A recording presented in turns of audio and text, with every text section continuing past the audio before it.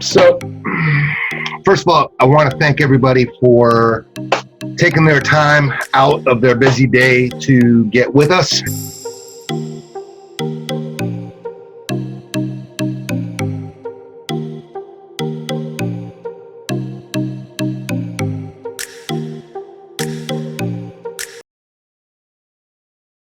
Okay. Okay. For the last month, I've been analyzing the reports and have not been real happy with the results. I'm also not happy with the constant complaining as to why submissions are either getting DQ'd, canceled, or refunded. Now, the QC managers, they don't get paid unless the deals get submitted to the client. They don't get paid a salary, and they don't get paid an hourly wage. They only get paid on your success. And they're constantly being forced to work harder than they should because either they're spending their time having to resell the deals that you're submitting, correcting the information that you're providing, or having to call back the same numbers over and over and over again because either you're not getting secondary phone numbers or you're not emphasizing to the person that someone will be calling them back within minutes to confirm and verify the information. These people simply are just not answering their phones. Now, we cannot submit a deal unless it's confirmed and verified. So you spending all that time on the phone with the customer just got wasted because you didn't inform them that someone would be calling them back within minutes and to answer that call. Now, the other thing I did was, as I said, we have to get everybody, it seems that no one's on the same page or understands what is required and why.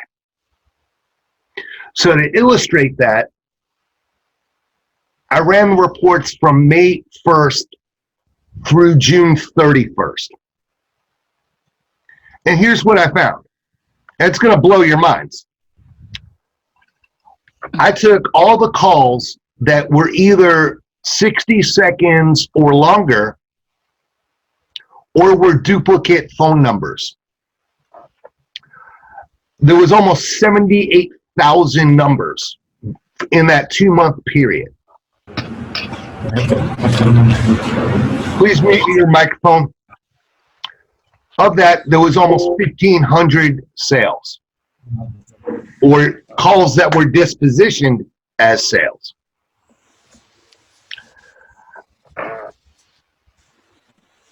Of that, there was 2,627 calls that went 4 minutes or longer. Now, if a call goes 4 minutes or longer, you should have an 85% chance of getting that sale. So if I did that, equals F. Bear with me for 1 second. F808.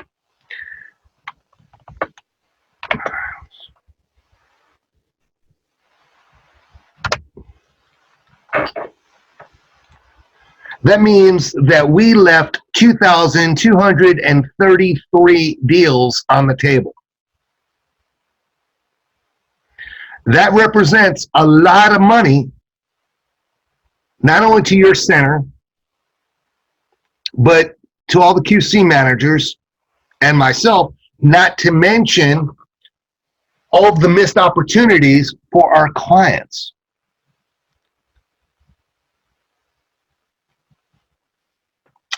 We had 12,667 calls of 60 seconds or longer that were answering machines.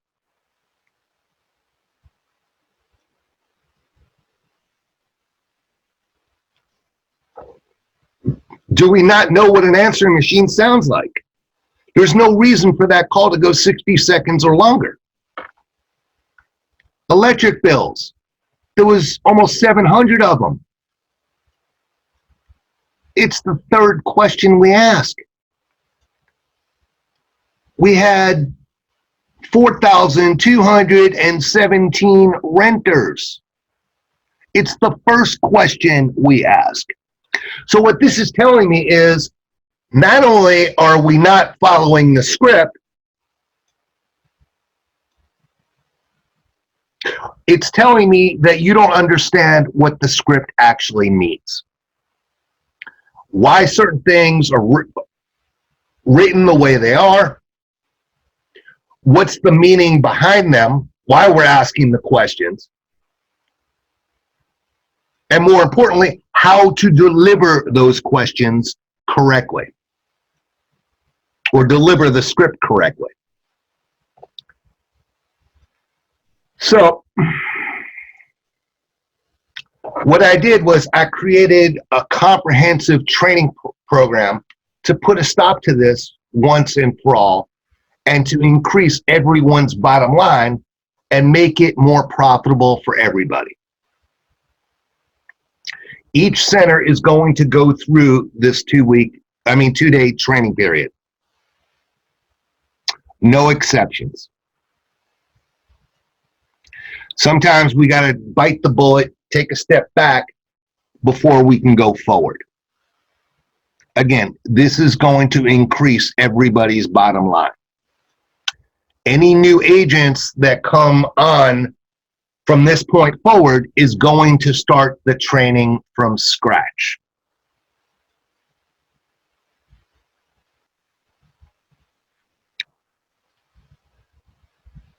Which will be a 3-day training period. These training programs were certainly not easy to create and took a tremendous amount of time to create. They're broken down into sections and cover everything about the campaign, explaining the reasons why we do certain things, how we approach them, and then we go into depth about the script, why it was written the way it was, why we're saying certain things, the meaning behind it, and how the script should be delivered. Now, the script that you're used to is going to radically change for you. In other words, I didn't necessarily rewrite the script, I just made it easier to manage through. If you look at it, it's going to look a hell of a lot more overwhelming than what you're used to. It's designed that way. But once you get used to it, it's going to be a lot easier for you to use because I built in rebuttals for you. But I digress. I don't want to get too far over my skis. So after each section that you complete, there will be a test. The agents must complete the test and send them to me before going on to the next section. If an agent fails the test, they're going to have to restart the section over again. Once this whole training program is complete, there should be no excuses as to why the agents are not being successful, and there should be no more complaining about why the center is not making the money that they should. So, what does the training program look like?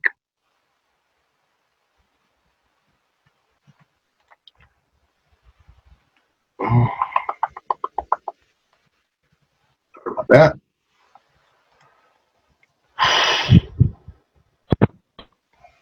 What did I do? Sorry about that. I thought I had it up.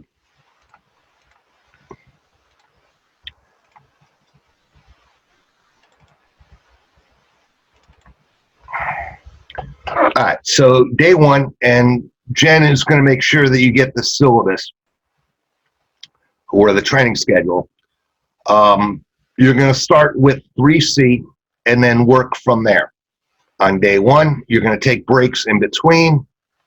And then tomorrow, we're going to do a quick meeting, review or recap everything that we learned in day one. I'm going to give you another video to watch going over the script. There's a break scheduled in the middle of the script. The video is an hour and 55 minutes long. So I do want you to take a break in the middle of it. You're going to review the document that explains it in written form, and then you're going to complete the questionnaire, and then you're going to take a break. You're going to come back. You're going to role play with each other, and then you're going to jump back on the phones.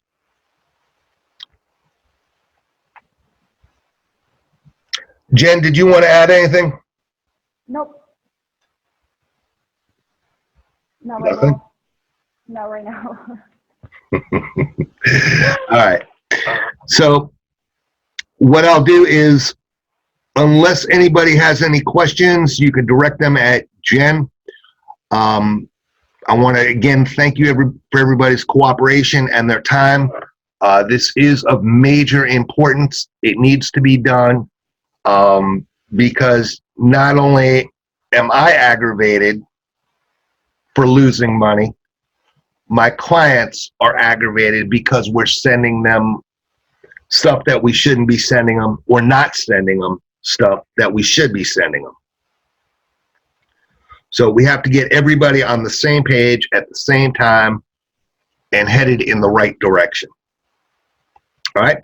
I thank everybody for their time, and I will send you a copy of this video and the syllabus, and you guys can take a break for a few minutes, and then I want you guys to come back and start the training.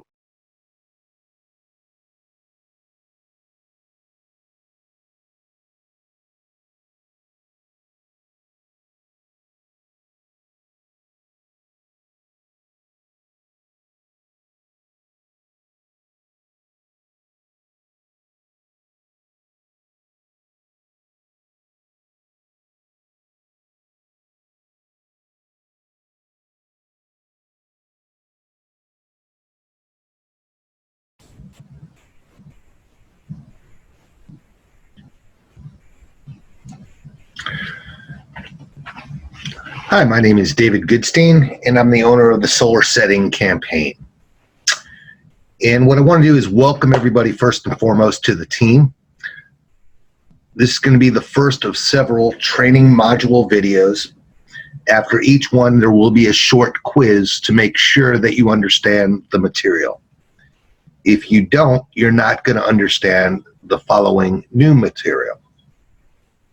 So if you don't understand it, go back and rewatch the previous video. So what we're doing with this campaign is we're looking for interested, cooperative people who are possibly interested in solar.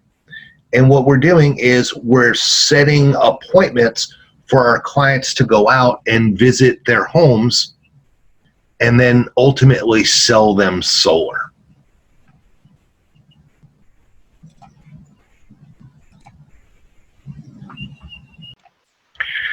Now, in order to do that, you have to understand what solar is and how it works. So what is solar? Solar energy is simply harnessing the sun's rays and converting it into electricity by being captured in solar panels. Now, in most cases, we place solar panels on a home or a building's roof. In some cases, we could also put them on the ground. So why would someone want to switch from their traditional electric company to solar? Well, yes, saving the environment is important, but it's not the overriding reason. For most people, it simply comes down to economics. It's cheaper to get electricity from the sun than from a power plant. Now, there are many ways to pay for it. Most people take out a loan, and when the loan is paid off, they have free electricity. The monthly cost of the loan is generally less expensive than what they're paying for electricity currently from their power company. So again, once they pay off their loan, which is less than what they're paying for their electricity now, they then have free electricity for the rest of their life. So I'm sure that makes sense to you guys.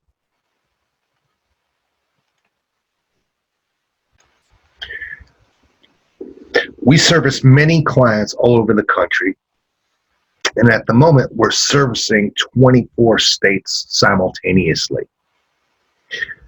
We take great pride in providing high-quality appointments to our clients and have an impeccable reputation in doing so. We've been doing this for over 6 years and take this campaign very, very seriously, as we want to protect our reputation as we worked extremely hard in deserving it. So for each client that we take on, we customize the campaign for their specific needs and requirements, as each one is different.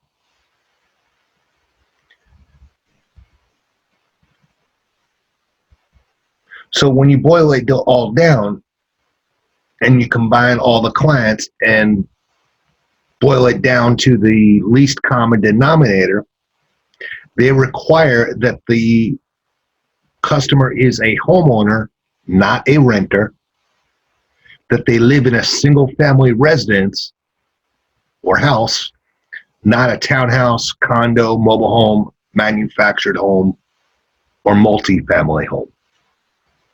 They also require that the utility bill is at least $100. But again, those are the bare minimums. Now, each client has their very specific needs and requirements beyond that. But that's just the basics. So with each client, they all have their own geographic areas that they service.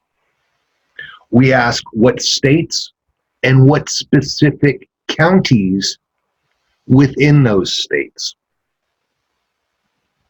So what you're looking at is our lead list. Now you can see that they're all divided by states and all the counties within those states.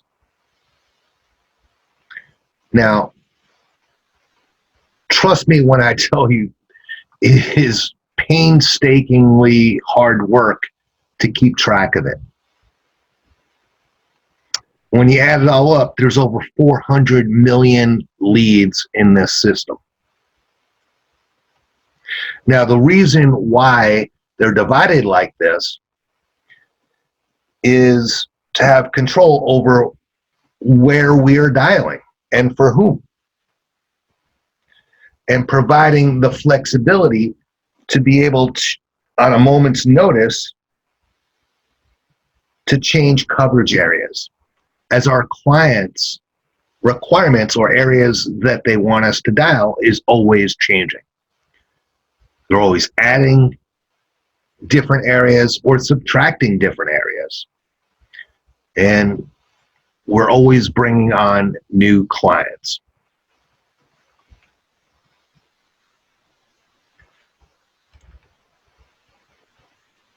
So each one services different utility companies, or they allow or disallow different utility companies.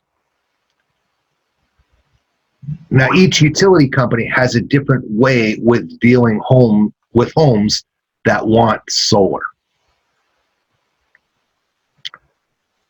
Now, they do this by net metering. So what is net metering? Well, think of how solar works. The sun only shines during the daytime. It shines down. The solar panels collect the sun's rays and turn it into electricity. But what happens at nighttime? Well, if the solar panels are creating electricity during the daytime,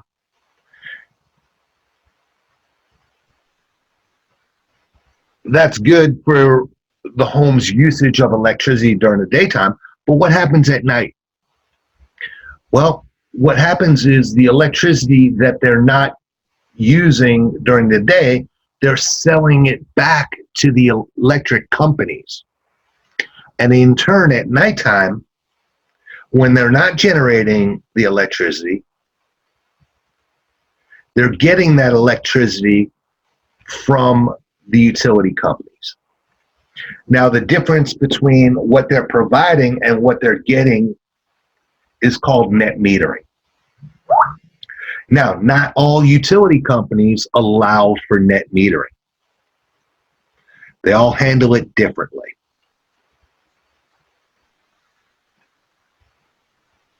They all have different charges or costs associated with it.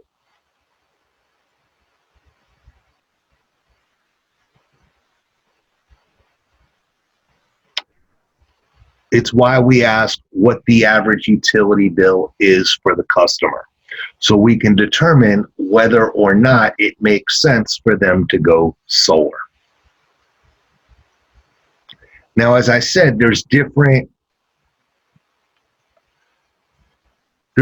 financing options. It's not one size fits all. Each company has their own options. They work with different lenders that have different programs. So there's three basic options: straight financing, which is you take out a loan, there's an interest rate, you take the loan balance and the interest rate, and that's your payment. It's for a certain term. When that term is done, the loan is over and you own the system outright. You then have a lease, or what's called a PPA, which is the utility company is basically, or the solar company is basically putting solar panels on your roof at no cost.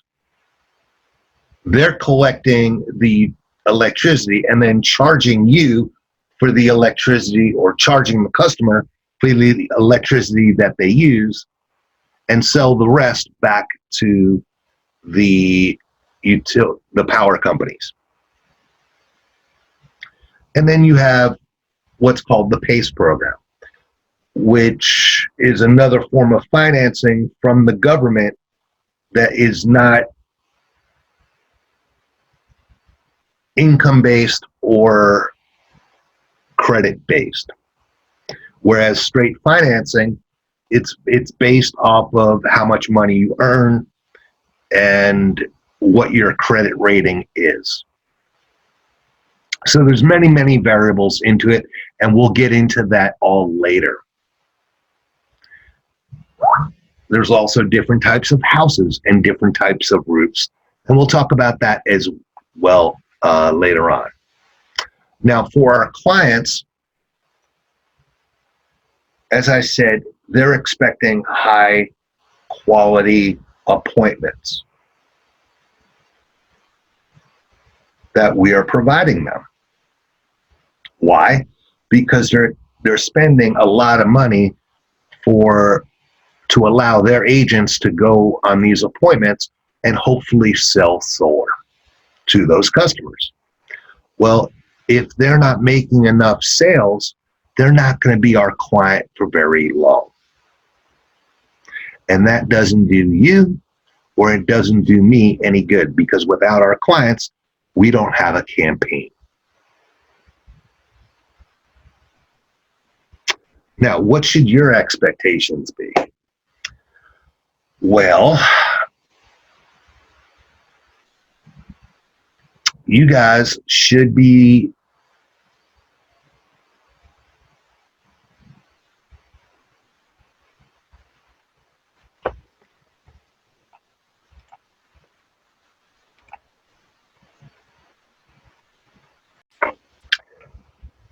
in a nutshell, what you'll be doing is calling people up, looking for interested, cooperative people who at least meet the basic 3 requirements. That is, that they are indeed the homeowner, not a renter, not a relative or a friend or a neighbor, but the homeowner. That they live in a single-family residence or a house, not a townhouse, condo, mobile home, manufactured home, etc. And that their utility bill or electric bill is over $100. Assuming they meet those requirements, you'll then continue the conversation, ask additional qualifying questions, and then hopefully set the tentative appointment. Now, when you set the tentative appointment, you're going to fill out what we call a web form and upload it into our CRM, reporting management system. Once you do that, our managers will call back the customer, confirm and verify the information, and then set the appointment, figure out which client it best fits with, and then send them the appointment. But we'll be explaining that in depth in the coming videos on how to do that, as well as maximizing your efficiency.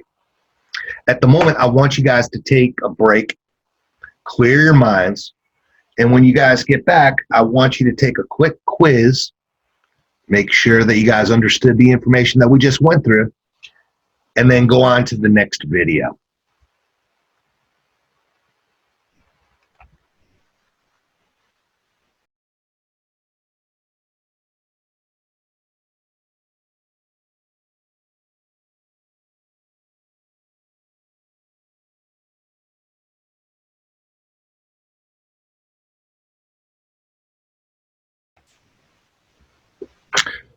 All right, team, welcome back. By now, you should be set up within the system. You should have your logins and your passwords. Your cell phone should be set up, and now you're ready to rock. All right, so this is the part where we start talking about the campaign as well as the expectations, yours and ours. So let's begin. To start out, the hours of operation are between 9 a.m. and 11 p.m. Eastern Standard Time. Saturdays are optional for you. The shift starts at 10 a.m. and goes through 5 p.m. Again, Eastern Standard Time. We obviously do not expect your agents to work all of those hours. Therefore, you decide on your own schedule between the hours of operation. All times, again, are based off of Eastern Standard Time. All right, initially, all agents shall go through a training period to get acclimated to the system and the procedures in place. All agents are expected to become promoted to closers if the agent shows they are capable of doing the opening role competently. We will immediately promote them to closers. In other words, this is an audition.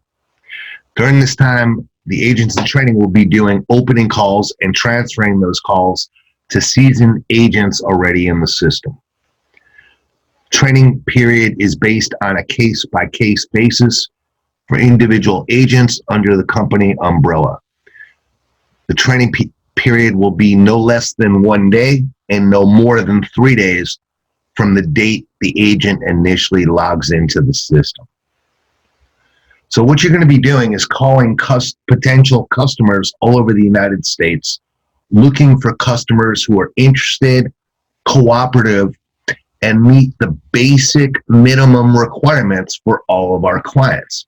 That is, that they are indeed the homeowner, not a renter, that they live in a single-family residence, not a townhouse, condo, mobile home, manufactured home, etc., and that their utility bill is at least $100 a month on average. If you find somebody who's interested, cooperative, and meets those requirements, you're then going to transfer that call or that customer to one of the closing agents, which eventually you will become one yourselves.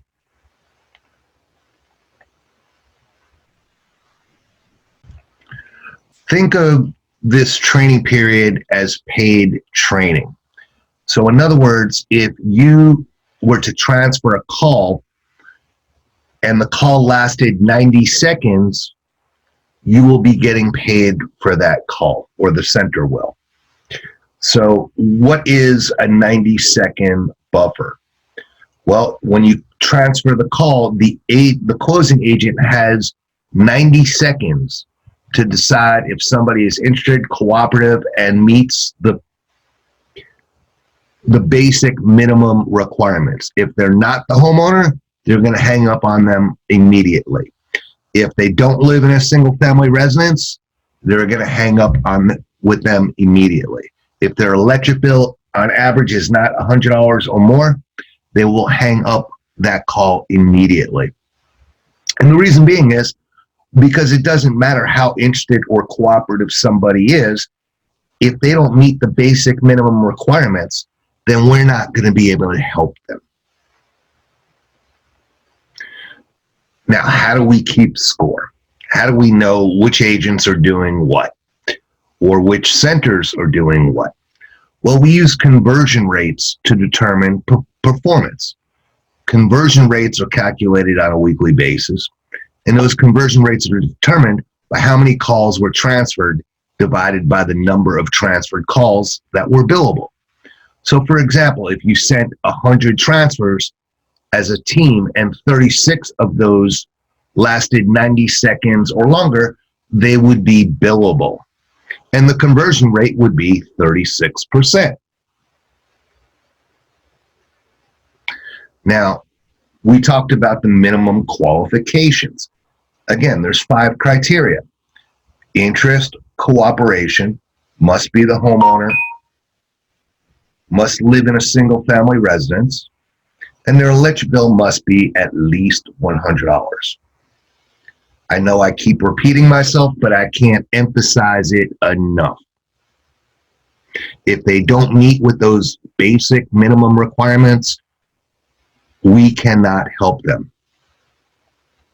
So what can your center or what can your agents expect to achieve as an opening agent? Well, to start with, you're going to make at minimum of 500 calls a day. And we expect you to have at least 4 transfers per day per agent. So if you break it down and you did 500 calls, that's 1 transfer for every 125 people that you speak to. Not that overwhelming. So again, the system is going to dial somewhere between 3,000 and 5,000 numbers per day for each agent, and you're going to speak to somewhere between 500 and 800 customers in a day. So those 4 billable transfers is very, very achievable.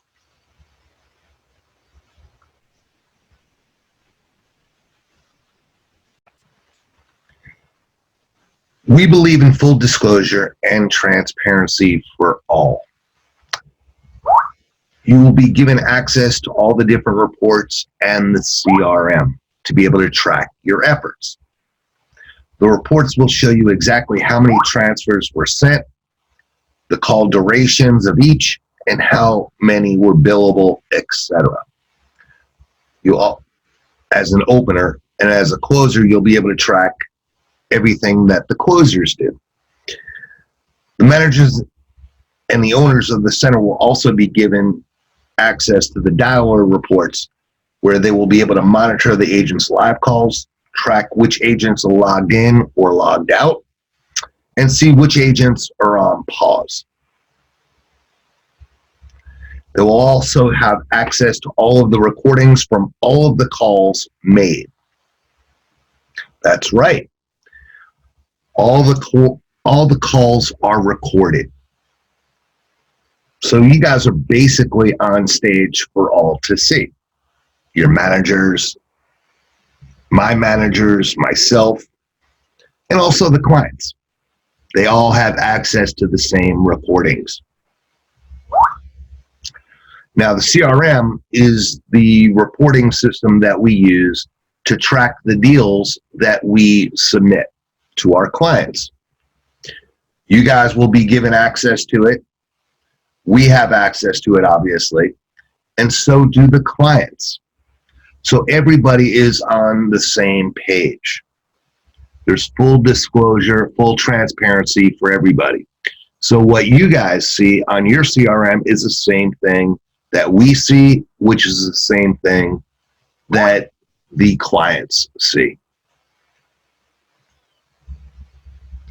Now, these daily reports that you have access to are more or less a thumbnail sketch of how the team is doing and show you how to make them improve. It's not accurate due to the fluidness of the system and the campaign. The payroll report that I send you weekly is the official report, and your pay will be based off of that.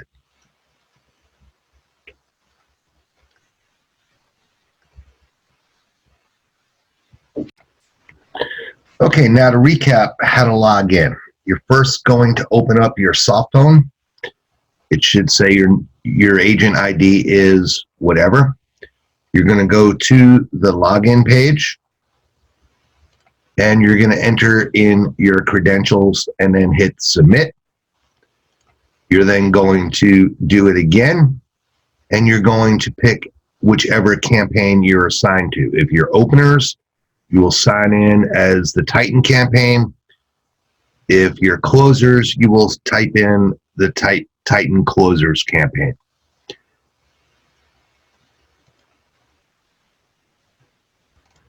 You'll log in. You should save your password. Again, it's going to ask you to pick your campaign. In this case, I'm going to log in as an opener.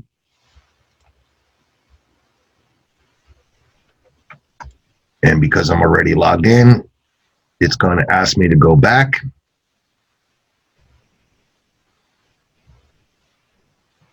Shoot.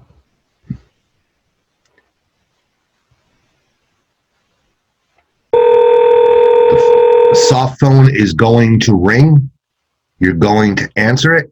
You are currently the only person in this conference. And you will get that message.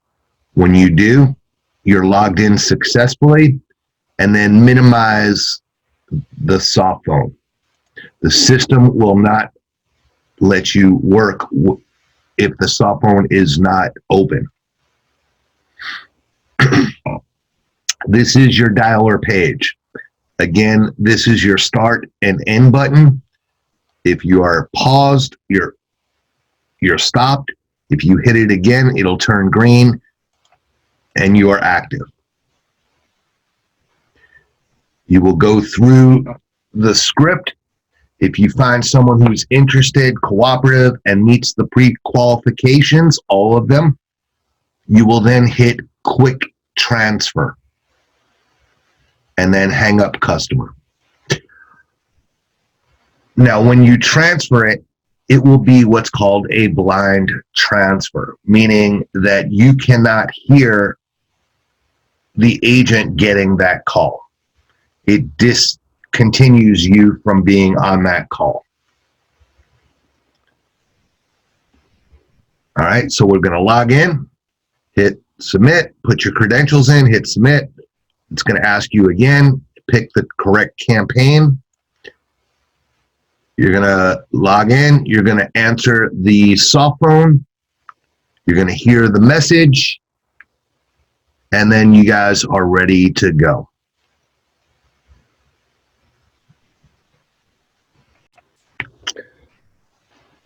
So this is the opening script. It's basically the same beginning as the closer's script. As you can see, it's pretty basic and straightforward. It explains who we are, what we do, and why we are calling. More importantly, it gives the customer reason to answer our questions. See, if you explain what it is you're doing and why it is you're doing it, and why you're asking the question, most people will go along with it as long as they have a reason to do so.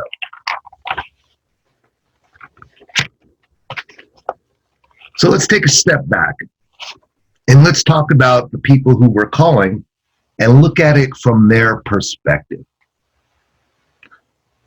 First of all, nobody woke up this morning thinking about solar and saying to themselves, well, I really hope David or one of his agents calls me today because I'm really thinking about solar. I guarantee you that did not happen. Think of this as an impulse decision. It's kind of like walking into a grocery store. You do your shopping, you're finished, you're standing in line, and you see a newspaper on the stand. And you pick it up and you kind of start scanning through it. And then it becomes your turn to pay. And you decide to buy the newspaper. Well, think about it. You didn't walk into the store to buy a newspaper. You bought it because it was convenient. It was there. Well, the same is true in what we're doing. We're offering them a convenient way to learn about solar. Secondly, I don't care where you live, what country, it doesn't matter. Everybody in the world hates telemarketers. I know I do, you do, and certainly the people that we call hate telemarketers. Think about it from your own perspective. Let's say you're sitting on your couch in your living room and you're watching your favorite movie or sports team and the phone rings and you find out it's a telemarketer. What is the first thing that goes through your mind?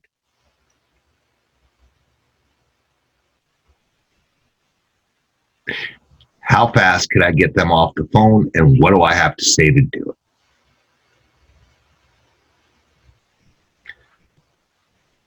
They're going to tell you everything under the sun of why they can't talk to you.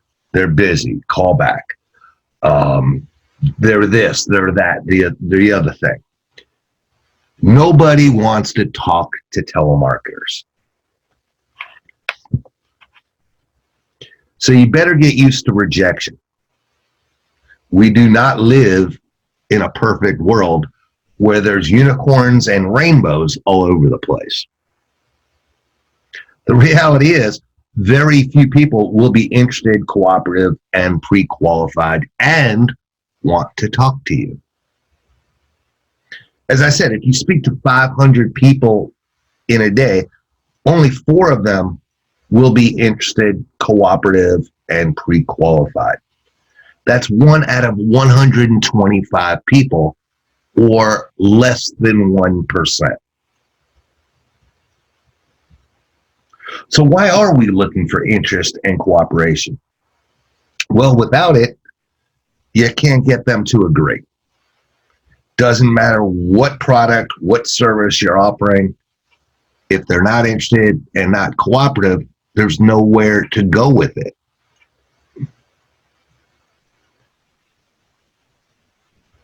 How do we know they're interested and cooperative? Well, if they're answering our questions, they're interested and cooperative. If they're not interested and cooperative, hang up with them. There's no point in going forward. We do not want to waste our time. Again, the customer has to meet all 3 criteria to be pre-qualified. That is, they are indeed the homeowner. They're not a renter. They do live in a single-family residence, not a townhouse, condo, mobile home, manufactured home, or multi-family home,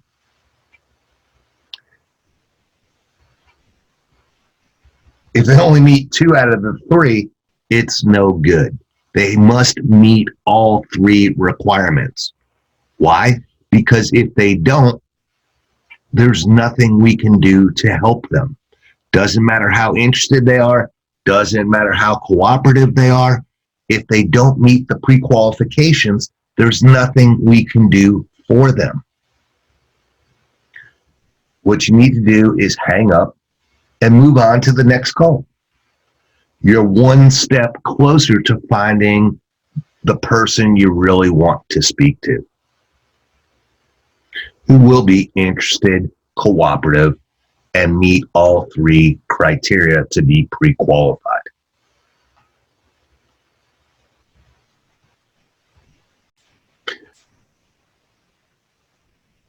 Now, many agents use a pseudonym to go by. A pseudonym is another name, not your own. So you may want to pick an American sounding name to use.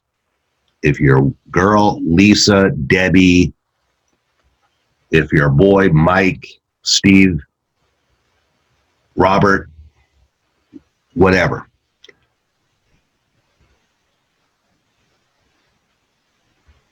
So the way the script goes is everything in yellow is my instructions to you, or they're built-in rebuttals.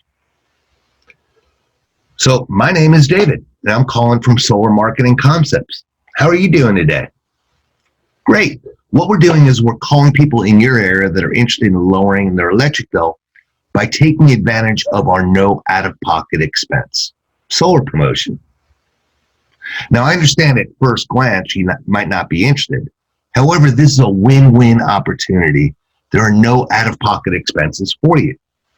Your electric bill will be cut by as much as 60%, and depending on your utility provider, may provide you with additional income by selling your surplus energy back to the electric company. Sounds pretty good, right? Well, my job is to see if you qualify, and then what we'll do is we'll create a proposal with no cost, no obligation, and the proposal is going to show you exactly how much you could save or even earn by going solar. Does that sound fair? Great. Now, this call may be recorded for training and compliance purposes. So the first step is to see if you qualify by asking you some very simple questions. Do you own the property or do you rent it? Okay, you own it. Great. What type of home do you have? Is it a single family residence, townhouse, condo, mobile home, manufactured home? What kind of home do you have? Single family. Great. And what is the average monthly electric bill if you took a 12-month average? About $150. Okay, so far it looks like you qualify. If we can show you how there will be no upfront costs to you while allowing you to dramatically lower or eliminate your electric bill completely, would you be interested in finding out more? Awesome. What I'm going to do is transfer you to a specialist, and they can help start the process for you. Please stay on the line while I transfer you. Thank you, and have a nice day. Pretty straightforward, right? Now, if they didn't qualify, obviously you want to say something to the effect of, I'm sorry, but you're not going to qualify at this time. Goodbye. No need to go further. Short, sweet, and to the point. If you scroll down, you'll have some built-in rebuttals. They're asking you questions that you can't answer. That's a great question for one of our solar specialists. But before I transfer you, I have to see if you qualify for this promotion by asking you some simple questions. Is that okay? If they ask about a website, my job is to see if you qualify. If you do, I'll be happily able to transfer you to one of our specialists, and they can provide you with any information you need. Fair enough? They want to be put on the do not call list. Sure, no problem. I'll take you off the list right now. Have a nice day. Not interested. I understand at first glance you might not be interested. However, this is a win-win proposal. With With this promotion, there are no out-of-pocket expenses for you. The system is being installed with no money out of your pocket. Once it's installed, your electric bill will be reduced significantly, and inside that reduction, you're actually paying for your solar system. Once it's paid off, your electric bill will be nominal, if not eliminated completely. Sounds pretty good, right? And you have the rest of them. Again, it's just a basic script to get you to transfer the call to one of the closing agents. Again, you're only going to be doing this for a day, 2, 3 at the most. The quicker you guys get this, the quicker we can teach you how to close.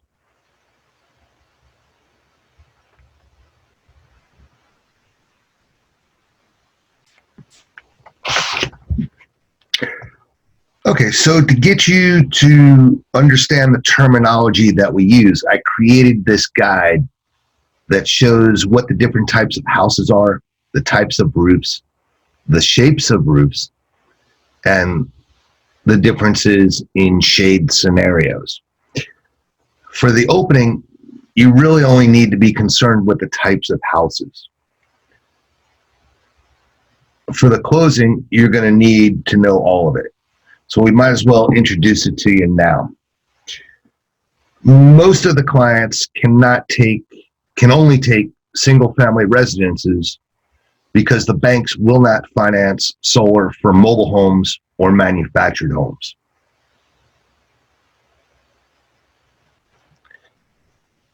Nor can they do condos or townhouses because the owners do not own the entire roof. They share it with others in the building. Let me show you what I mean. So this is an example of a single-family residence or single-family home, as this is. This is also a single-family residence. As you can see, the buildings are not attached. This would be an example of a townhouse. The roofs are all shared by the different owners in the building. This is another example of a townhouse. So you can see this guy doesn't own this roof. They're all owned, or the roofs are all connected. Therefore, we cannot do solar because they do not own the entire roof. This would be an example of a mobile home.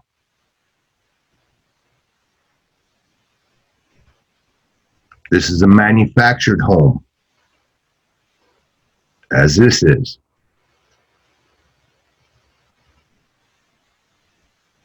And that. This would be an example of a condo. Again, they share the roof. Also condos. All right, so types of roofs. It's important because of the material that is on the roof. If you're putting solar panels on the roof, it can only work with certain types of materials. For instance, nobody can do a slate roof because you can't attach it to the slate. So this would be an example of a shingle composite roof. This would be an example of wood shingles. Most people cannot put solar panels on roof shingles because the material is flimsy and there's nothing to anchor it, nothing to anchor the solar panels to. This would be a tile roof, or in this case, clay tile. Again, very hard to attach the solar panels to clay tile. Another example of clay tile. This would be a metal roof, as this and this. All right, so one of the questions we ask is if the roof is flat or pitched like a traditional roof. This would be flat This would be pitched. Again, a flat roof. This is also an example of a flat roof. And this would be pitched like a traditional roof, as this is, and this. Again, there's an angle to the roof. All right, shade issues. Why are shade issues important? Well, in order for solar to work, the sun has to hit the solar panels. If it's shaded, it blocks the sunlight from hitting the solar panels. So this would be an example of no shade on the roof. Right? You don't see shadows from the surrounding trees on the roof. This would be completely shaded. Again, the trees block out the sunlight from hitting the roof. This would be a partially shaded roof. It doesn't look like a big tree, but the angle of the sun is blocked from the palm tree, creating shade on the roof.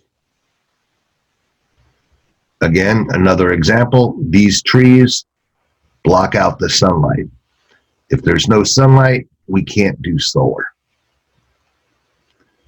All right. We ask if it made financial sense, would you be willing to cut or trim those trees to make solar work if we can show it's financially feasible to do it? Well, the only reason they can do that is if the trees are on their property. In this case, you can see here's the sidewalk. The tree is on the city property, not on the owner's property. This tree is causing major shadow issues on the roof. Therefore, we would not be able to do solar on this roof. You can see here that the tree is on the neighbor's side of the fence, totally casting a shadow on this roof. If the tree is on the neighbor's property or the city property, the homeowner cannot cut that tree down. Now we have another problem with roofs, and those are caused by what we call dormers. Dormers are these windows that jut out from the roof. Now, why is that important? Well, the dormers take up a whole lot of the roof's space. Well, if there's not enough roof space for the solar panels, then they can't do it. Here's another example of dormers. See, these windows extend out from the roof, again, causing major space issues. Another example, we also have what we call bad hips. So you can see the angles on the roof. This would be a bad roof to do solar because right here is really the only place you could put solar panels. Well, the size of the home is very big. They can only put a handful of solar panels, which would not power the home. These areas over here are obviously shaded by the angles of the roof. Here's another example. Bad hips. Bad hips, major shade issues. All right, so hopefully that gives you a perspective on what it is that we're looking for and why we're asking the questions that we do. At this point, I want you guys to take a break. And when you come back, I want you to do a quick quiz to make sure that you guys understand the material. And then get with your managers, and my guess is they'll have you start dialing and throw you right into it.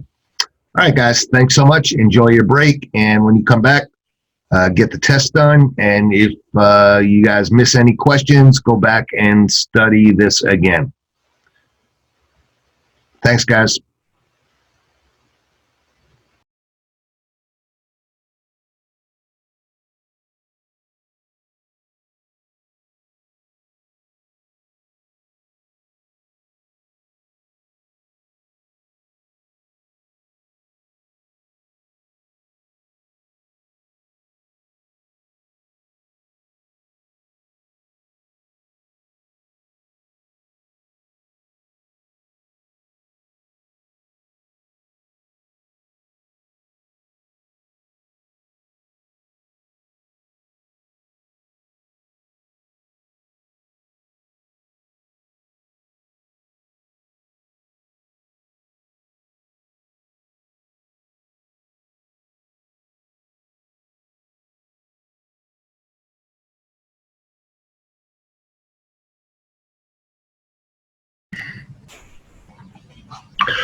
Okay, guys, so before we let you start dialing, there's some nuances we need to go over.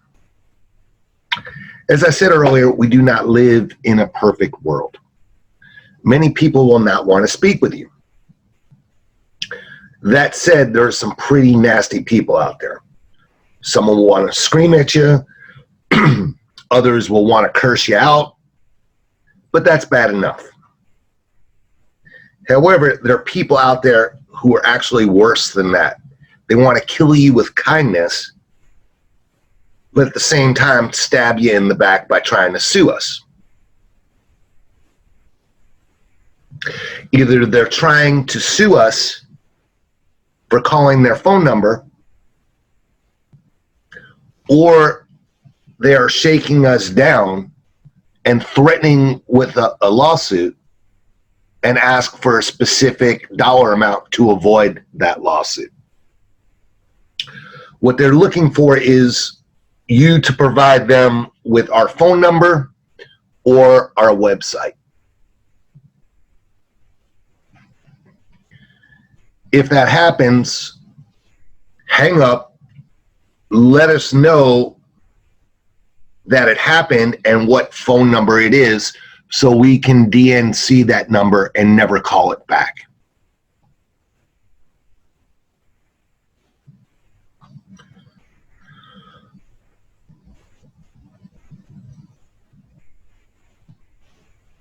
Do not ever provide our phone number or our website. Also, from time to time, you're going to get someone who says the caller that ID that comes up says potential scam. It's not a potential scam. Chances are that we're calling their cell phone number, and a lot of the cell phone providers have it automatically come up on their caller ID as potential scam if the phone was dialed from an IP address. In other words, it came from a computer-generated phone number.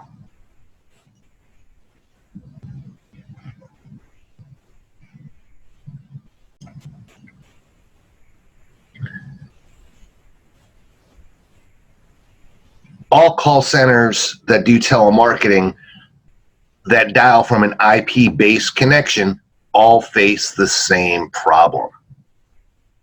If that happens, just simply say to the customer that you must be on a cell phone. It happens all the time. We're calling from a phone connected to the internet, and anyone who calls from the internet connected phone face the same problem. So I do apologize. It's not us, it's your provider. We are not a scam. We're not asking you for money. We're simply trying to see if you're interested in solar.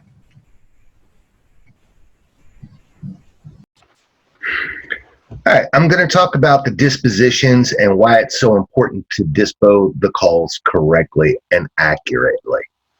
Before I do, I want to show you how our database works and how we manage it. There's over 400 million leads in our database. As you can see, they're all divided by states and counties within those states. Every state is listed and every county within each state is listed.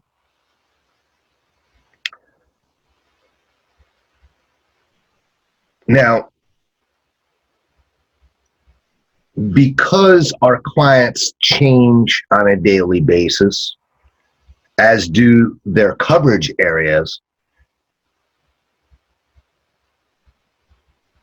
it's very important to focus on where we are dialing to minimize out-of-area appointments.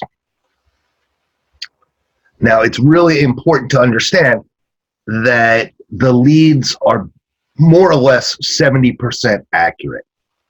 The names may be wrong, the address may be wrong, maybe it's the wrong state, the wrong city. The only thing that we know is 100% accurate is the phone number, because we're actually speaking to somebody.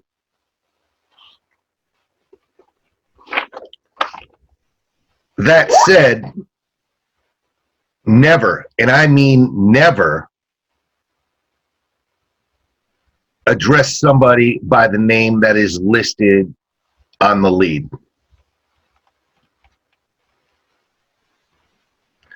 Am I speaking to so and so? Or ask, is so and so there? What you're doing is you're asking for trouble. Either you're asking them to lie and say they're not them because nobody wants to talk to telemarketers. You're giving them a reason not to talk to you. Or they're going to ask you how you got my number.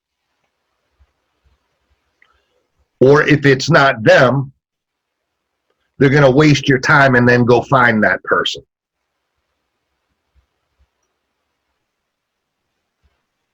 Or they're going to tell you you have the wrong number. Either way, you're setting yourself up for failure.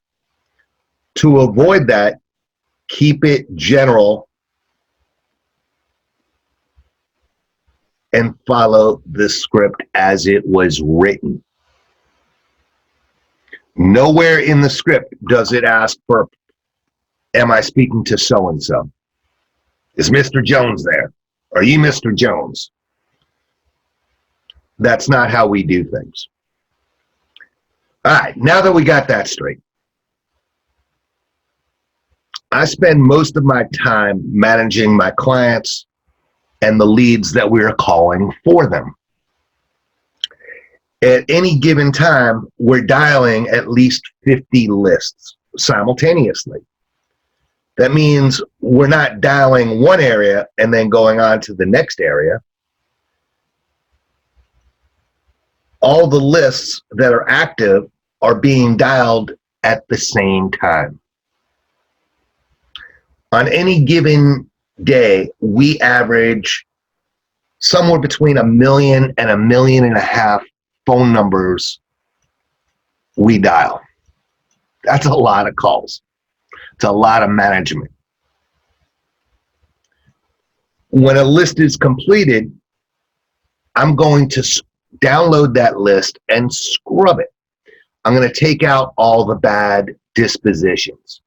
In other words, all the do not calls, all the renters, all the low electric bills, all the not single family residences. And I'm going to take out the sales, so we don't dial those numbers again. Now, remember, I can only go by the information that you guys provide. Or simply put, how you guys disposition those calls.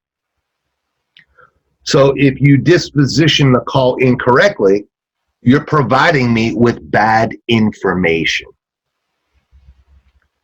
This creates two problems that are critical to the success of this campaign. One, we're either throwing out good leads, or worse, we're recycling bad leads. Or two, you are making another agent pay for your mistakes. So let me give you an example of what that means. Let's say you scheduled an appointment, but failed to disposition the call or dispositioned it incorrectly. Let's say you dispositioned it as an answering machine.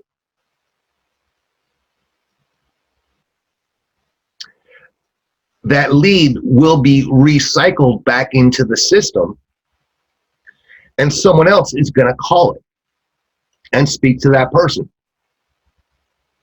Let's say that second person or that second agent schedules that deal as well.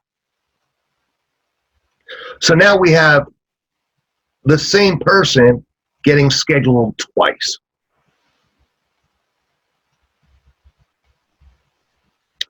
Not only are we most likely sending that same appointment to the same client twice, creating bad will with my client, but also creating bad will with the centers involved.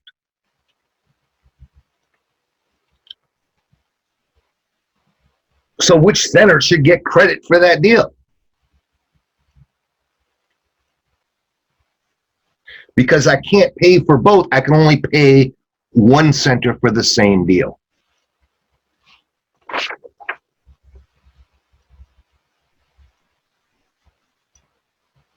Now that's not fair to the second agent or the second center.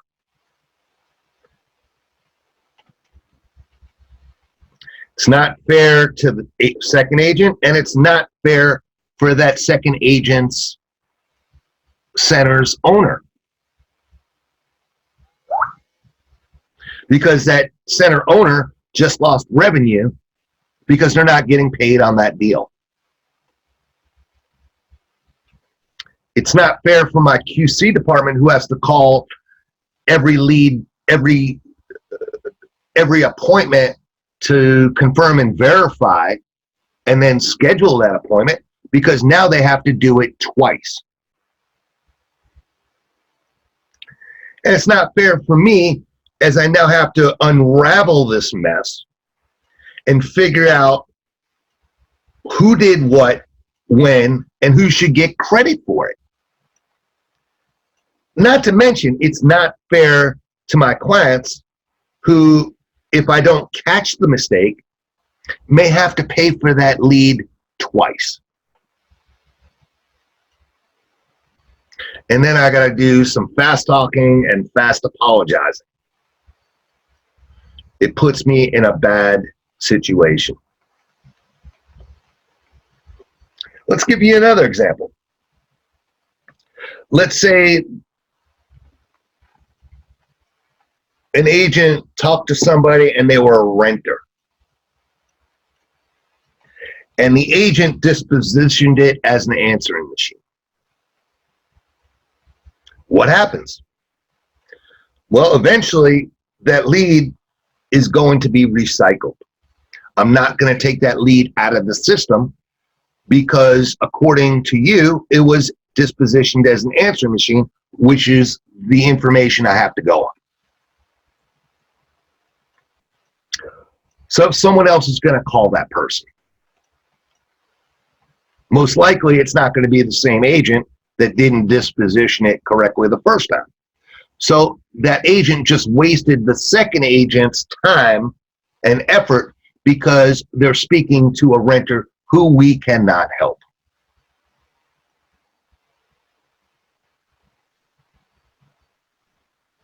If the agent dispositioned it correctly, it wouldn't be called a second time.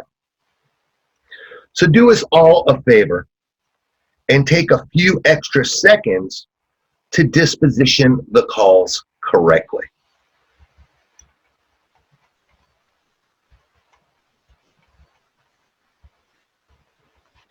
Speaking of time, don't waste it. It's the most valuable asset you have. Use it wisely.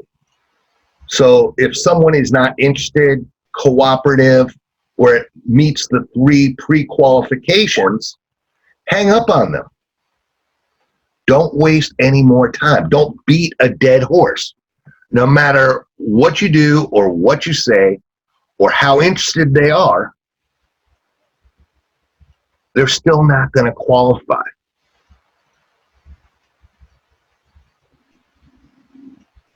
Move on to the next call.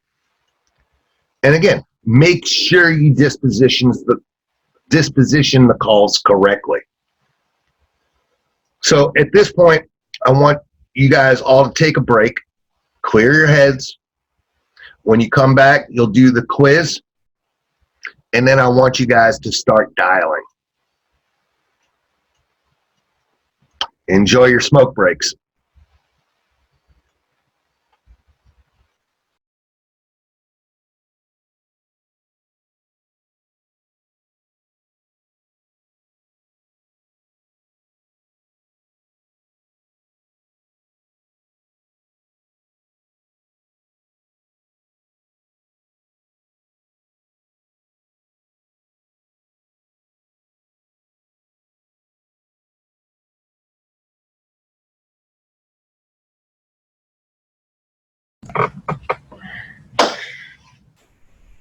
All right, so the preliminaries are over.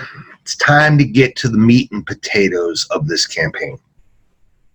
So hopefully you're not scared off just yet. As explained, the training is comprehensive and we take it very, very seriously. We don't want you to feel overwhelmed. We're providing you with a lot of information.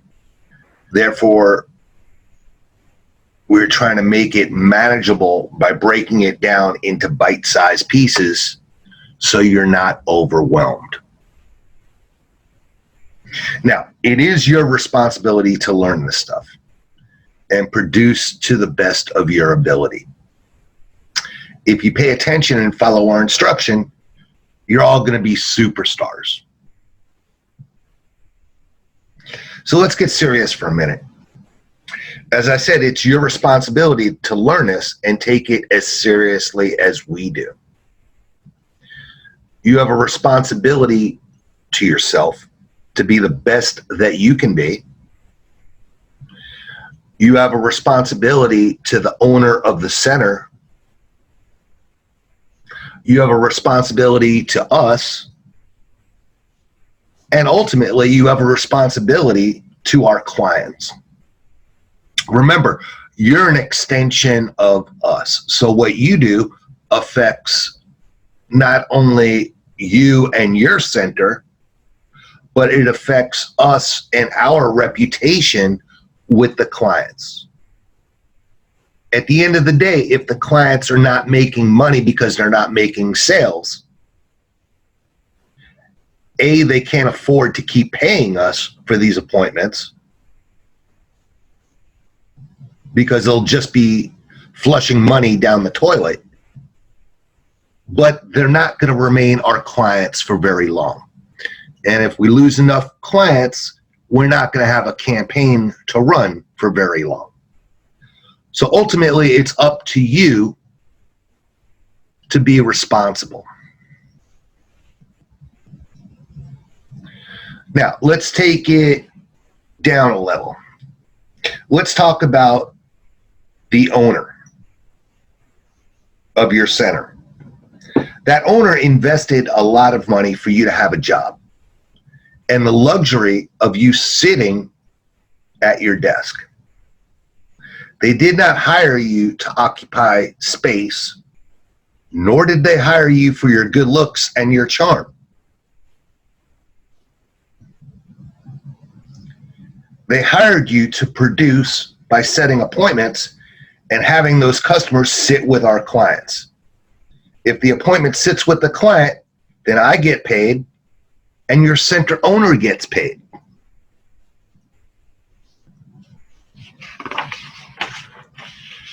The center owner has to pay for the rent, the electric, the internet, pay for the computers that you use, pay for the desks and the furniture that you sit on.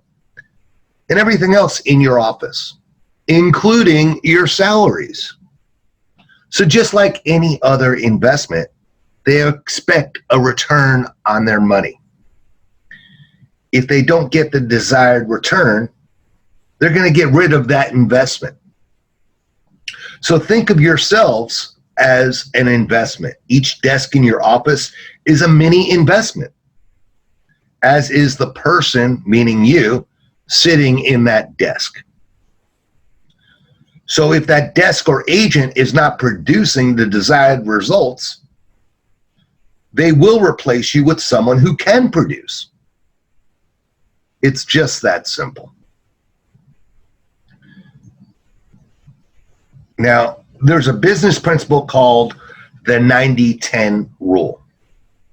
What it means is that only 10% of the employees will produce 90% of the company's revenue. It's a sad statement, but that's the reality. So when I speak to owners, I insist that they're constantly churning or firing the bottom 30% of the underperforming agents. So think about that for a second. Firing the bottom 30%. That means for every 10 agents, and look around your room, for every 10 of you, 3 of you will be fired. We'll let that sink in for a second.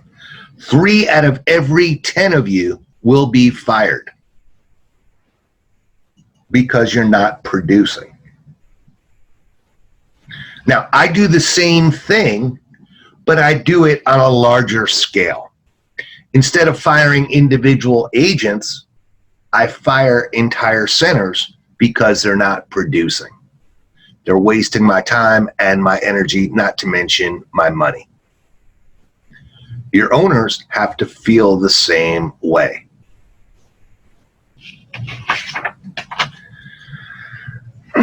So if you value your job, you're going to take this seriously, follow our instructions, and practice what we teach.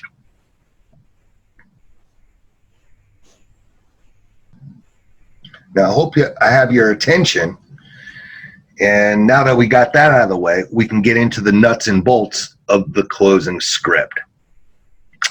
What I'm going to do is briefly go over it, explain why it was written, the way it was written, and then explain the science behind it.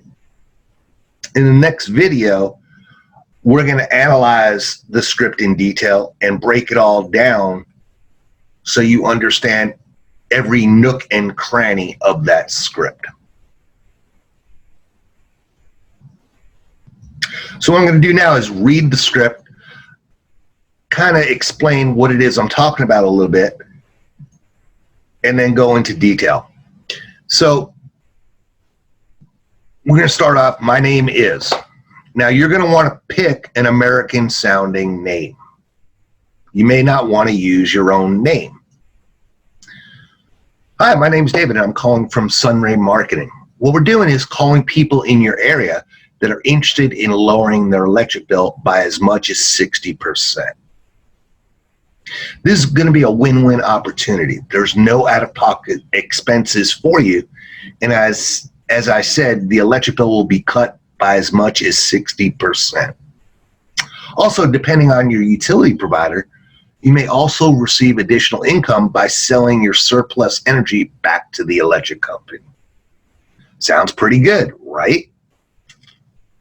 So my job is not to sell you anything, but rather to educate you on possibly switching to solar and see if you qualify. If you do, then what we're going to do is create a no-cost, no-obligation proposal for you. The proposal is going to show you exactly how much you could save or even earn by going solar. Does that sound fair? Great. Now, this call may be recorded for training and compliance purposes. So the first step is to see if you qualify by asking you some very simple questions. Do you own the property or do you rent it? You own it. Okay, great. What type of home do you live in? Is it a single family residence, townhouse, condo, mobile home? What type of home do you live in? Perfect. Single family home. And what is the average electric bill if you took a 12-month average? $165. Okay. And who's your utility company? Who do you pay your bill to?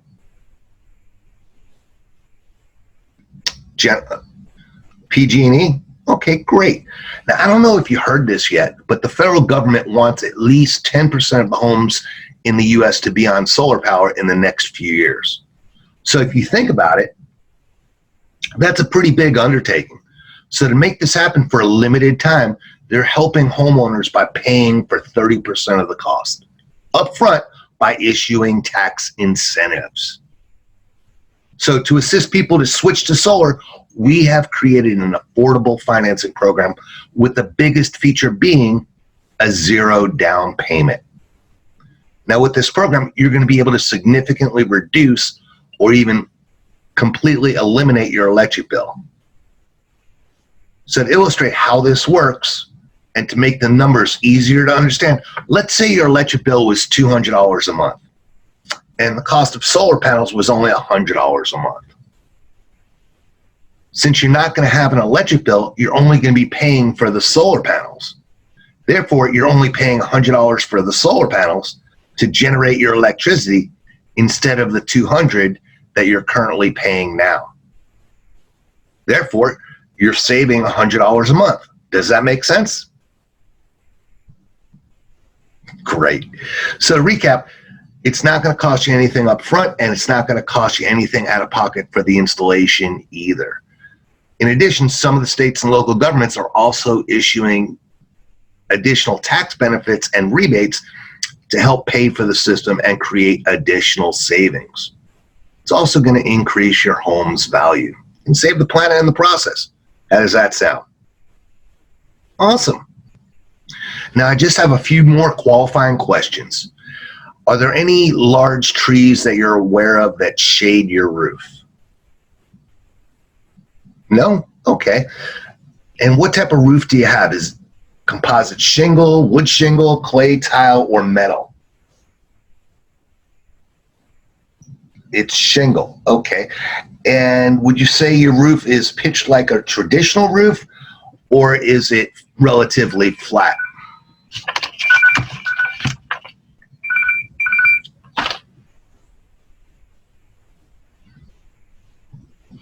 So the government incentives are based off of your taxable income. I want to make sure that you're eligible and not waste your time and continue if you're not qualified. We also want to figure out what additional options are available to you based off of which tax bracket you're in. Ballpark figure. What is your combined taxable household income? About $65,000. Okay. And are you married? You are. Okay. And does that include your spouse's income?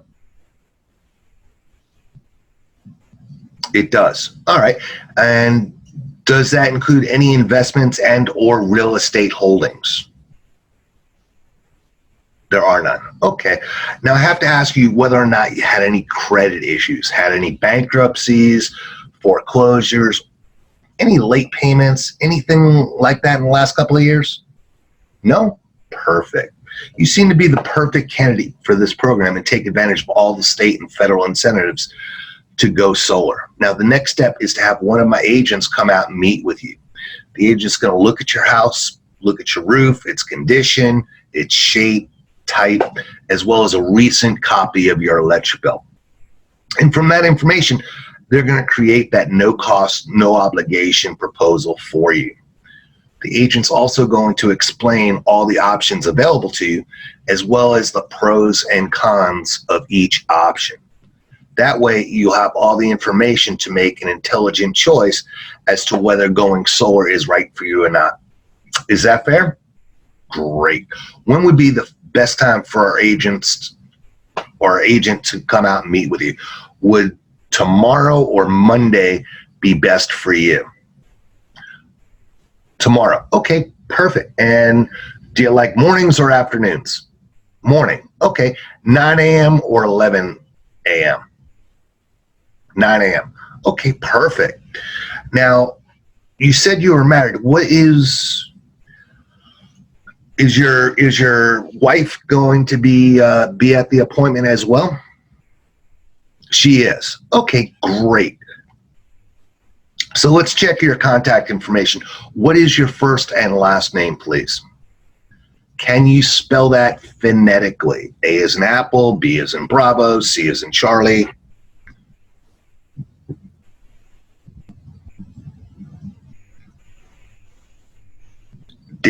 David Smith. Okay.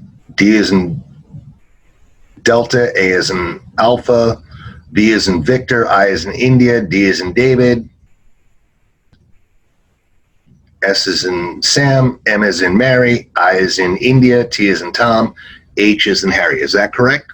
Okay, perfect. And your wife's name? Mary. Okay. M is in Mary, A is in Apple, R is in Robert, Y is in yes. Correct? Perfect. All right. Now, what we'd like to do is also get your address of the home. What is the address, please? 123 Main Street. That's M as in Mary, A as in Apple, I as in India, N as in Nancy.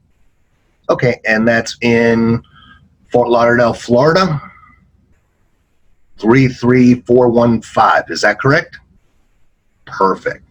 All right, now what we'd like to do is call you back and remind you of the appointment.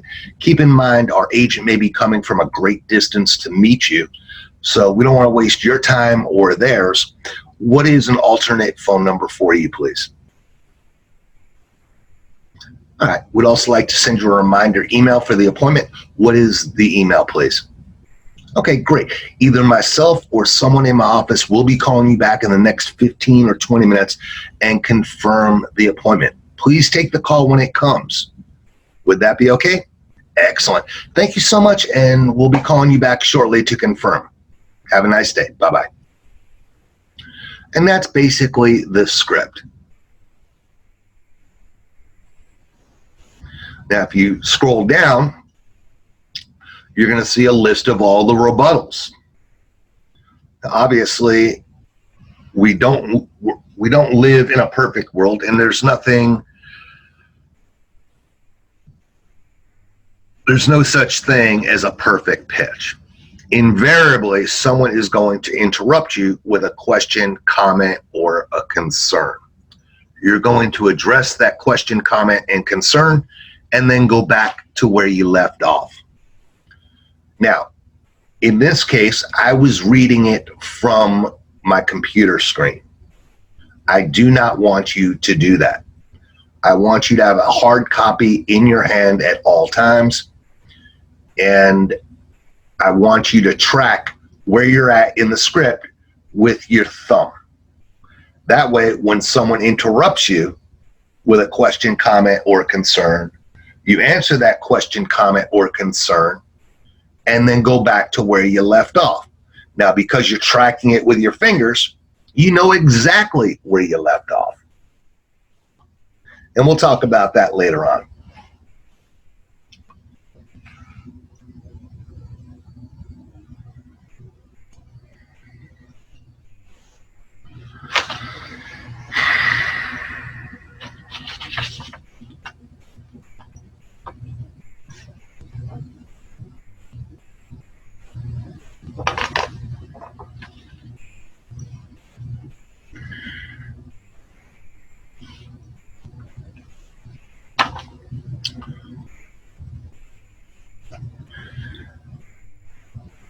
Now, as you can see, the script is very complicated and long.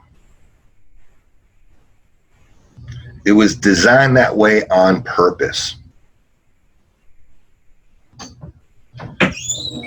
Just so you guys know, I did not wake up one morning and put the script together in 15 minutes.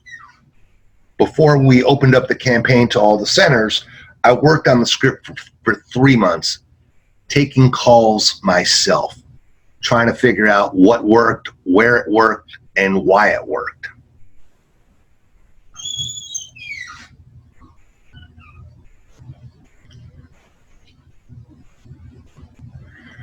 working and reworking the script until we have what we have. Now, prior to this version, there was 57 other versions. So there was a lot of work that went into this. It's a multi-dimensional script. Some of it was written for psychological reasons. Some of it was pure salesmanship. Some of it was common sense. And some of it was for legal reasons. It was meant to be delivered as a conversational way rather than sounding like you're trying to sell a used car. I took something very complex and made it easy not only for the agent to deliver, but also for the customer to follow along with. Some of you may be wondering, why is the script so long? It should be shorter. Well, with most campaigns, you would be correct. However, with this campaign, because solar is so complicated and has so many moving parts and is expensive, meaning it's a big ticket item, it has to be this long. Now, what we found was the longer you have the customer on the phone with you, the more likely the customer will meet with our clients.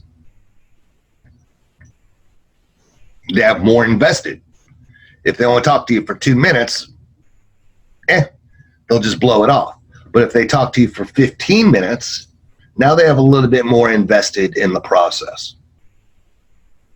Now, remember, they didn't wake up this morning thinking about solar, nor are they expecting your call.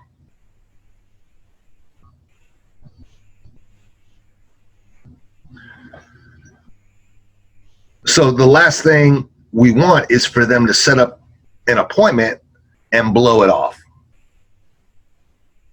or forget about it. We want them to be invested. If the client does not meet with the customer, then no one gets paid. Not you, not me, nobody. And the client's going to be upset because they wasted time driving across town to go meet with the customer that wasn't there. Now, if that happens enough times, they're not going to be my client for very long. So we have to do everything in our power to make the customer remember the appointment and follow through with the appointment. Now, I know myself that when I worked on other campaigns for other people, the first thing I did when someone gave me a script was rewrite it, because quite simply, they were just garbage scripts. Someone spent 15 minutes writing a script and said, okay, go with it.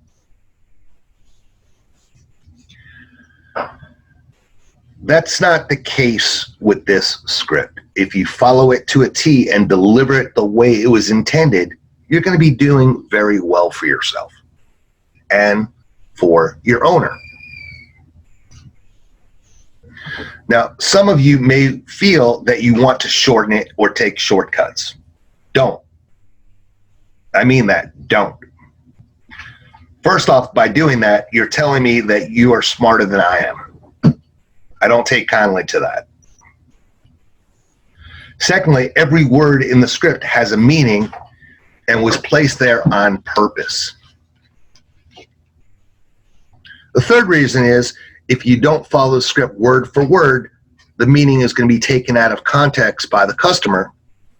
It's not going to make sense to them, and you're going to sound like an idiot, and you will fail miserably. Now, there's also another reason. Remember, each call is recorded. Your managers and your owners have access to these recordings. I do. So do all my managers. But most importantly, our clients have access to these recordings as well. I can tell you this, the clients are not shy about asking for refunds. They're looking for any excuse not to pay for a lead.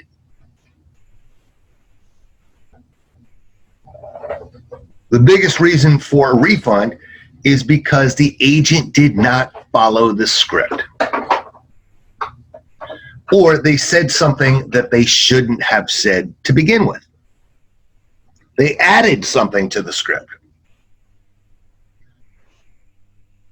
We do not want to run our clients under the bus by saying something that may or may not be true. We want to leave that to the agents that go to meet with these customers. So do us all a favor and follow the KISS principle. That's KISS. It stands for Keep It Simple, Stupid. You do not need to reinvent the wheel. Just follow the script as it was written and deliver it the way it was intended, and you're going to be highly successful.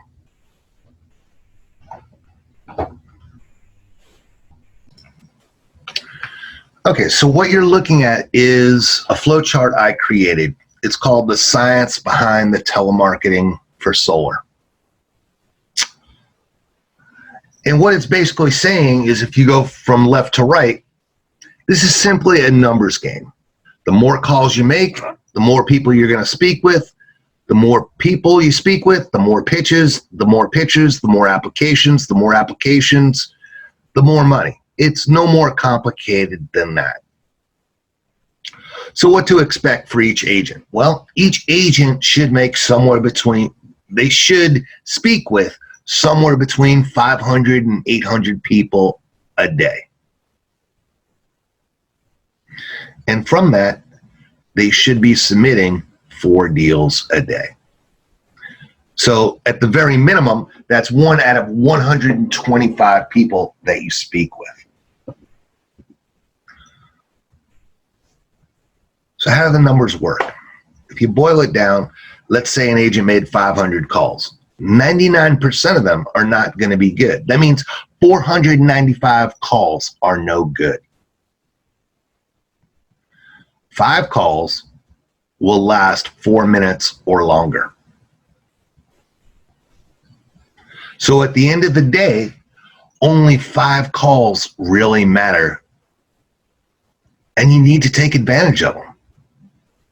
Think of it like fishing. Fishing is the most boring sport there is until there's a fish on the line.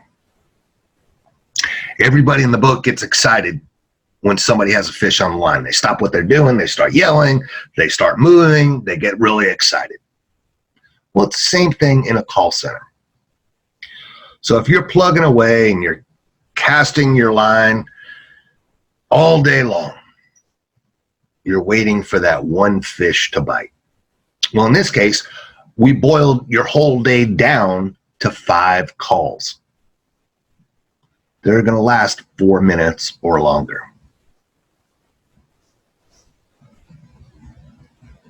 So how do you do that? Well, there's a science behind it. If you don't follow the science, you're going to fail. So what we did was we divided the pitch into 3 sections. The first section is the beginning. It's the first 60 to 90 seconds of the pre-qualification process. We're explaining who we are, what we do, why we're calling, and giving them a reason to answer our questions. We're looking for interest and cooperation and to see if they pre-qualify. We do not want to waste time with people who we cannot help. If they answer our questions, they're at least showing mild interest and cooperation. If they don't meet all the pre-qualifications, we can't help them. There's no point continuing no matter how interested they are. So again, the pre-qualifications: they must own their home, not a renter. They must be a single family residence, not a townhouse, condo, mobile home, manufactured home, or any other type of home. And their electric bill must be $100 or more. Now, if we go back to the script, that's exactly what we're doing here. This is the first part. All right, up until this point, we've already figured out whether they qualify, pre-qualify, or they don't. Well, if they don't, get rid of the call and go on to the next one. We're one person closer to the person that we want to speak with. Again, there's only going to be 5 calls a day that actually matter. Now, because there's only 5 calls a day that actually matter, you have to take advantage of each and every one of them. So if you get this far in the script, we want you at this point to stand up and get out of your chair. Now, why did I just say that? I know it sounds hokey, it sounds stupid, it sounds crazy. Well, there's a couple of psychological reasons for that. First of all, if you're sitting at your desk, you're staring at your computer screen. Therefore, your eye level is equal to that of the computer screen. You're pitching at eye level. Whereas if you're standing up, you're looking down at your computer screen, therefore giving you a psychological leverage. So instead of you looking at your computer screen and imagining someone you're speaking with, you're doing the same thing, imagining someone you're speaking with, but you're looking down on them. Therefore, that creates a psychological leverage. Secondly, I said that I want you to have a hard copy of your script in your hand. I do not want you reading the script from the screen. Now, to this day, when I pitch, I still have a hard copy of the script in my hand. Well, it's not because I don't know the script. Hell, I wrote it. I know it backwards and forwards.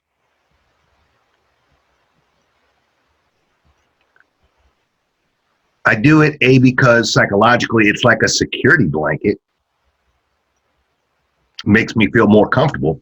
But more importantly, I follow every paragraph I'm on with my fingers, because I know somewhere in that script, someone is going to interrupt me with a question, a comment, or a concern. Now, my job as the agent is not to, if someone interrupts you with a question, comment, or concern, you don't blow off and ignore their question, comment, or concern. You answer their question, comment, and concern and go back to where you left off in the script. So if you follow where you're at in the script, you know exactly where you're at. And there's no interruptions, there's no pausing, there's no fumbling and mumbling around. You sound confident. You sound like you know what you're talking about. If you're standing up and you have the script in your hand, not only do you sound authoritative, but you sound more confident. Your voice sounds more confident. And that comes through on the phone. I guarantee it. The customers can hear it in your voice. If I was slumped over in my desk and I have my head in my hand and I'm going through the motions of making these calls. Hi, my name is David. I'm with XYZ. I'm calling you blah, blah, blah, blah, blah, blah. That's exactly how it sounds. You sound like you're falling asleep at your desk and you could not be interested one iota. Whereas if you're standing up, you have energy and you have confidence. Motion creates motion, which creates energy. And that transfers over the phone, I promise you. So stand up, get out of your chair. Take advantage of those 5 calls that you're looking for.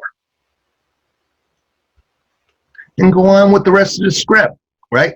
So this is the body of the script. It's explaining more or less why you're giving them reason to answer the more complicated, more personal questions, which are in part 3. In other words, think of it as like telling a joke. You have to tell the beginning, the middle, and the end, and then you tell the punchline. Well, this is section 2 is more or less the setup of the joke. It's the beginning, the middle, and the end. Part 3 is really the punchline of the joke. Well, if you just told a joke and told the punchline without setting it up correctly, it's not funny.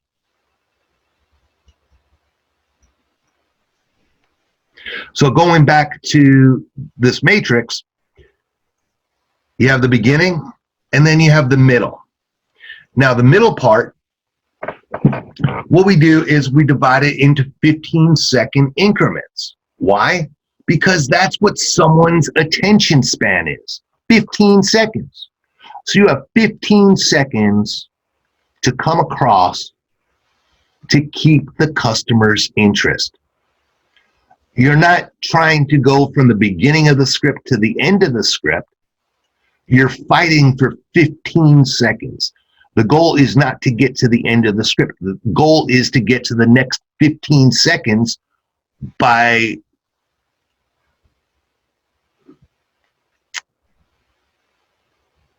capturing their attention.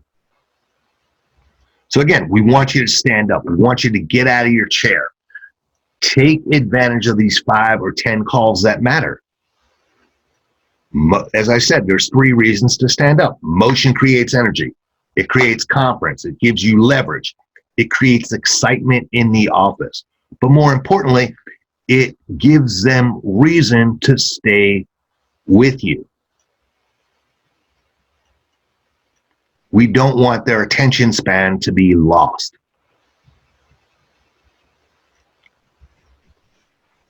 So the third part of the script is the closing. It's getting all the required information to fill out that web form completely and correctly. Now we'll be talking about that for later on, about the web form and how to fill it out and how to do it, etc.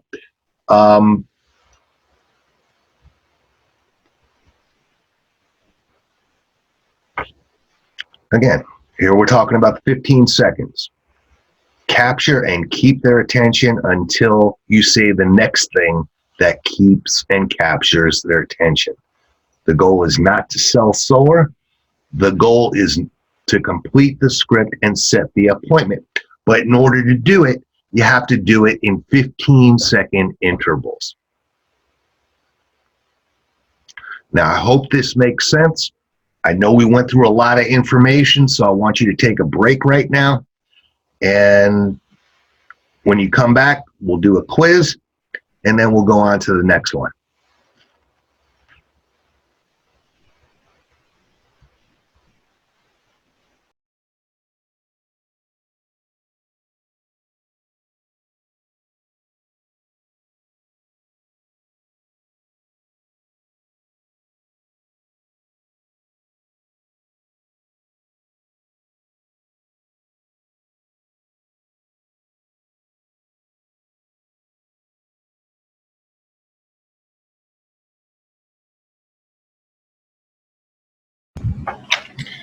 All right, team. Today we're going to be talking about the closing script.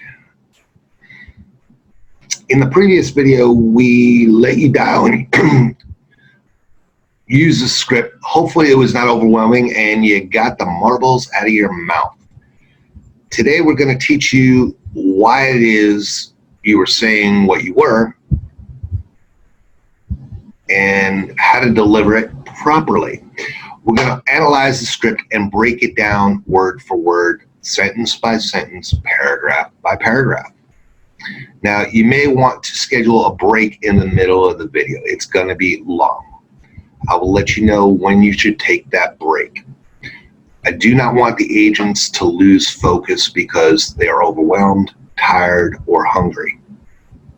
The material is very important and needs to be understood 100%. So at this point, I want to refer back to the science behind the script document. We spoke about boiling your entire day down to only 5 or 10 calls that actually matter. Doing it in 15-second intervals to capture the customer's attention and keep it. So if you think about it, this entire training process is all boiled down to teach you how to take advantage of those 5 to 10 calls per day and maximizing your efforts and getting the most out of them.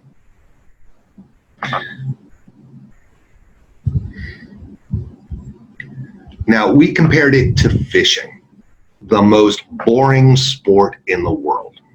That is, until you get a fish on the line. You spend all day waiting for a fish, and then in an instant, boom, it becomes exciting. That's when the adrenaline starts pumping. You stand up and become more energetic. Everyone around you starts feeling it, and then they get excited because it's contagious. Motion creates motion, which creates energy.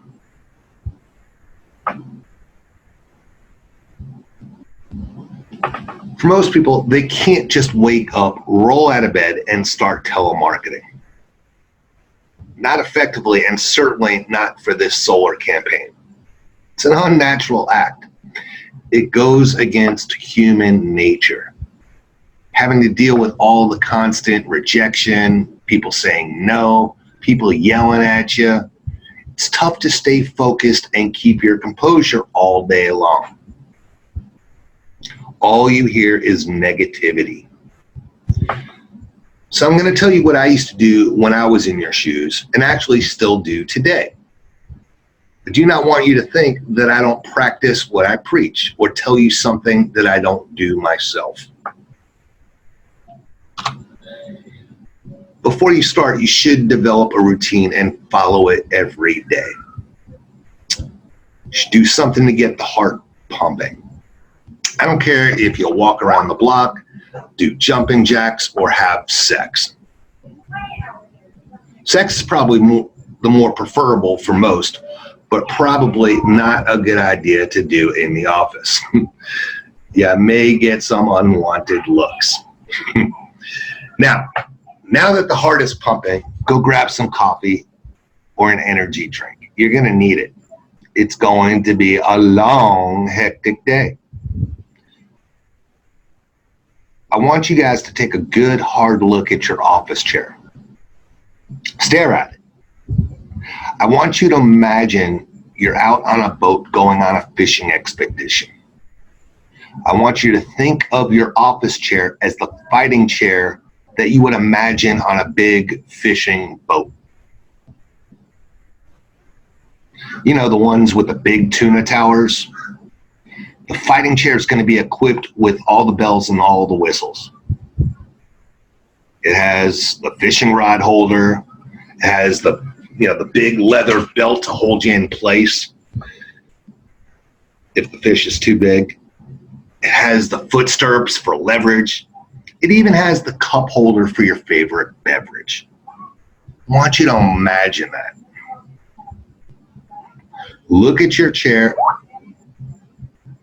and imagine it's that fishing chair on that big boat with the big tuna towers. Now that you have that mental image, I want you to lock it away and put it in the back of your mind to be able to retrieve it later. The rest of the day, you're going to be spending in that fishing chair looking for those 5 or 10 calls that actually matter.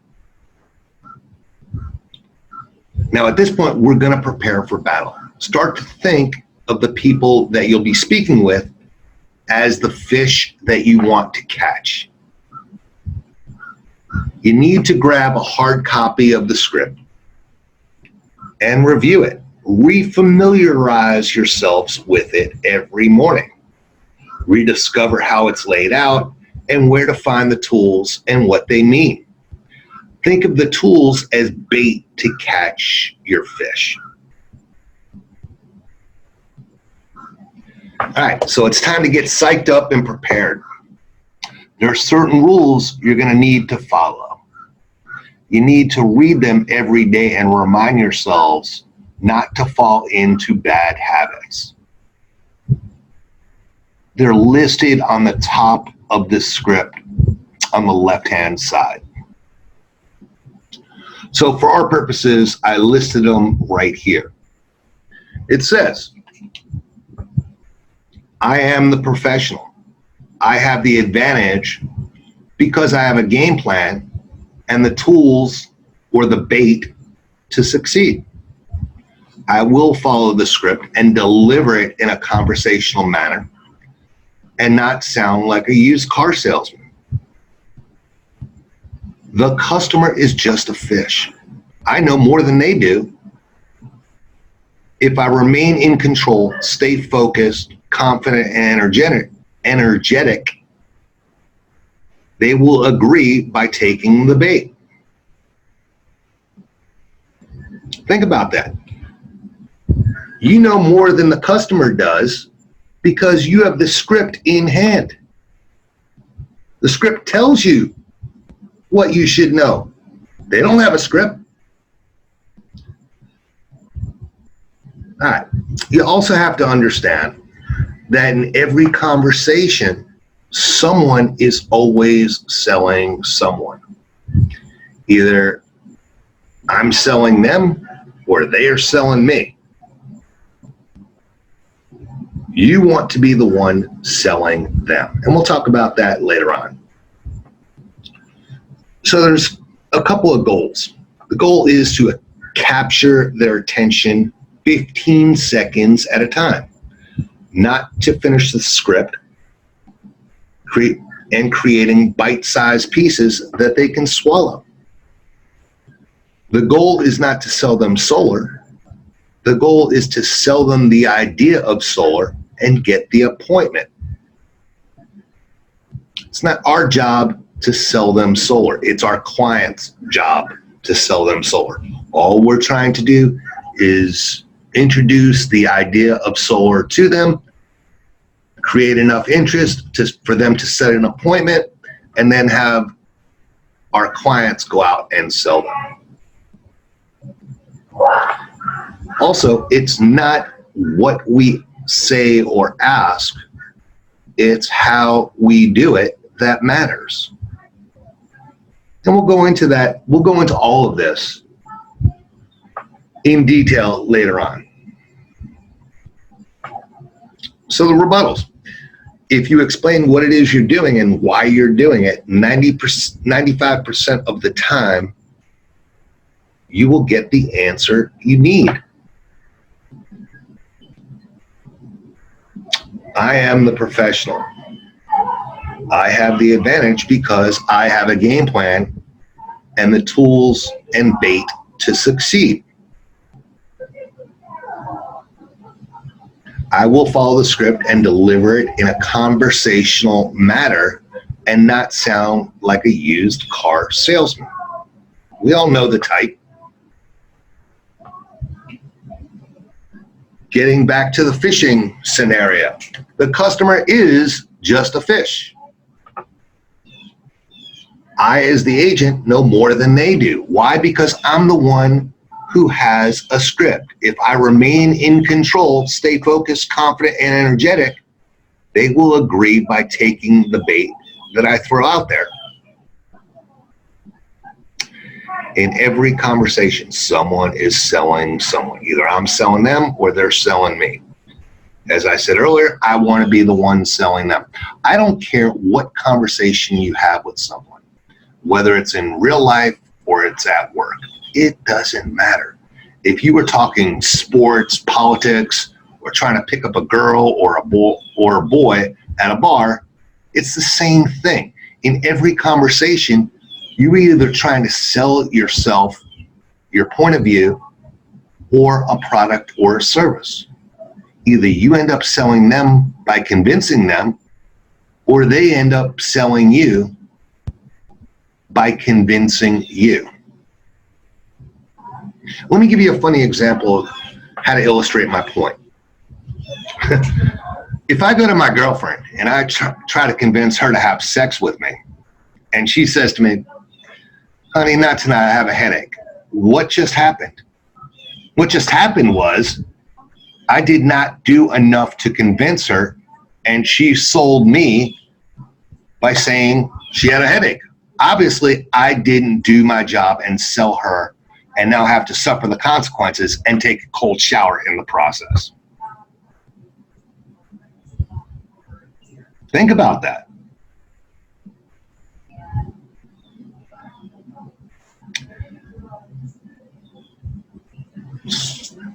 Normal conversation.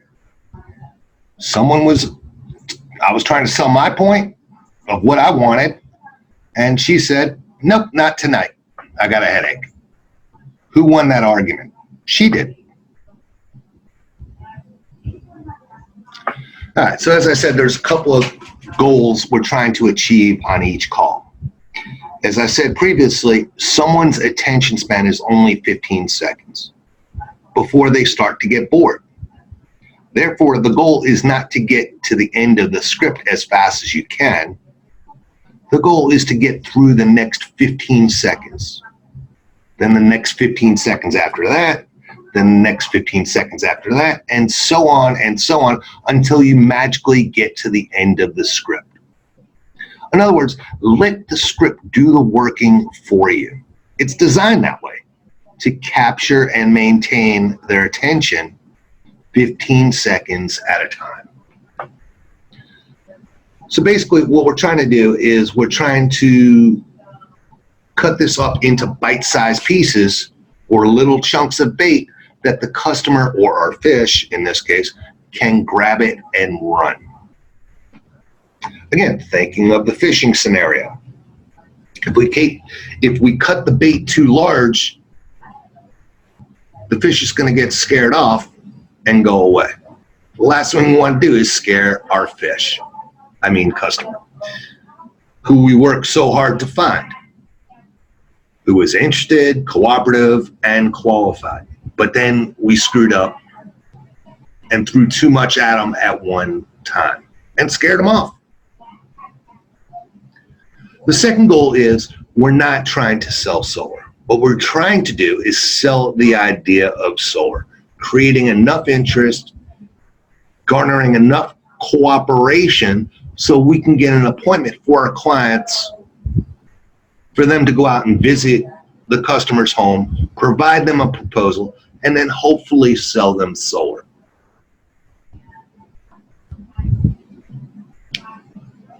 All we're trying to do is set the appointments. As I said, it's not what we say or ask that matters. It's how we say it or ask it that really matters. In other words, you can ask a question 5 different ways and get 5 completely different answers. This is because of how a person interprets the question and how they think you want it answered. In order to get a specific correct answer, you have to ask the question a specific way, forcing them to respond a certain way. For example, if you were to ask a guy that you were speaking with, what is his income? And he answers me, even though it seems like a straightforward question, do I know what the income is after taxes? Do I know if that includes his wife's income? Or if that included any investments or real estate holdings? The answer is, I don't know, and neither will you. So in order to get a specific answer that you're looking for, we may have to work a little harder, and instead of asking one question, we may have to ask a series of questions to get the right answers. So let's take that example again. Instead of asking somebody what their income is and getting one answer, we ask a series of questions. What is your combined household taxable income? Does that include your wife's income? Does that include any investments and or real estate holdings? If I just ask, what's your combined household taxable income? Do I know if he included his wife's income or any investments? No, I don't. Now, I'm sure that makes sense to you guys, right? All right, so by me asking you, now I'm sure that makes sense to you, what I'm really doing is looking for your confirmation that you're paying attention. I'm also looking to see if you're still involved in the conversation. In addition, I'm also looking for a clue that you're still interested. We call these tie downs or trial closes. If we can get to agree enough times throughout the script, our job is pretty much done, as all the hard work is over. Again, keeping the fish on the hook, all we have to do is get the fish in the boat. These tie downs are all sprinkled throughout the script. Rebuttals. Rebuttals are your friend. You need to know them backwards and forwards. You have to be quick on your feet and know which rebuttals to use, when, and why. For your convenience, I place them throughout the script. Now, I could probably provide you thousands and thousands of rebuttals. But you need to learn these first, as they're the ones that you're going to use every day and most often.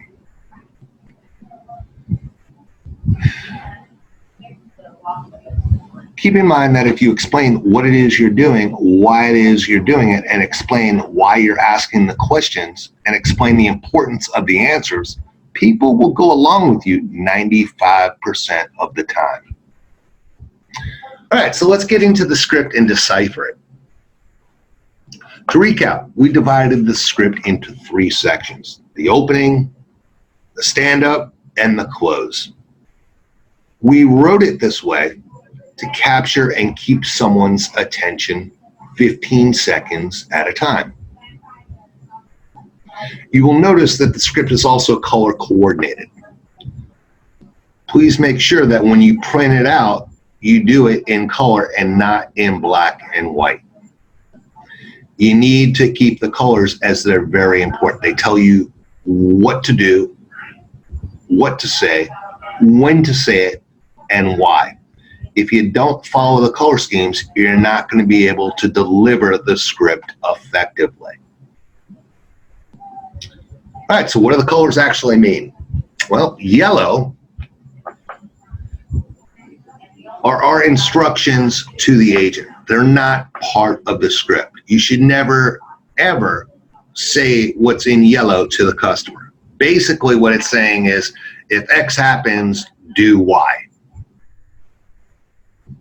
Purple. They're built-in rebuttals. In other words, if X happens, you say Y. They're sprinkled throughout the script. The problem is we don't know where they're going to come up in the conversation. But chances are you're going to need to use them on most calls. Therefore, you need to know where they are and when to use them and why. All right. What's colored in green are what we call the tie downs or the trial closes. They're used after a statement is made to make sure the customer is still engaged. They are not there to look pretty on the page. That I could assure you. They are part of the script and very instrumental in making the script work effectively. And we'll go into that in minute detail throughout the script. All right, blue, or income related, and only to be used if someone says their combined taxable income is less than $60,000. We use those questions to possibly find additional income that the customer did not disclose to us after we asked the first question. You'll see what I mean as we get into it. All right, so let's begin with breaking each section down into bite-sized pieces, analyzing each sentence. All right, so we put part one, the opening.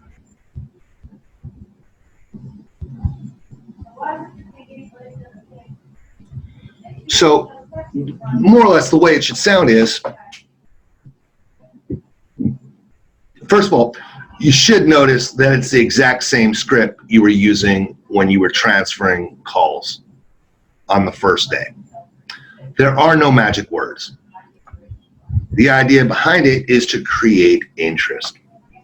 All right, so we know that when everybody we spoke to or will speak to, they didn't wake up hoping that we call today because they were thinking about solar when they woke up this morning. We also know that everyone hates telemarketers, so you need to say something that's interesting to capture their attention and set you apart from all the other telemarketers that call their number every day. So if you don't sound energetic and you don't sound confident, you're going to lose them pretty quickly. So you can't sound monotone. You need to vary your pitch in your voice. You can't say, "Hi, my name is David and I'm calling from Sunray Marketing. What we are doing is calling people in your area that are interested in lowering their electric bill by as much as 60%. What you did was if you sounded like that, you would put me to sleep and I would immediately hang up on you. You need to sound energetic and confident, or you're going to lose them really quickly. So again, you can't sound monotone like I just did, and you need to vary your pitch in your voice. You need to sound genuine. Believe in what you're saying and own it. You can't sound like a used car salesman. They're going to recognize it for what it is, and it'll turn them off immediately. We are truly not trying to sell them anything. You have to believe that.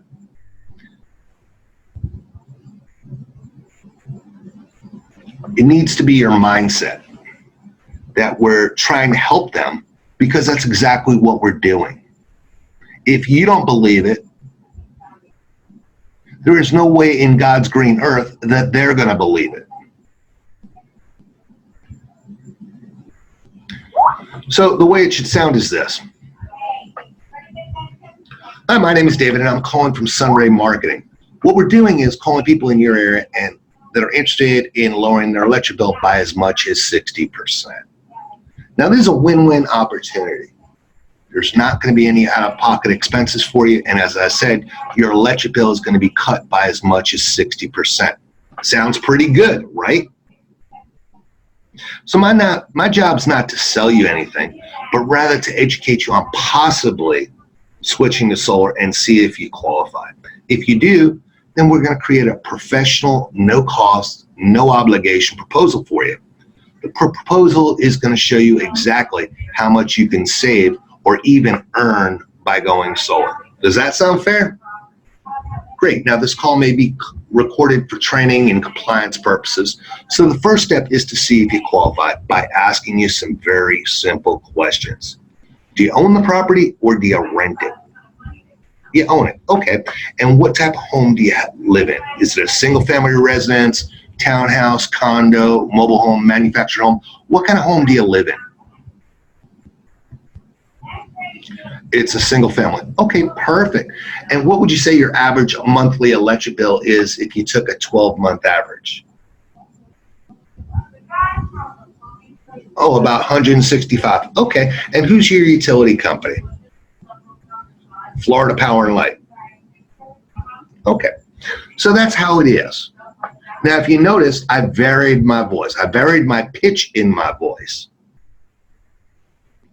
to make it a little bit more interesting. I emphasized certain words and didn't emphasize others. I made it a little bit exciting without sounding like a used car salesman. I was confident in how I delivered it. Sounded energetic and sounded intelligent. So let's break it down sentence by sentence. Right. Hi, my name is, and I'm calling from blah, blah, blah, blah, blah. All right. What we're doing is explaining who we are, what we do, and why we're calling. This is a win-win opportunity. There are no out-of-pocket expenses for you. And as I said, your electric bill is going to be cut by as much as 60%. Sounds pretty good, right? All right. So what we're trying to do is hook them and capture their interest with the opening statement. Sounds pretty good, right? This is that tie down that I was talking about that sets the tone and judges their interest. If they're not interested, they're going to tell you that immediately. Because let's face it, nobody wants to talk to telemarketers longer than they have to. Either they're going to tell you they're not interested, or it's going to open up the conversation to a dialogue. Either way, it's a good thing. If they said they're not interested, use a rebuttal. If they're still not interested, hang up and move on. Go to the next call. You're one call closer to finding that person you really want to talk to. If they want to open up a dialogue, that's great. That's a good thing. All right, so my job's not to sell you anything, but rather to educate you on possibly switching to solar and see if you qualify. If you do, we're then going to create a proposal, professional, no cost, no obligation proposal for you. The proposal is going to show you exactly how much you can earn, save, or even earn by going solar. That sounds fair, right? All right. So we're trying to put them at ease by telling them we're not trying to sell them anything and that there will not be any cost involved to get educated. Then setting the expectations, telling them why we'll be asking the questions that we are later in the script. In other words, we're setting the table for later on. Does that sound fair? Again, another tie down or trial closing. Getting them to be conditioned to agree with us, also creating an interruption, allowing them to be part of the conversation. We do not want to sound like we're dominating the entire conversation. The last thing someone wants to do is listen to someone prattle on and on and on and on. We want to keep it interesting. We want to keep them involved. Great. Now, this call may be recorded for training and compliance purposes. So the first step is to see if you qualify by asking you some very simple questions. Do you own the property or do you rent it? All right. We're saying this for legal reasons. And I said earlier in the training sessions, we do not live in a perfect world.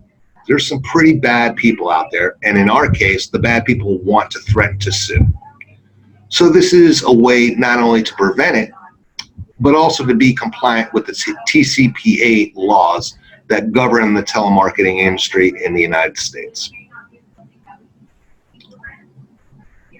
We're also explaining what it is we're doing, why it is we're doing it.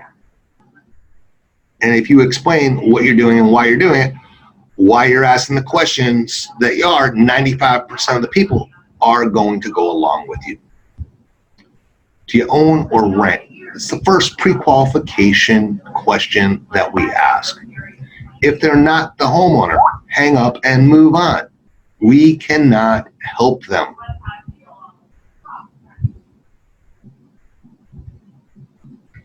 Has to be a homeowner only. cannot be a relative, an aunt, a niece, a nephew, a brother. It's either the homeowner or the homeowner's wife or the homeowner's husband. They have to be the decision maker. They must own the home 100%. If someone says they still have a mortgage, it means they own the home. They just have a loan that they're paying back to the bank. Most people in the United States, I would say 95% of the people that live in the United States have a mortgage. I had an agent not too long ago that didn't put a deal in because the customer said they had a mortgage. So they took that to mean that they didn't own the home. Now, some people may tell you that they're renting to own. If that's the case, we can't help them. They don't own the home. They rent. All right, so what type of home do you live in? Is it a single family residence, townhouse, condo, or mobile home, or manufactured home? What type of home is the second pre-qualifying question we ask. It's not the question you ask, it's how you ask the question. I can't tell you how many agents mess this up by shortening the question. Most likely saying something like, do you live in a single family home? By doing that, many people will misinterpret what it is that you ask and provide the wrong answer. They may consider their mobile home or their manufactured home as a single family home. They're using different terminology than we are. So we have to make sure that we're on the same place. If we ask the question as it was written, we're most likely going to get the proper response we're looking for. You need to spell it out. Is it a single family residence, townhouse, condo, mobile home, etc.? If they do not live in a single family residence, SFR is the abbreviation, by the way, we can't help them. I don't care how interested, how cooperative. If someone lives in a mobile home or a condo or a townhouse, we can't help them. Hang up the call. The only exception is that if it's a townhouse, a duplex, or a triplex, where they own all sides of the building and own the entire roof. I will tell you that more often than not, that's not the case, and it's rare that it is.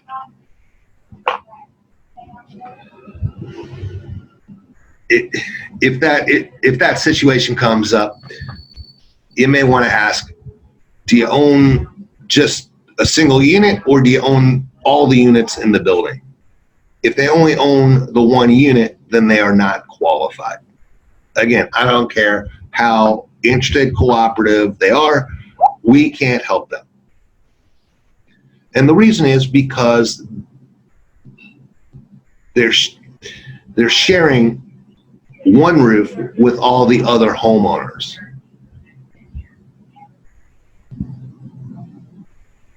They don't have rights to owning that one roof.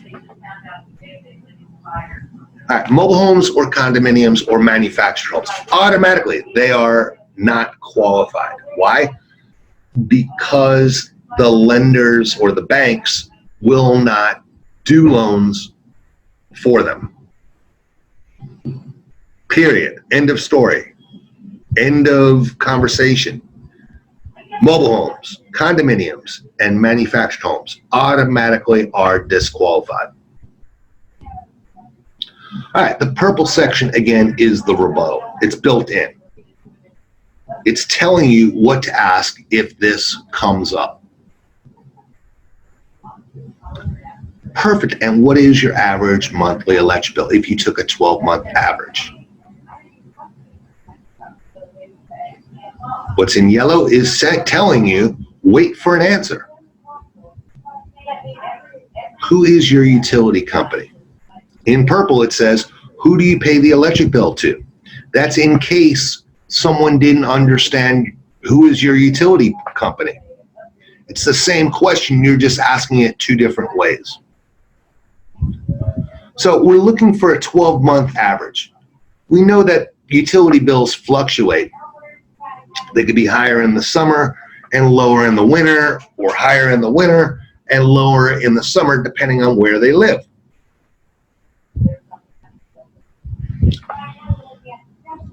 Again, must ask how it was written. Follow the script. Otherwise, they're most likely to tell you what their last electric bill was, which can be lower than our limit and cause either you to disqualify the deal, whereas if the agent asked the question the correct way as it was written, they may be able to qualify it. Again, we deal with the public, and the public is not always on the same page as us. So we try to dumb it down, make it as simple as possible, and spell it out accordingly. Yellow, again, my instruction to the agent. Wait for the answer. Don't say another word until they answer it. Silence can be a powerful tool. It makes them become uncomfortable and forces them to answer. Who is the utility company? Very important question, because not all utility companies offer net metering, or the rates may be so low that it doesn't make economical sense for the customer to install solar because they're not going to see the benefits. Each client has a list of utility companies that they do not work with. Now, just because the utility company is not currently on the list for our current clients does not mean that you disqualify them. The list of utility companies is constantly changing for our clients, as is the list of clients that we work with. Just because it's not listed does not mean that we cannot find a home for it. As a rule of thumb, we do not take municipal electric companies. But again, each area is different.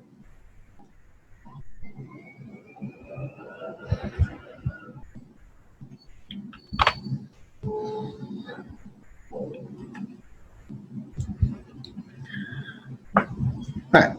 Again, in purple, who do you pay the electric bill? Again, another built-in rebuttal. You will find that many times they did not understand the question. In this case, it's asking the question. It's asking the same question, just a different way.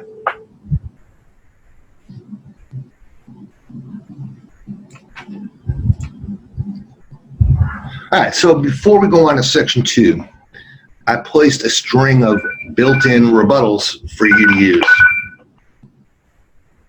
Most likely you're going to be using them in the opening section, but you may have to use them throughout the script. In other words, they're most likely going to come up in the opening section. But you may move on to section 2 or section 3, and someone's going to interrupt you with a question, comment, or concern, and then you're going to have to use these rebuttals. So please make sure you familiarize yourselves with where they are. You're going to need them, as they're going to become your best friend.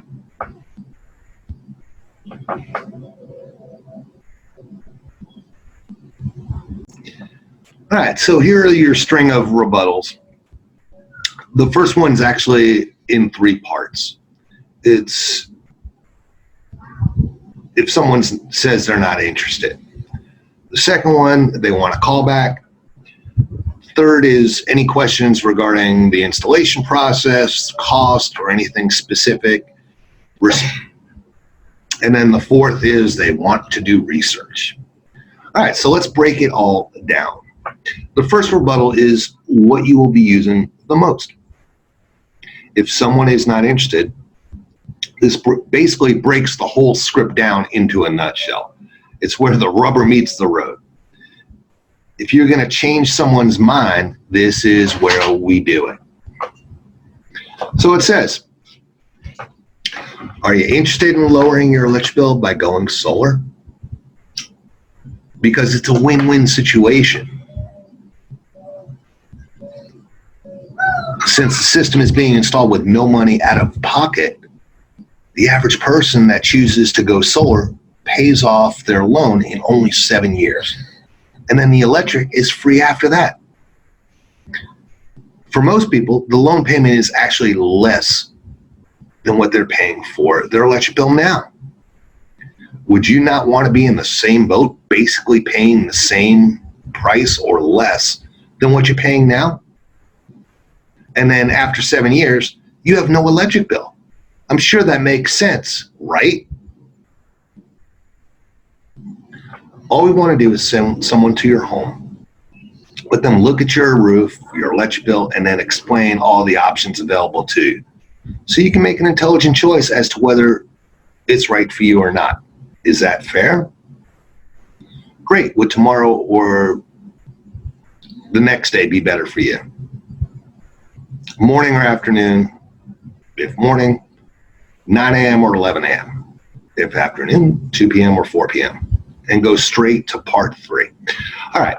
So this rebuttal is the most complex because A, it has possibly 3 parts to it, and B, because it's a lot of information. So let's break it down. Are you interested in lowering your electric bill by going solar? And in yellow it says, do not wait for an answer. This is basically setting the joke up for the punchline. You're basically saying, you're saying it just to say it. Do not wait for them to answer or pause. Just go right to the next sentence. Because it's a win-win situation for you, since the system is being installed with no money out of your pocket. The average person that chooses to go solar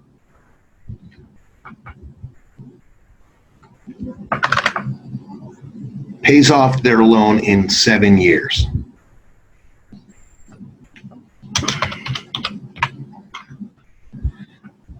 And then the electric is free after that. So for most people, the loan payment is actually less than what they're paying for their electric bill now. Would you not want to be in the same boat, paying basically the same or less than what you are now? Then after 7 years, you have no electric bill? I'm sure that makes sense, right? And that says, let them answer. Well, this is explaining the financing. Most people either do not realize it's really affordable and makes economic sense because solar pricing has come down so much in the last few years, or the last time they may have checked on it, or they may never have thought about it in the first place. It used to be that only people that would get solar were tree huggers. You know, those people that wanted to save the environment, and that money wasn't a concern. You know, the yuppies. Well, for most people, that's a concern, but not the majority of the people use it as an overriding factor to decide it. It's money that is the overriding factor. If it made economic sense, you'd do it. Yeah, they may want to save the planet, but if they can't afford to do it, they can't do it. So what we're trying to do is show them that it's more affordable than they think it is. I'm sure that makes sense, right? Let them answer. Once again, the green is the tie down or the trial close, and the yellow is the instruction to the agent to not say another word until they answer the question. Just as a rule of thumb, those that speak first usually lose the battle. All we want to do is send someone to your house, let them look at your roof, your electric bill, and then explain all the options available to you so you can make an intelligent choice as to whether or not solar is right for you or not. Is that fair? We're setting them up for the close by explaining what they should expect. We then use a tie down. If they agree, we go straight to the close. Great. Would tomorrow or the next day be better for you? Morning or afternoon? Morning, great. 9 a.m. or 11 a.m. If afternoon, 2 p.m. or 4 p.m. And then it tells you to go straight to part 3 and ask the remaining questions in the script to fill out the web form. Here we're using a quick close and asking for the appointment. When asking for the appointment, we do not say, when would you be available? If you leave it as an open-ended question, you're giving them power and setting yourself up for failure. We always want to give them choice A or choice B, basically telling them when, tomorrow or the next day, morning or afternoon. Again, choice A or choice B, time A or time B. Yellow is the instruction, telling you to go directly to part 3 and start filling out the information needed for the appointment.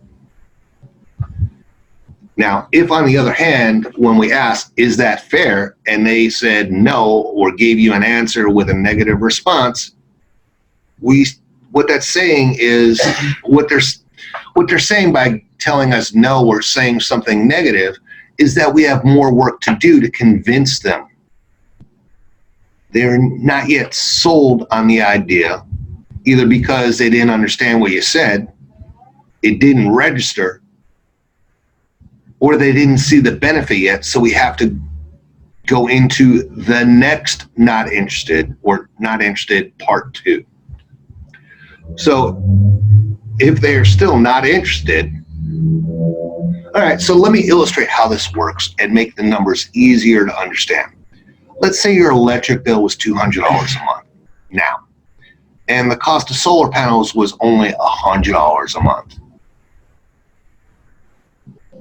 Since you won't have an electric bill, you're only paying for the solar panels. Therefore, you're only paying $100 for the solar panels to generate your electricity instead of the $200 a month you're currently paying now, and you would be saving $100 a month. Does that make sense? All right, yeah, if yes, great. Would tomorrow or the next day, morning or afternoon, etc. And then go on to part 3, finish the close. What you're doing is focusing directly on the financial benefit and explaining it in simple to understand terms. Does that make sense? When we use a tie down, if they agree, we go straight to the close because that's what it's telling us to do in yellow. Great. Would tomorrow or the next day be best for you, morning or afternoon? Then follow the directions in yellow. Go straight to part 3 and ask the remaining questions in the script to fill out the web form. If they're still not interested, it's really up to you whether you want to give up trying to beat up on a dead horse or give it one last try. It's really an agent judgment call. And each situation is going to be different depending on the conversation. Again, it's your call. But if you want to give it that one last try, you're going to want to say the following and stand them up. Let them tell you what they are looking for and how to close them. So we're going to go to our closing section 3. With all due respect, I've spoken to you now for however long you spoke to them. I'm a little confused. What's holding you back? Let them answer and respond accordingly.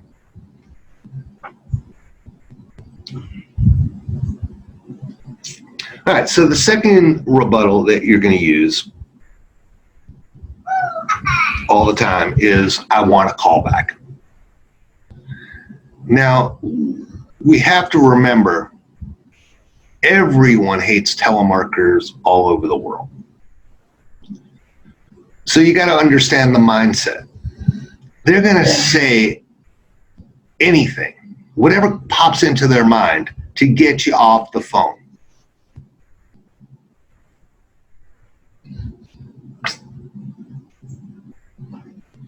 The biggest one is that I'm busy and to call me back. Well, to start with, we're all busy and do not want to be bothered by telemarketing calls. Secondly, in every conversation, someone is always selling someone. If someone says they're busy and you say, okay, I'll be happy to call you back. Who sold who in that scenario? They sold you. So not only do we want to remain in control, we want to make sure that we're not wasting our own time. As I said, your time is the most valuable asset you have. We want to eliminate all the wasted time and all the wasted calls. Therefore, we want to be proactive, and we want to basically separate the wheat from the chaff.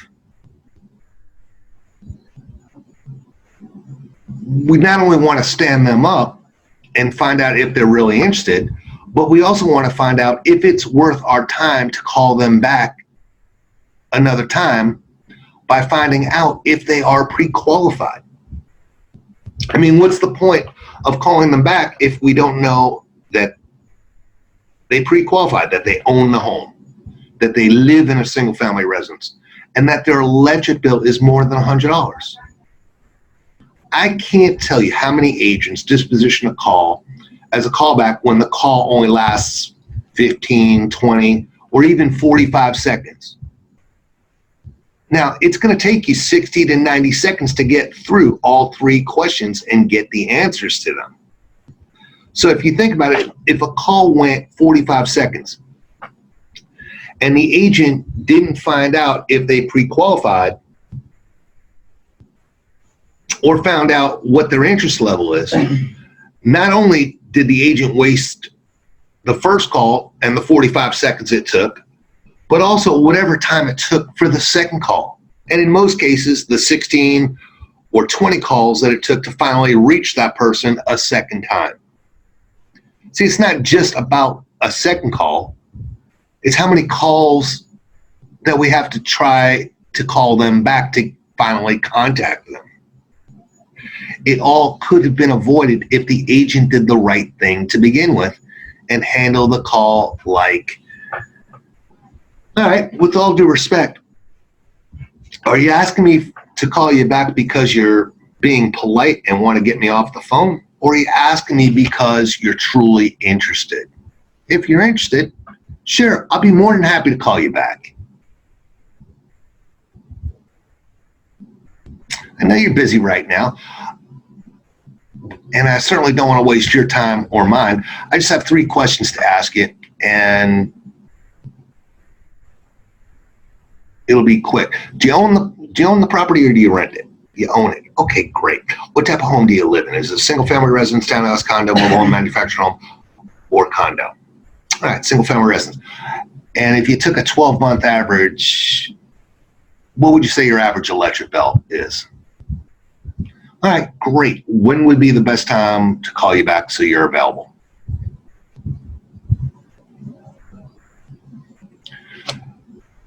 All right, so every now and then someone will ask you, so, excuse me. So what did we do? We stood them up. We found out whether they were truly interested or they just couldn't be bothered and wanted to get us off the phone. All right, in this case, they were interested. We found out that they pre-qualified. Now, what would happen if they weren't the homeowner or didn't live in a single-family residence or their electric bill was $50? We would spend a whole lot of time trying to get a hold of them a second time. And not just calling them twice, not calling them 3 times. We're probably calling them 15 to 20 times. So it's really important to use that rebuttal and say it just the way it was written, because it's going to save you a whole lot of time, a whole lot of effort, and a whole lot of agony.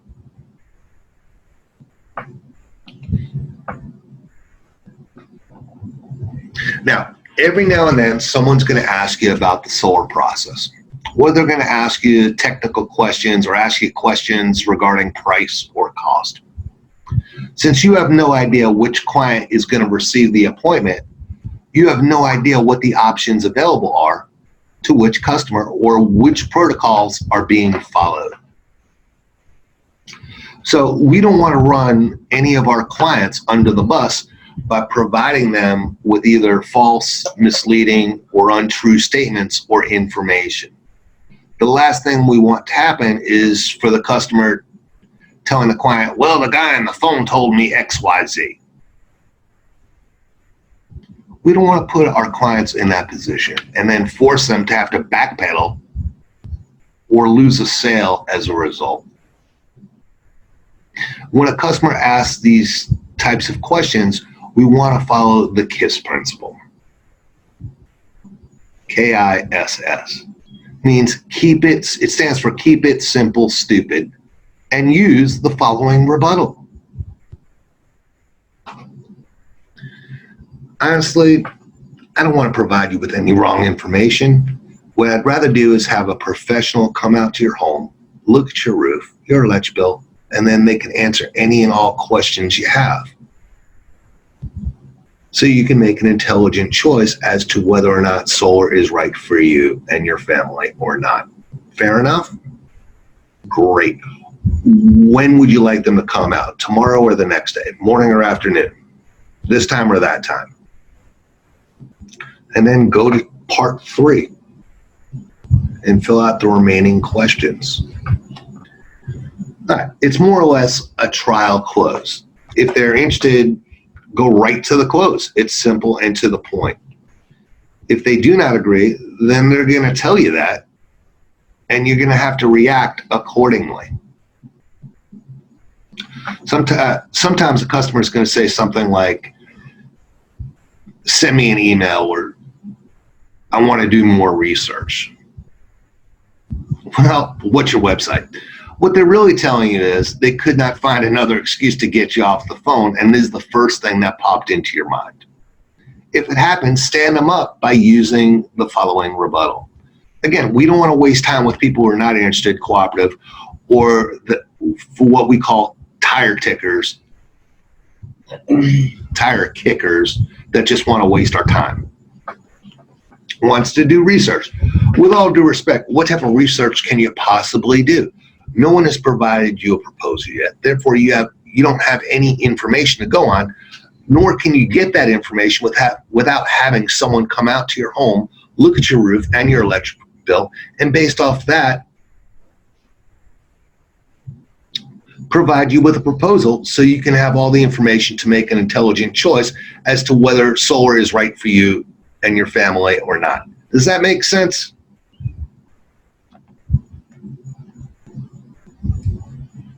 If they say yes, go straight to the close. If they say no, what's holding you back? It's not going to cost you anything to get free information, right? All right. So at this point, I want you guys to take that break. When you come back, we'll finish off and get you going. Enjoy your cigarettes, your food, whatever you're taking your break for. All right, so you guys are all back out of your break. So we're going to go over part 2. This is the point that we stand up, we get out of our chair, and at this point in the script, you have eliminated 95% of the calls that you've taken, either because they do not qualify or they were not interested. I compare this campaign to fishing, where fishing is, again, the most boring sport in the world until you get a fish on the line. Now remember, the customer is just a fish. You know more than they do. Why? Because you're the one that's using the script. If you remain in control, stay focused, confident, and energetic, they're most likely going to agree by taking the bait that you throw out there. Well, this is where it starts to get interesting and exciting. Mentally think of it as the fish is really near the boat. All we have to do is get them in the boat. This is the part of the script that actually does that. Now, you need to take full advantage of this opportunity. You need to stand up and get out of your chair, because up till now, 95% of the work was getting here. Out of 100 calls, 95 of them either weren't interested or did not qualify. So this is where it gets real. We spoke about standing up because it creates a psychological leverage, because if you were sitting down, you were ultimately presenting the script to your computer. In other words, you're pitching to your computer screen, almost imagining them as if they were the customer you were speaking to.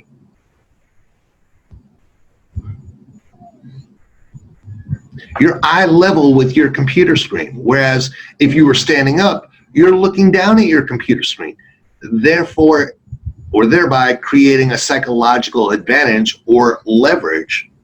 This makes you sound more confident and the customer can sense it. We also spoke about if you were standing up, you're creating motion, and motion creates energy. You sound more energetic on the phone, and the customer can hear it in your voice. We also said that it creates excitement in the call center itself, making the room more energetic. Everyone in the room feels it and feeds off of it. I don't know about you guys, but I would feel a whole lot better about myself if I was the one standing up in the room all the time, rather than the one that's always sitting down. I have that competitive nature in me. And some of the most salespeople I know, nobody wants to be left out. Think about it. If someone in your room is standing up, everybody in that room is looking at that person standing up. They want to be standing up too. I promise you, it may sound stupid, it may look funny, but it's going to make all the difference in the world and give you the edge that makes us different than everyone else out there that are doing the same thing we are. So stand up, stand tall, and be proud. All right, so you're going to stand up, and this is what section 2 sounds like. I don't know if you heard this yet, but the federal government wants at least 10% of all the homes in the U.S. to be on solar power in the next few years. So if you think about it, that's a pretty big undertaking. So to make this happen for a limited time, they're helping homeowners by paying for 30% of the cost upfront by issuing tax incentives. So to assist people to switch to solar, we've created an affordable financing program, with the biggest feature being a 0 down payment. With this program, you're able to significantly reduce or even completely eliminate your electric bill. So to illustrate how this works and make the numbers easier to understand, let's say your electric bill was $200 a month and the cost of solar was only $100 a month. Well, since you're not going to have an electric bill, you're only paying for the solar panels. Therefore, you're only paying $100 instead of the $200 that you were currently paying, and saving $100 a month until the panels are paid off, typically 7 years.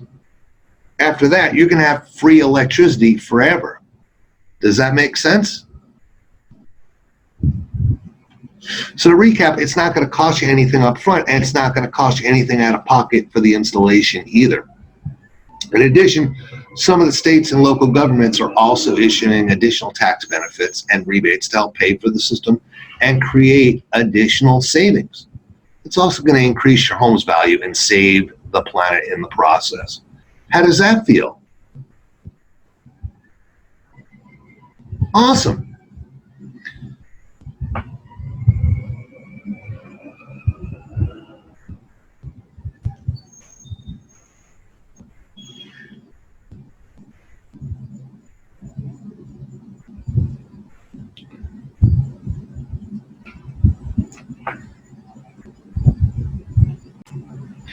All right, so let's break that down. I don't know if you heard this yet, but the federal government wants at least 10% of the homes in the U.S. to be on solar power in the next few years. So for this statement, you need to alter your voice just a little bit. You want to be a little bit shy and slightly whisper it. You want to sound like you're conspiring with them, like you're letting them in on a secret. So if you think about it, that's a pretty big undertaking. So to make this happen for a limited time, they're helping homeowners by paying for 30% of the cost upfront by using tax incentives. So for this, you want to raise your voice slightly. You want to show some energy, and you want to sound confident. To assist people to switch to solar, we have created an affordable financing program with the biggest feature being a zero down payment. With this program, you're going to be able to significantly reduce or even completely eliminate your electric bill. So you want to raise your voice slightly and sound even more confident. You don't want to sound like you're selling them. You just want to be matter of fact about it. So to illustrate how this works and make the numbers easier to understand, let's say your electric bill was $200 a month and the cost of solar panels was only $100 a month.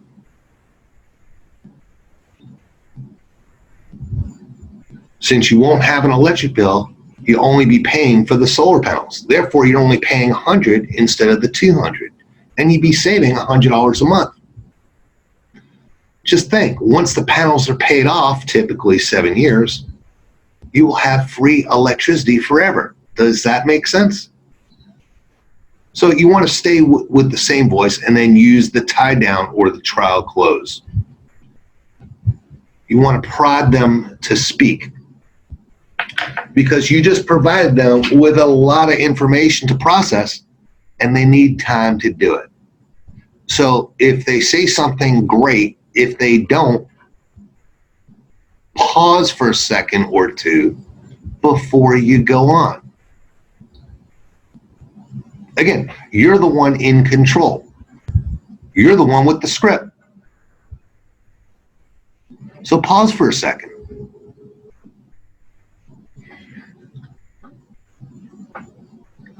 Getting back to the script. So to recap, it's not going to cost you anything up front and it won't cost you anything out of pocket for the installation either. In addition, some of the states and local governments are also issuing additional tax benefits and rebates to help pay for the system and create additional savings. It's also going to increase your home's value and save the planet in the process. How does that sound? Awesome.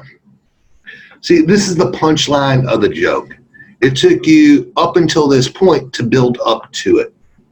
You need to sound just a bit more peppy and a little bit more energetic, and then sound really excited by asking, how does that sound?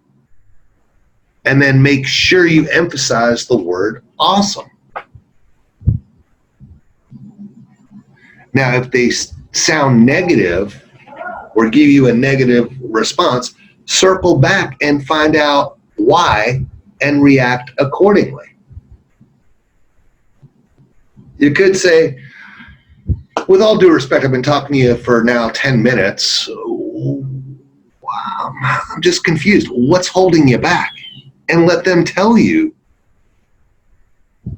what their concern is and then react accordingly to it. All right, so part 3 is the close. Now, I just have a few more questions. Are there any large trees you're aware of that shade your roof? Again, the instruction is, if yes, Would you say the shade covers 10%, 25%, or 50% or more of the roof? And again, it's giving you an instruction, if over 25%. Whose trees are they? Are they on your property or your neighbors, or are they owned by the city?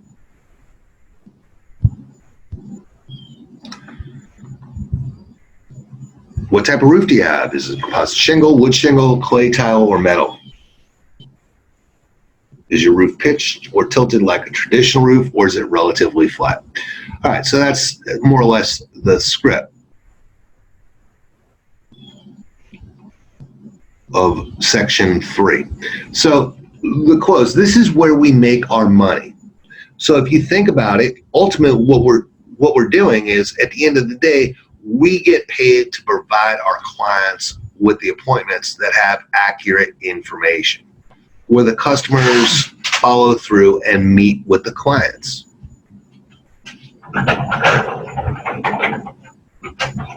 While we don't get paid on the outcome of the sale, we do want our clients to succeed, because after all, if they don't make sales, then they're not going to be our clients for very long.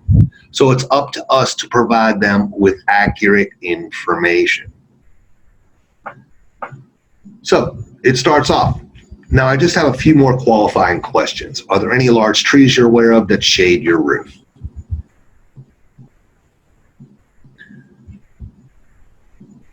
First sentence. Now I just have a few more qualifying questions. We're explaining what it is we're doing so they know what to expect. Are there any large trees you're aware of that shade your roof? We need to know it, that if there's shade on the roof, we need to make sure that their roof is good for paneling and make sure the program will be beneficial to them. If the sun doesn't shine on the solar panels, the system is not going to work and not produce electricity, or not enough electricity to make it economically feasible for the system to be beneficial for the client. So again, we're giving you direction or instruction. If yes, it's giving you instructions on what to ask next.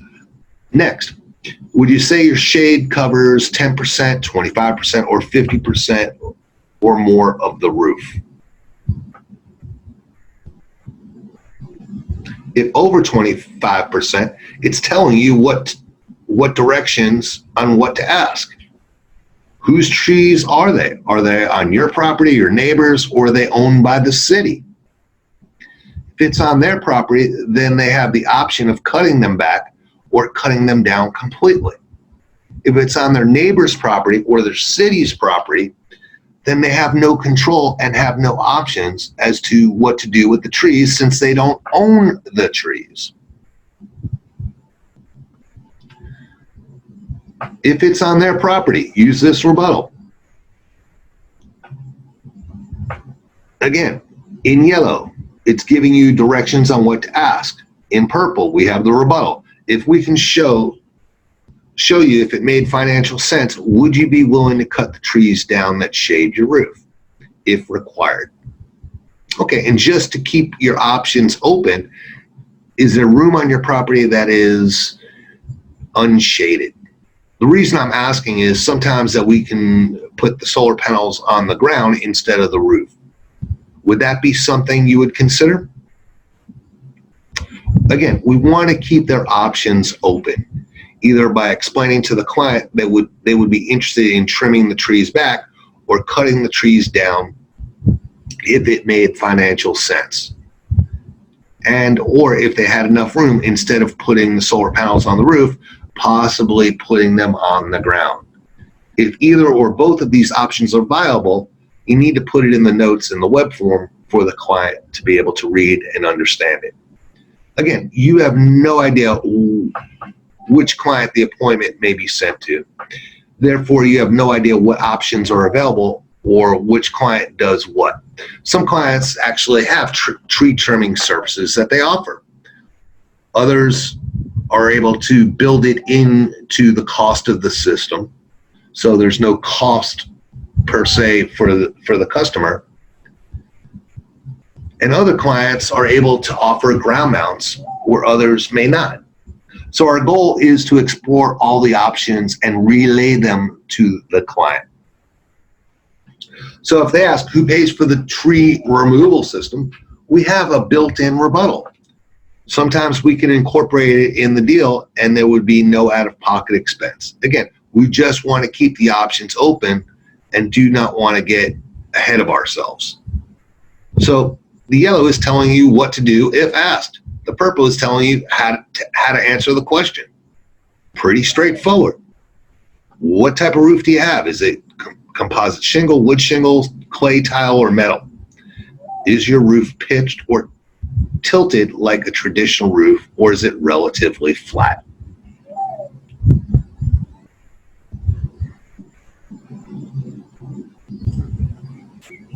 It's important that you get the correct type of roof from the customer. Depending on the client, they may not be able to install on certain types of roofs. If we provide the wrong type, they're going to DQ it. Now, you may have asked the question wrong. The customer may have given you the wrong answer to the right question. So we want to make sure that we're asking it correctly. We do not want to make stuff up and put composite shingle on every application or every web form. If the clients find out that you're doing that, they're going to tell me about it, and it's not going to be pretty. That I can assure you. Also, for every deal that you put in, they're going to get called by my managers, who are then going to call the customer, confirm and verify the information, and make sure that you guys are doing your jobs accordingly and asking the right questions the right way. All right, so getting back to the script. The government incentives are based off of your taxable income. I want to make sure you're eligible and not waste your time and continue if you're not qualified. Now, this is a matter-of-fact statement. We're then explaining why it is we're asking the question. Remember, this is a sensitive question and must be handled delicately. We do not want to scare them off or get them upset. Continuing, we also want to figure out what additional options are available to you based off of which tax bracket you're in. Ballpark figure, what is your combined household taxable income? Wait for an answer. Do not say another word until they answer one way or another. We also want to figure out what additional options are available to you based off of which tax bracket you're in.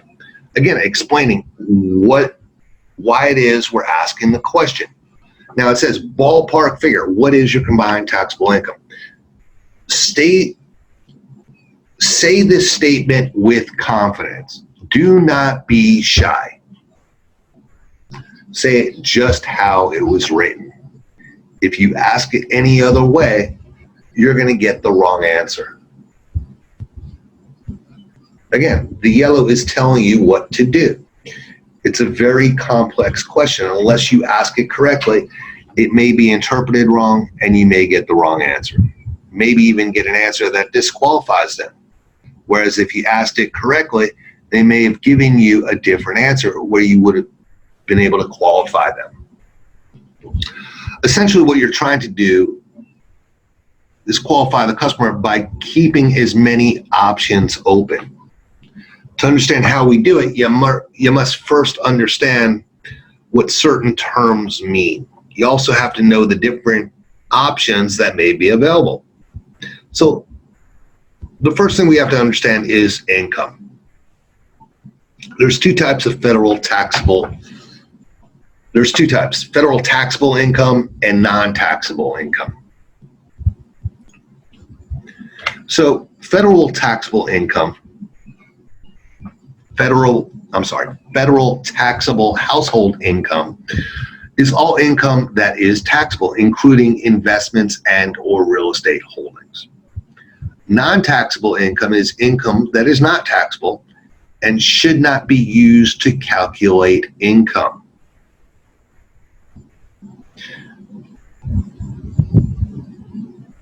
An example may be Social Security or disability or retirement.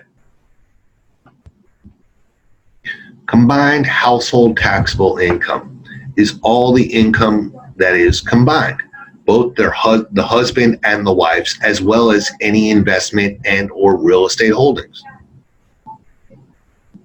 So there's three types of financing. There's financing or straight out purchase. There's a lease option or lease financing.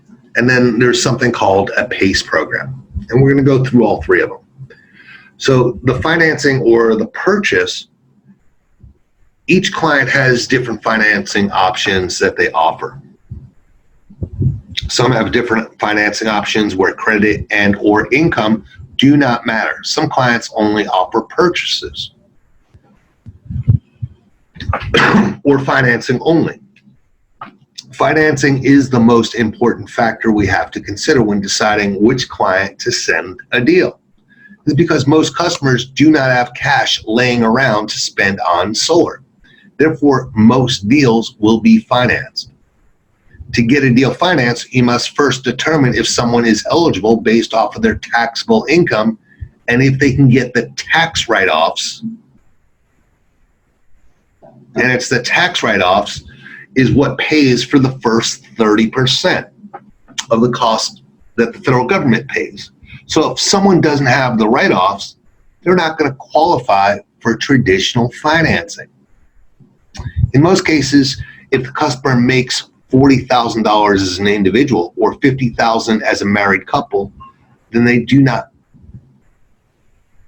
if they pay less than 40 or 50 as a married couple, they're not going to pay enough taxes and have nothing to write off. Therefore, their only options may be either a lease program or a PACE program. We want to give the clients flexibility to offer as many options available. We also want to qualify as many people as possible. So it's vital that we get the correct, most accurate household taxable income as possible, including the spouse's income, their investments, and or real estate holdings. So if they tell you their income is more than $60,000, you don't have to ask them about spouse's income or investments and or real estate holdings because they're automatically going to qualify. So don't. If they say 60,000, 70,000, 80,000, just cut it off right there. Don't ask them another question about income. You already qualified them. If someone says, on the other hand, that they make less than 60,000, we're going to want to poke and prod to find out if there's any more income. Now, you have to remember, not everyone is comfortable telling someone that they don't know how much they make.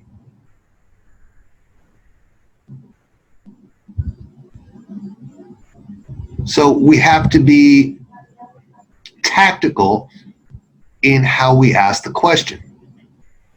We also don't want you to guess or falsify information. Nor do we want you to say something like 30,000 plus. Well, that doesn't tell us anything. Use the amount they tell you. Or if they tell you they make this and then they have this in investments, add it up. We'll get into that in just a bit. So a lease. With lease programs, income is not required. As they're not financing it, they're not going to have any down payment. So they don't have to worry about the government paying for it because from the taxes, because there's nothing to write off. The lease companies get the write-offs, not the customer, which is why they are eligible, and it's not income derived.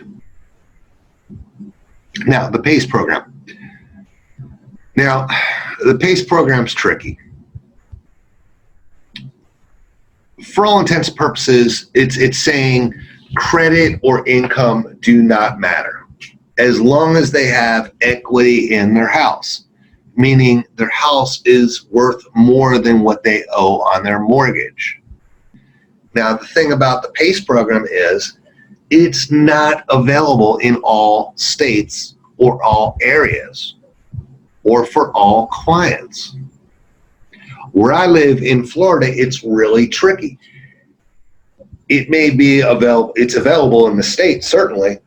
It also may be available in the county I live in, but it's not available in all zip codes within the county that I live. So it's really tricky. Now, if a client offers PACE, there is no income requirement provided that they can get PACE financing, assuming that it's available in that zip code. If it's not, then they either have to offer to them a lease program or traditional financing. Now, if someone doesn't make the minimum household taxable income, they're not going to qualify for traditional financing. So you understand there's many facets to this, and not all clients offer the same options, etc. So if somebody doesn't want to provide income, we have a built-in rebuttal for it. Look, we're not the IRS, nor will we report you to the IRS. We're just looking for a ballpark figure. Some of these programs are based off your taxable income that you make. We want to make sure that you're going to be eligible for the programs and not waste your valuable time. Does this make sense? Great. What is your combined household taxable income? All right, so in yellow, it's telling you what to do. Purple is giving you the rebuttal. Say it matter-of-factly.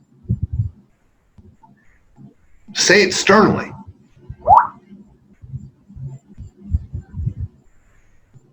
You're basically wanting to stand them up.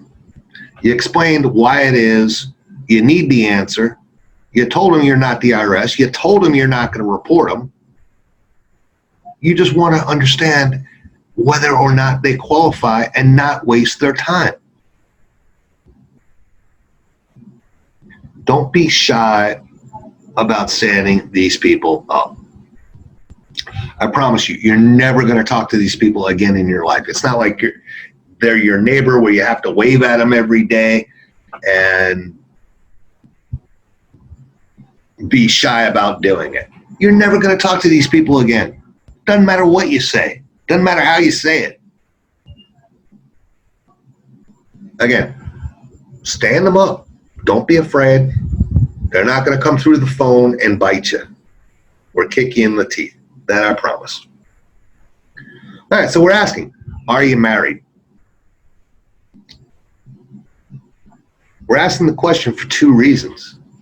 If we set the appointment, both the husband and the wife need to be there for the appointment. We do not allow for what's called one-legged appointments, where just one or the other shows up at the appointment. The last thing a client wants to do is to go on an appointment, pitch one, and then have to go back and pitch the other. This is a financial decision that both have to agree to and sign off on. So they both have to be there. Second reason is, if the person that we're speaking with has income less than $60,000, we want to be able to include the other spouse. Again, keeping our options open. If we don't know if they're married or not, we can't accomplish either task. So this next section's a little bit tricky. And it says, it gives you the directions. Now, as I said, if someone's income is less than $60,000, then skip this part because they will qualify financially with any client. However, if they do not, then it is mandatory that we try and find additional income that they did not tell us about. Again, the yellow is telling us what to do. If income is less than $60,000, must ask the following. If income is more than $60,000, skip to the credit issues. All right. Does your husband or wife work? We need to find that additional income.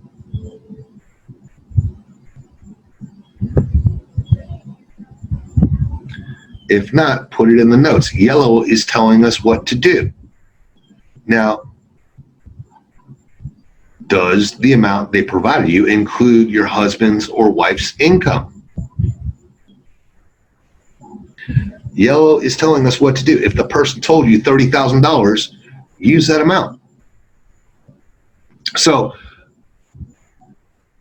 you would say, does that $30,000 include your spouse's income? Now, they may have included it, or they may not have. We don't know unless we specifically ask. If they did, okay. If not, then you just found additional missing income that may help you get them qualified. If the spouse works and they didn't include the spouse's income, yellow is telling you what to do. Ballpark figure. How much does your husband or wife make? Add it to the total amount for the household income, telling you what to do. Does that include any investments and or real estate holdings? Again, every little bit helps. Sometimes people forget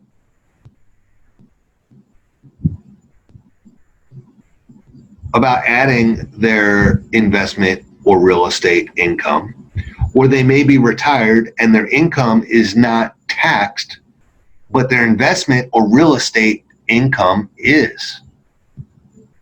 Many retirees do not make a whole lot of money on their retirement income, but make a fortune off their investments and or real estate holdings. Again, the yellow is telling you what to do. Make them answer the question. Don't say another word. Okay, if you added up your investments and added it to the combined household income, how much would it be? Again, we're covering all of our bases to make sure that we have the correct answer. Now, I have to ask you whether or not you have any credit issues. Had any bankruptcies, foreclosures, or late payments, or anything like that in the last couple of years? All right, credit issues, bankruptcies, late payments, foreclosures. When asking about the credit issues, we all know it's a touchy matter because it's personal. This is another great example of how you ask the question determines which answer they will provide. Notice, we do not ask what someone's credit score is because they're going to give us one of three answers and none of them are going to be good. Either they're going to tell us it's none of our business, they're going to tell us they don't know, or provide the answer that they think we want to hear, or provide a completely wrong answer. Anybody that tells you they know what their credit score is probably doesn't know what they're talking about. I know, as sure as I sit here right now, that if I asked 100 people, I know that 95% of them are going to be completely wrong. Why do I know that? First, we don't know when they ran it. When did you run your credit? I don't know.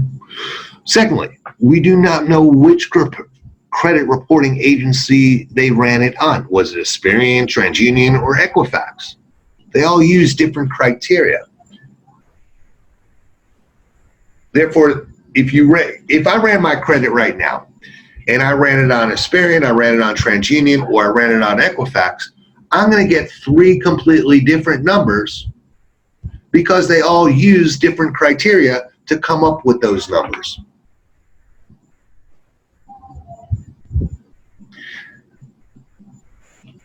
Nor do I know what grid, when they ran Asperian, TransUnion, or Equifax, what grid were they on? Each finance company uses a different grid or has different filters that they use to determine what a credit score is. You could run TransUnion with one finance company and run TransUnion with another finance company, and because they're on 2 different grids using 2 different sets of filters, you're going to come up with 2 different answers or 2 different credit scores using the same credit reporting agency. So, at the end of the day, the only credit score that actually matters is the one the finance company uses from the client. In other words, if I went to go get financed for solar and I had a copy of my credit report, I couldn't just hand over my credit report to my client and have them submit it to my finance company and say, oh, that's good. No, they're going to want to use their credit reporting agency using their filters with their guidelines. So the only way to get an accurate answer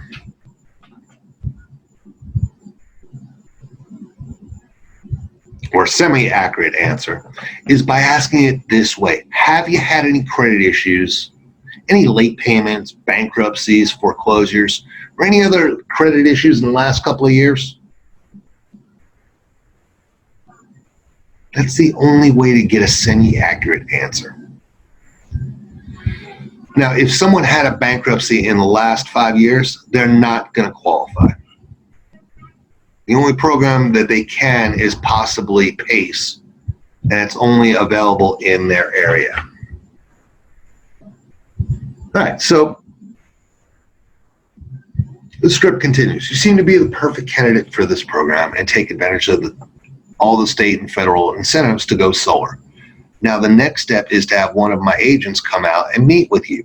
The agent will be looking at your roof, its condition, as well as ask for a recent copy of an electric bill. And from that information, they're going to create that no cost, no obligation proposal for you. Just read it word for word. Sound upbeat. Do not sound like a salesman. We're not selling anything. Continuing. The agent will explain all the options available to you as well as the pros and cons of each option. That way, you'll have all the information to make an intelligent choice as to whether solar is right for you and your family or not. Is that fair? Say it matter-of-factly, just like I just did. And then use the tie down. Is that fair?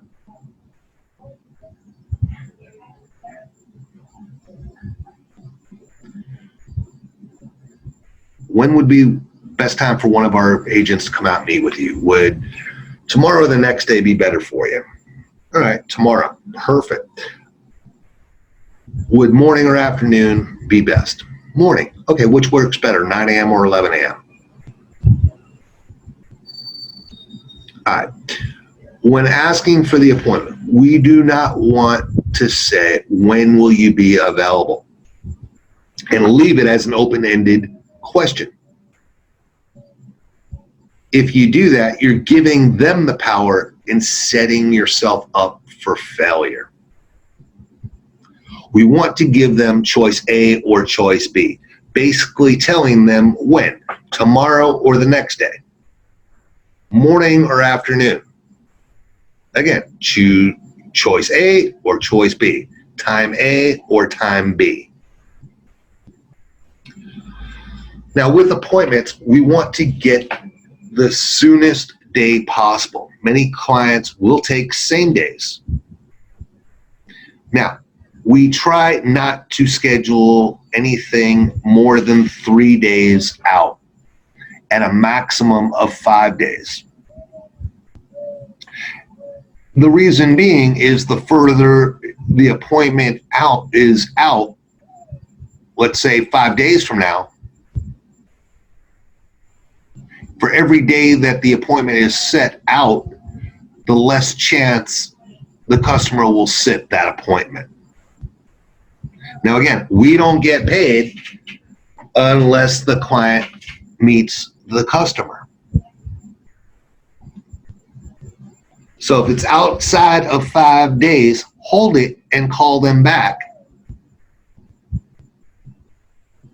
and then get the appointment. Customers lose interest or they forget.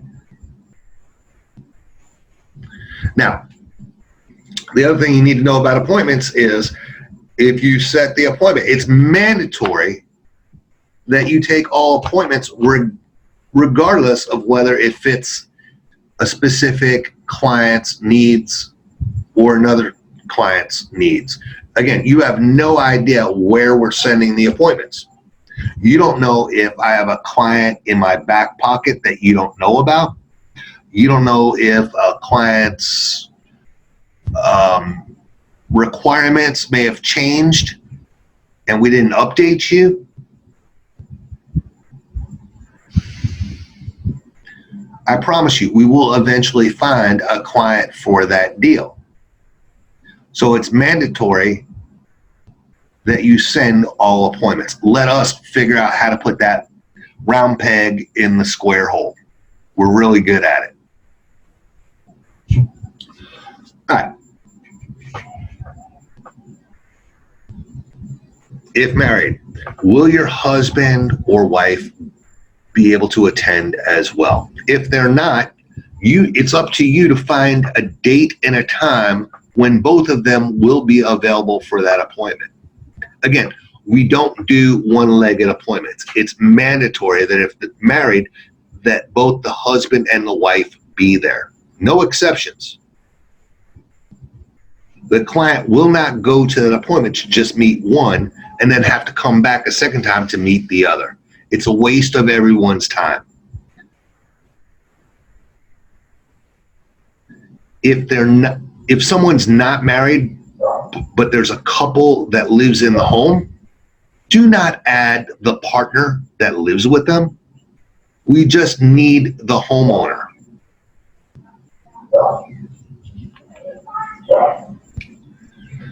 Here we have the rebuttal. If either the husband or the wife will not attend. Basically, it says, I'm sorry. Unfortunately, in order for the appointment to set the appointment, both you and your wife are required to be there together. If we can't find time where both of you will be there, they will not set the appointment. So with that said, what is the best time that both you and your wife will have time together to meet with our agent? Now, this is going to come up typically with a husband who thinks that he wears the pants in the family and makes all the decisions. It doesn't matter what he says. If the wife's not going to be there, we can't set the appointment. If you can't get them to commit to both being there, then let one of our managers know, and when they call the customer to confirm it, they'll convince them otherwise, or try to. All right, the next section. All right, so let's check your contact information. What is your first and last name? Can you spell that phonetically? A as in Alpha, B as in Bravo, C as in Charlie, D as in Delta. It's really important that you do that. And I'll tell you why in just a second. If they're married, what is your spouse's name, and can you spell that out as well? What is the address of the home? When you get all the information, read it back to them. All right, so make sure you get them to spell it back phonetically as well as the address. I can't tell you how many deals we lost because the agent either didn't get the spelling right or got the information wrong altogether. Think about it. You guys work so hard to get to this point. It would be a shame that we lose the deal because you didn't take the extra few seconds to confirm it correctly. You guys need to get in the habit of having people spell it back. If to this day, with everybody I speak to, if they give me an email address, I spell it back to them phonetically. If they give me an address of a house, I spell it back to them phonetically. If they give me the city, the state, the zip, I don't care what it is, I spell it back to them phonetically. What is your name? John. Okay. Well, there's how many ways to spell John? It could be John. It could be Jon. It could be European Ian, IAN. It could be Spanish Juan, JUAN.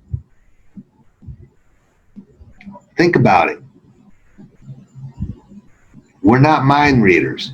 Have them spell it back to us. 123 Main Street. I have M as in Mary, A as in Apple, I as in India, N as in Nancy. No, it's M as in Mary, A as in Apple, N as in Nancy, E as in Ellen. Simple mistake. But unless you phonetically spelled it back to them, they assume you got it right. Now let's say you put in the wrong street, the wrong spelling. What's going to happen? Chances are the client is going to show up to the wrong house. And guess what? They're going to ask for the refund. Then I'm going to be forced to give it to them because we didn't supply them with correct information that they're paying us good money for. So make sure you take the few extra seconds. You work so hard to get it. Let's confirm it correctly. Now, something else comes up quite often, especially during daytime hours. A lot of times during the day, we'll call and get a lot of elderly people. Now, that to itself is not a bad thing. I mean, think about it. They're not working. They have nothing better to do than answer their phone. Chances are they're bored and they just want to talk to somebody. They got nobody to talk to. They're lonely. It's a big deal. So we have a built-in rebuttal for that. If they sound elderly, we all know what an elderly person sounds like. Please don't mind me asking, but are you over the age of 70? The reason I'm asking is because we don't want to take advantage of the elderly. If they say yes, do you make your own financial decisions, or do you have someone who helps you with those, or have someone who's a power of attorney? If the answer is yes, we have to have the person who helps them with the financial decisions or the power of attorney be there at the appointment as well. Now, there's a bunch of reasons for that.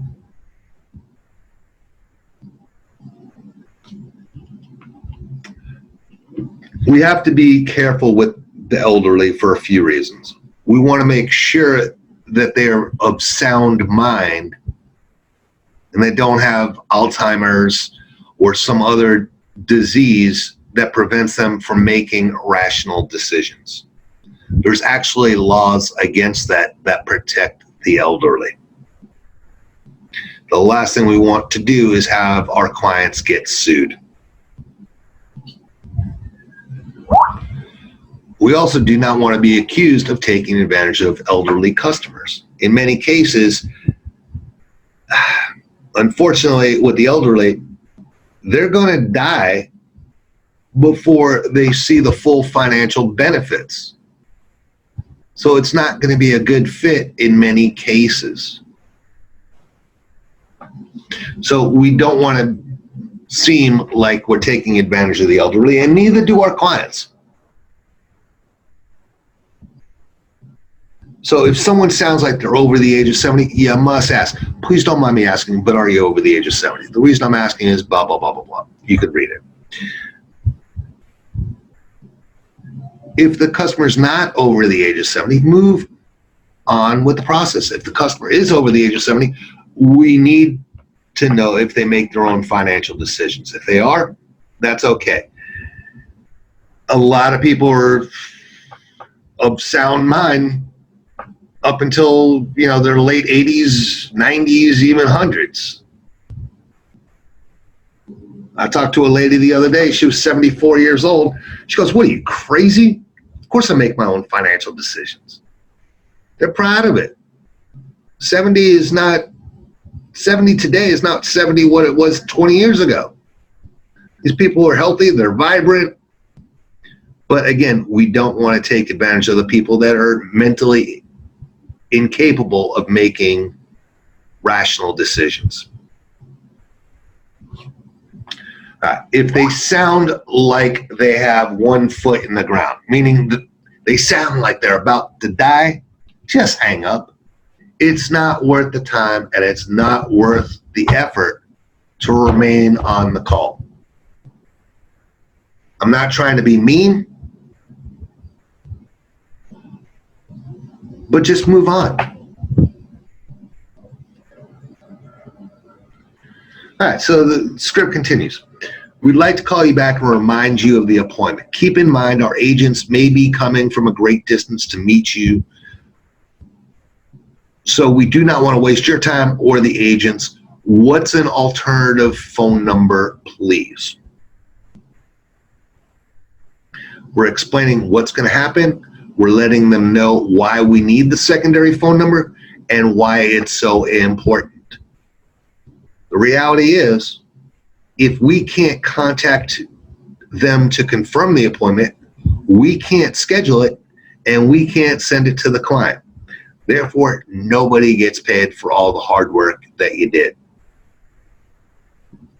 Make sure that you get a secondary phone number, just in case they don't answer the primary phone number.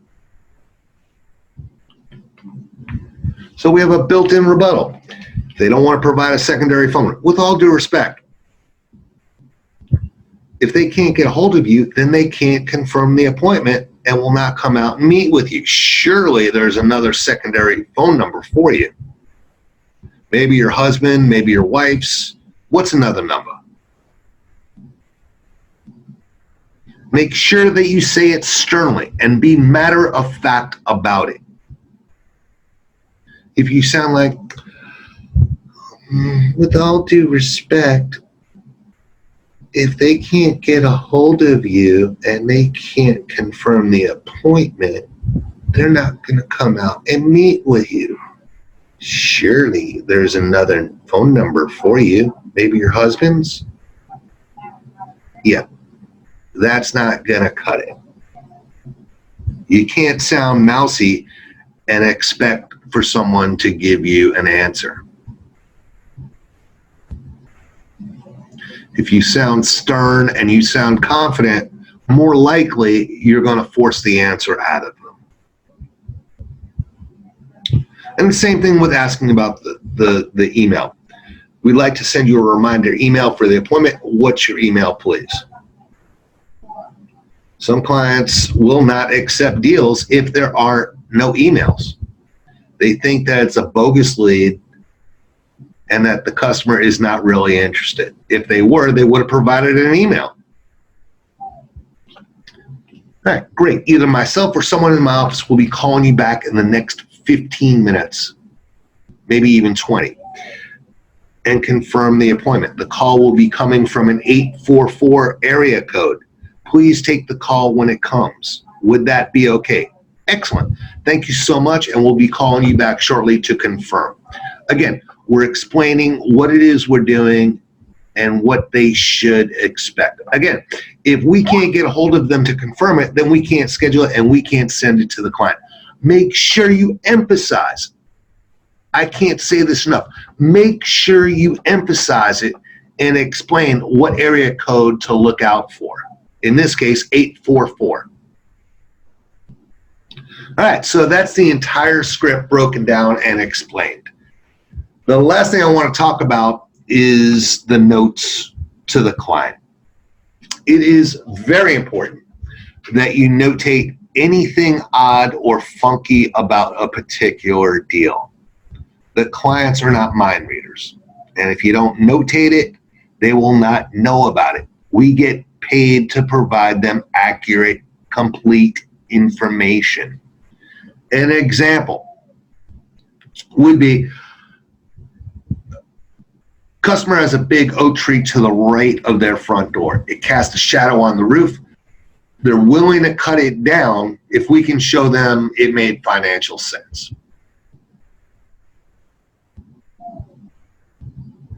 Another example, really nice guy, but patient. Really nice guy, but you have to be patient with him as he has a hearing problem and you may have to raise your voice. Again, key information. Do not enter notes that are going to kill a deal. Most clients are lazy, and if they see something wrong, they're going to DQ it automatically without speaking to the customer or following up with the customer. They're not going to show up for that appointment. Do not give them a reason to do that. Again, they're not shy about asking for refunds. That I could promise you. Also, do not put in very interested. It's unnecessary and it's redundant. The assumption is that they are interested. Otherwise, they would not be setting the appointment. So let's say the customer or the client shows up and, yeah, I just told the guy to set the appointment. I was just wasting his time. Well, you put in that they were really interested in the notes. We all look like jackasses. Do us all a favor, and if there's nothing important to say in the notes, don't put something in just to put something in. I do not want to see very interested in the notes, period. There's nothing good that's going to come out of it. All right, guys, I know that was a lot of information. I was not kidding when I told you the script is complex and detailed. I've provided you with a written copy to go along with this video so you can reference it for later. At this point, I want you guys to go on a break. And when you come back, there's going to be a test. Everyone needs to get 100% in order to pass. If you fail it, you're going to have to rewatch this video, go through the material, and then redo the test until you pass it. All right, guys, go enjoy your break.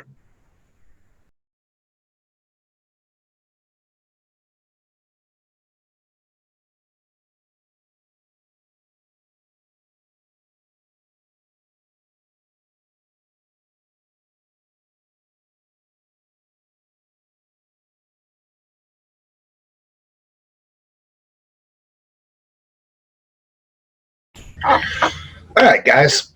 So today we're going to talk about a few things. The first thing we're going to talk about is callback lists. Now, from time to time, we will issue the agent's callback lists. These lists will either be previous appointments set for clients in the past and can possibly be rescheduled for a new client, or it may contain previously set appointments that either did not meet with our client's requirements and do now as their requirements changed. It could also be that we now have new clients that they now fit with their requirements. These may also be previously set appointments that we were never able to get in contact and confirm the appointments and was never submitted to the clients. This is the reason why we ask that all deals, or tell you that all deals must be submitted, because we will rescue them or recycle them for a later date. These calls can also be comprised of leads that were previously spoken to 4 minutes or longer, and for one reason or another, the agent couldn't get them to schedule the appointment. Essentially, what we're doing is providing a second bite of the apple.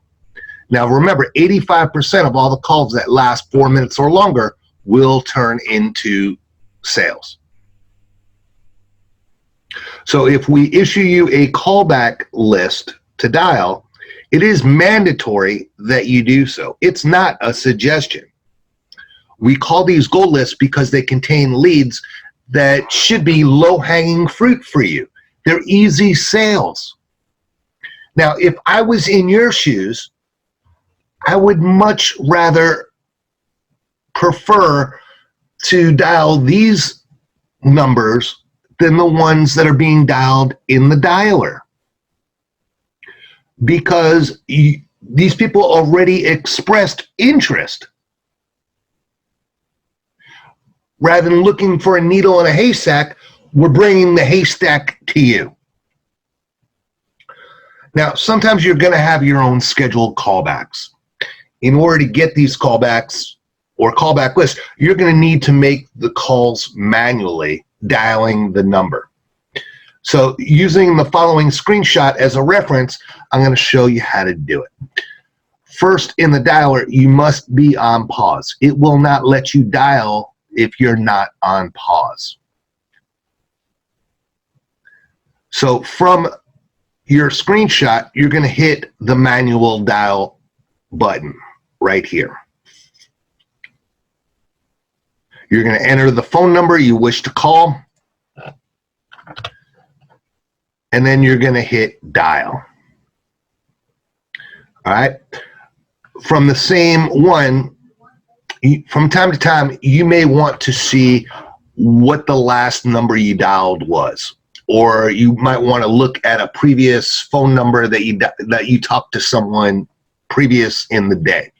To do that, you're going to hit View Call Log. And it's going to show you, it's going to populate the list of all the numbers of people that you spoke to or dialed for that day. Now, transfers. From time to time, you will be receiving transfers. There's going to be two types. Either transfers from opening agents where they did the pre-qualification questions for you and determined that the customer is interested, cooperative, and met all the pre-qualifications. The second type of transfer is not really a transfer, but it is a customer calling in as a result of an email they received from us. Depending on the type, they will be color coordinated accordingly. Red will be transfers from opening agents, and green will be transfers of calls where the customer is calling in, so you know how to handle the calls appropriately. We're spending a fortune to be able to provide you with these calls. Do not waste or squander them or our money. If we find that if a specific agent is doing them, we will take away their privileges and not allow them to take these type of calls. All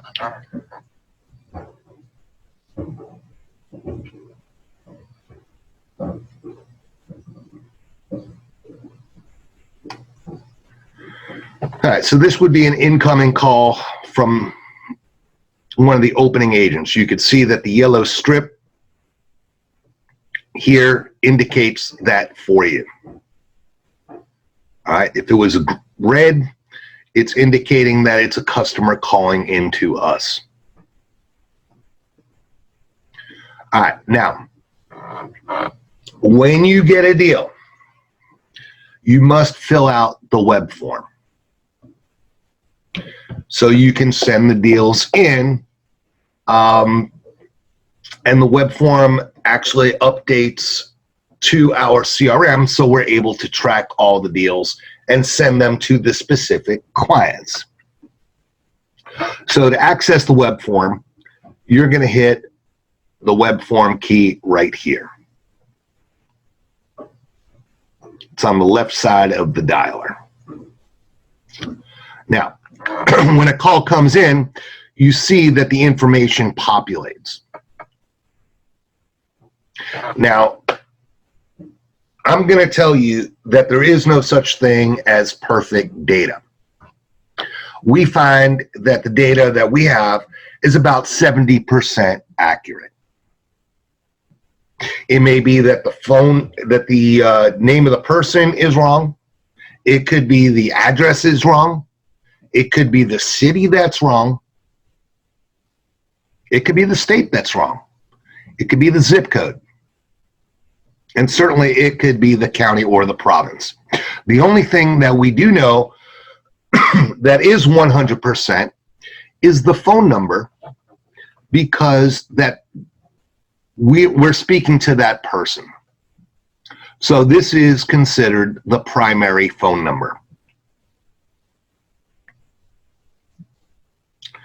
Now, we don't want you to address the person from the name that you see on the screen. We want you to keep it general. We want them to tell you what their name is. Because if you address the person by their name, they're going to say, I'm not that person. How did you get my information? Or they're going to ask you a whole string of other questions that you have no idea how to answer.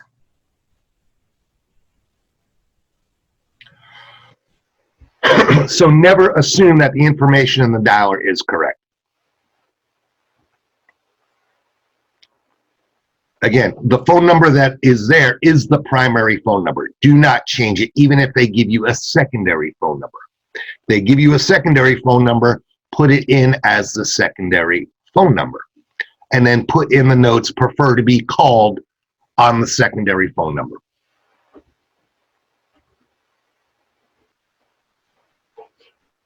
If you change it, it will, excuse me, if you change it, it's going to mess up everything in our system. Not only if it was a transfer, will the agent, the opening agent or the opening center not get credit for it, but it will, we will not be able to track it. Now, we have far too many submissions with either the incorrect name, the wrong phone number, or wrong address, or whatever. The only way that happens is if you change the phone number, you opened up the wrong web form, or you entered in a deal after the fact and then put in the wrong or missing information. So if a customer, again, tells you it's a secondary number, explain it in the notes to call the secondary number. Do not change the primary phone number. Secondly, make sure you get those secondary numbers and emails. If we can't get a hold of the customer, we can't send it to the clients. Therefore, we don't get paid for it, and neither do you. Now, before you open up the web form, make sure that the information is all correct. The name, the last name, the address, the city, the state, the zip code, the email, and the secondary phone number right here.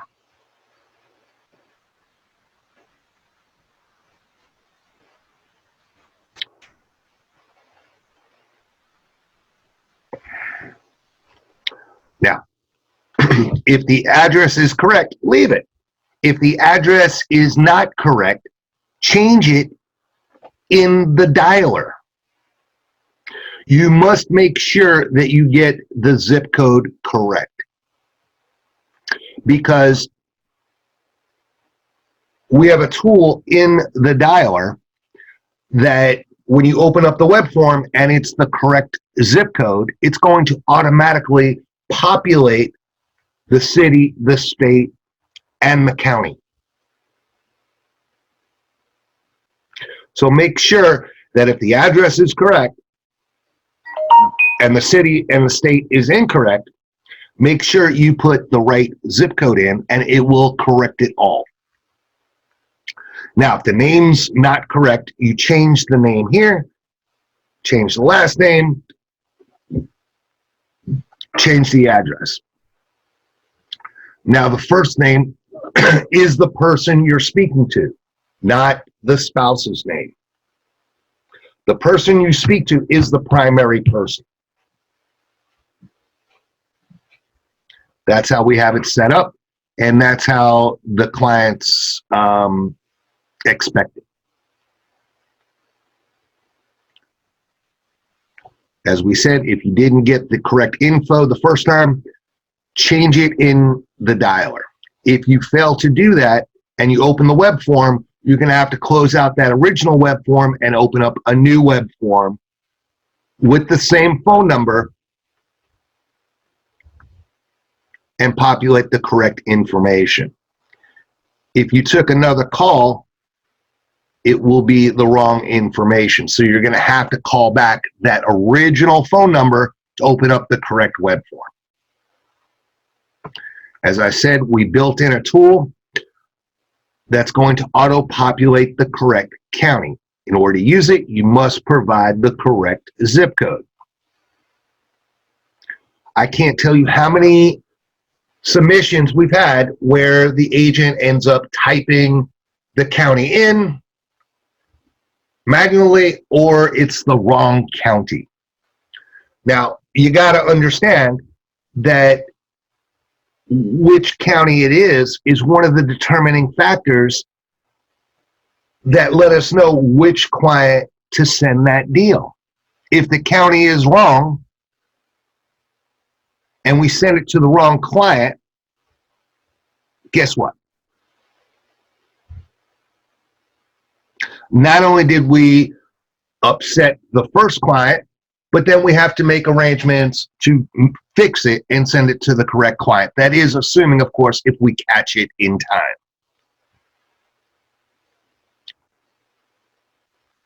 Or it may be that the incorrect county is there and we determine that it's out of area. And then we don't send it to a client. Now, it may, if it was the wrong county, or if you put in the correct county, chances are it's in the coverage area and would have been sent to the correct client. So if the county is incorrect, close out the web form, enter the correct zip code in the dialer, open up a new web form, and the system will auto-populate the correct county based on the correct zip code. Do not falsify information. If you do, you will be terminated immediately. All right, so here's an example of what I'm talking about. All right, so this is the original information. It's Middletown, New York. Here's the zip code. It's Orange County.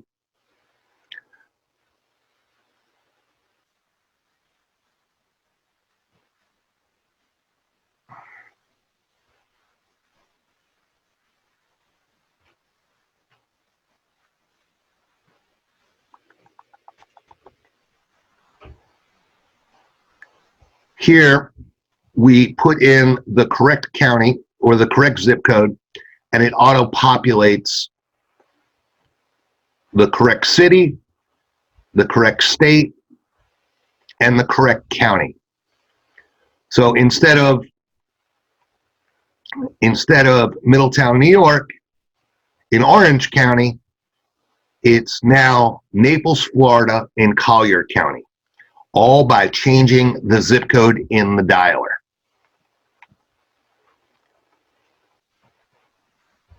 As you can see, most of the information is already populated for you. But we still have a little bit of work to do. We have to fill out the remaining fields. So you can see We have to fill out the drop boxes we have to fill out the electric bill, the shade, the roof type, the electric company, the income. We have to put in the notes.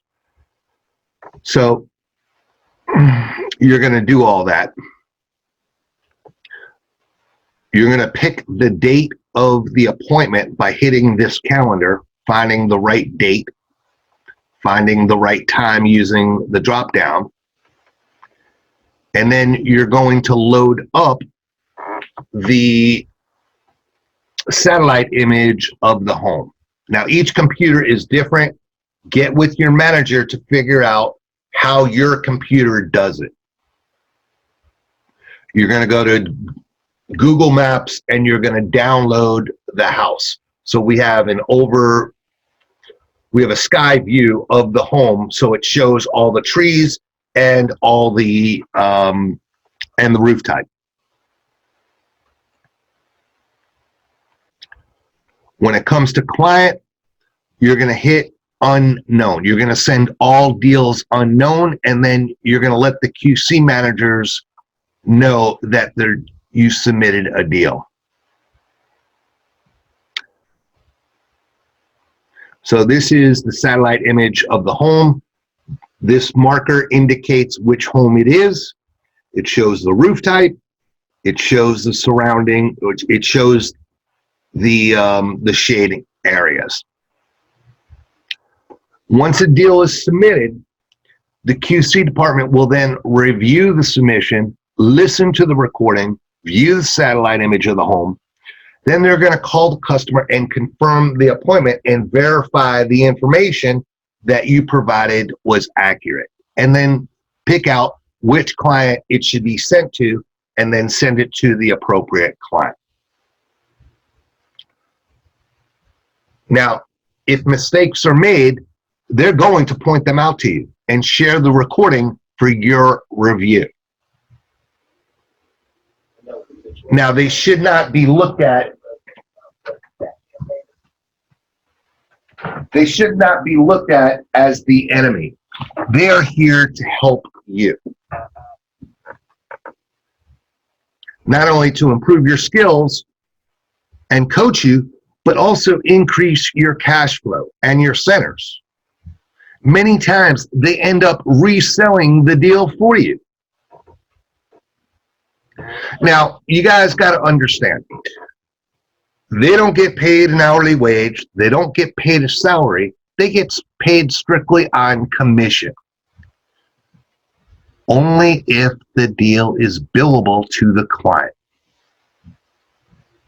So again, they are not the enemy. Now, what they're looking for is they follow this checklist. Did they go through the recording compliance part?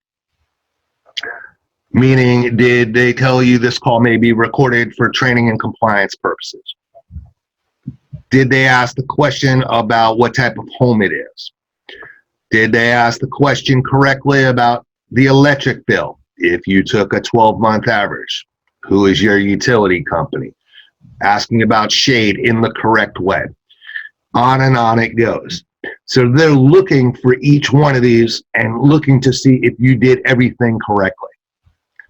This is the confirmation script they're using. Hi, this is Walter with XYZ. Am I speaking with the primary person? Okay, I understand you spoke to one of my agents and scheduled a solar consultation. Is that correct? Okay, great. Now I just need to verify and confirm the information I have. Is that okay? I have your address as 123 Main Street and you live in a single family home that you own and your wife or your husband's name is Mary. Is that correct? Great. And what is your electric company?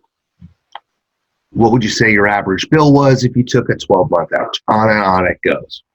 Again, they're not doing it to check up on you so much as they want to provide the correct information to the client.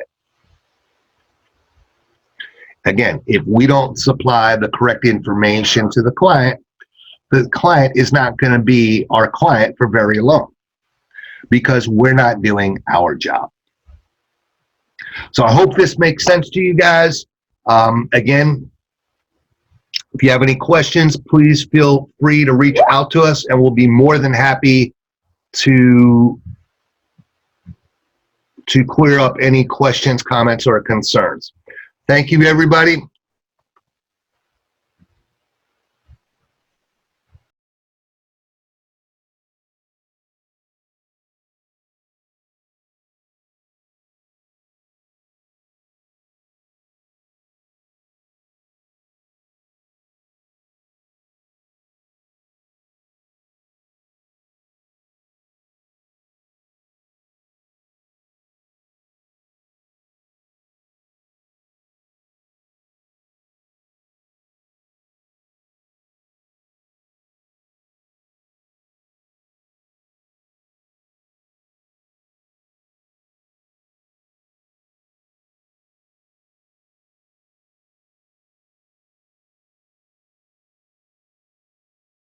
Where's Alan? Okay, wait, I'm starting the Hi, Troy. Good morning. Alan and I is joining. Hi, Troy. I'm here.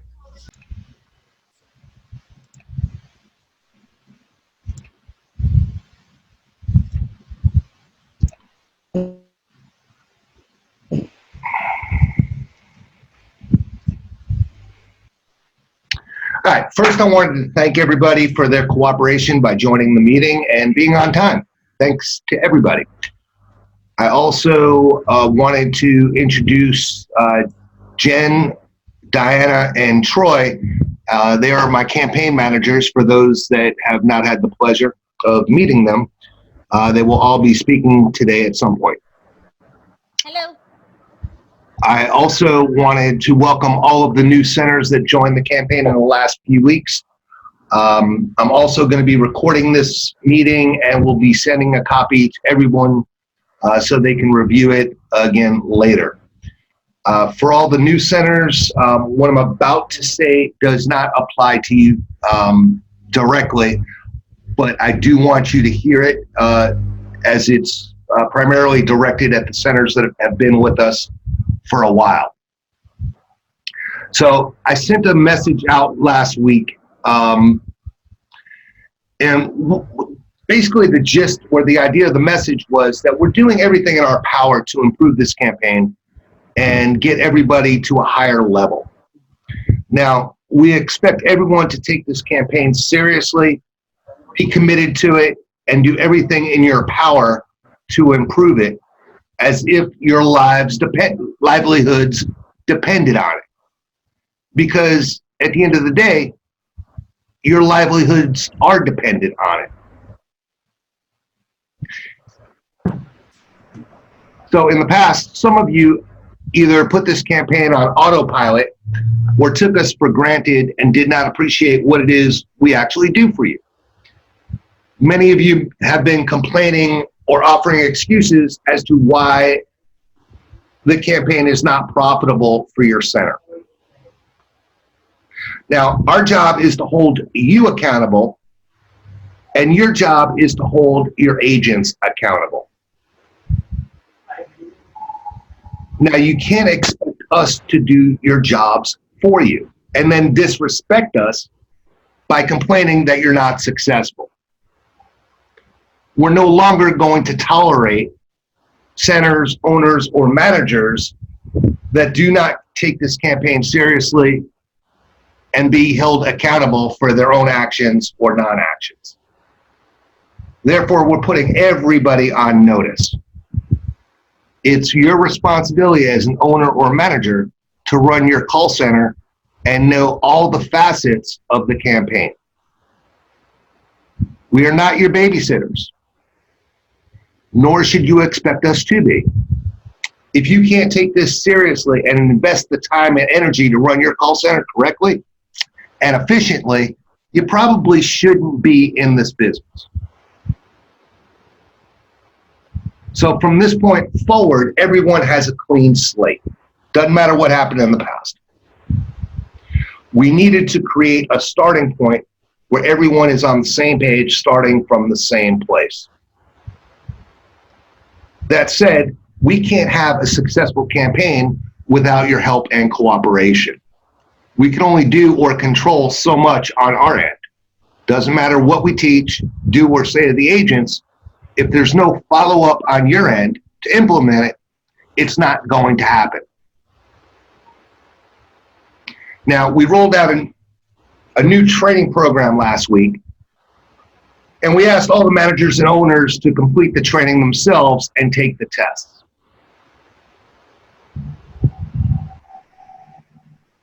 Now, the purpose of the training was to see for ourselves and show you what it is you know or don't know and get it corrected. To see who was paying attention and put them on notice, and to demonstrate what's really going on and why you're not as profitable as you should be. Also to create a starting point for everyone to be on the same page. Now that said, I've spent hundreds of hours putting these training programs together. Now I didn't do it to punish you. I did it to help improve your overall performance and make your centers more profitable. Because at the end of the day, this is a business. That means it's not about entitlement for the agents having a job. It's about profit and losses for your centers. And ultimately, that allows the agents to keep their jobs. Now, it amazes me that some people who were complaining about the time spent on the training are the same people who need the most help. It also amazes me that some of the very same people are the ones complaining why so many of their submissions are either being DQ'd by us, canceled, or were refunded. Now, in Section 5 of the training, I specifically spent a lot of time speaking about what their responsibilities were and how everyone needed to be accountable. The same is true for all of you. As I said, from this point forward, this is your last warning. Not only will we fire individual agents, but I may be forced to fire your entire center. You have to follow the 90-10 rule. And for some of you that don't know what that is, it means 10% of your agents are going to create 90% of your revenue.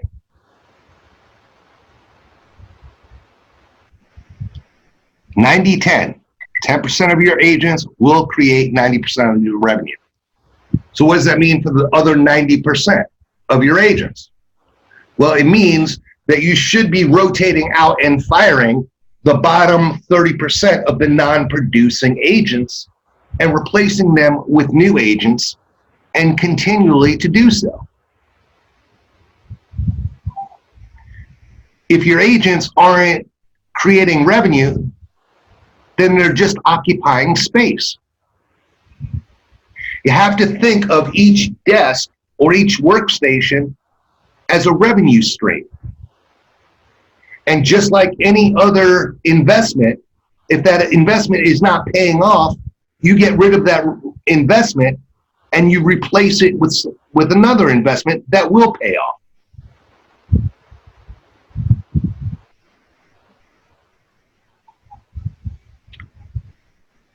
It's about business, folks. Profit and losses. At the end of the day, that's all that matters. If you're not profitable, then why are we doing this?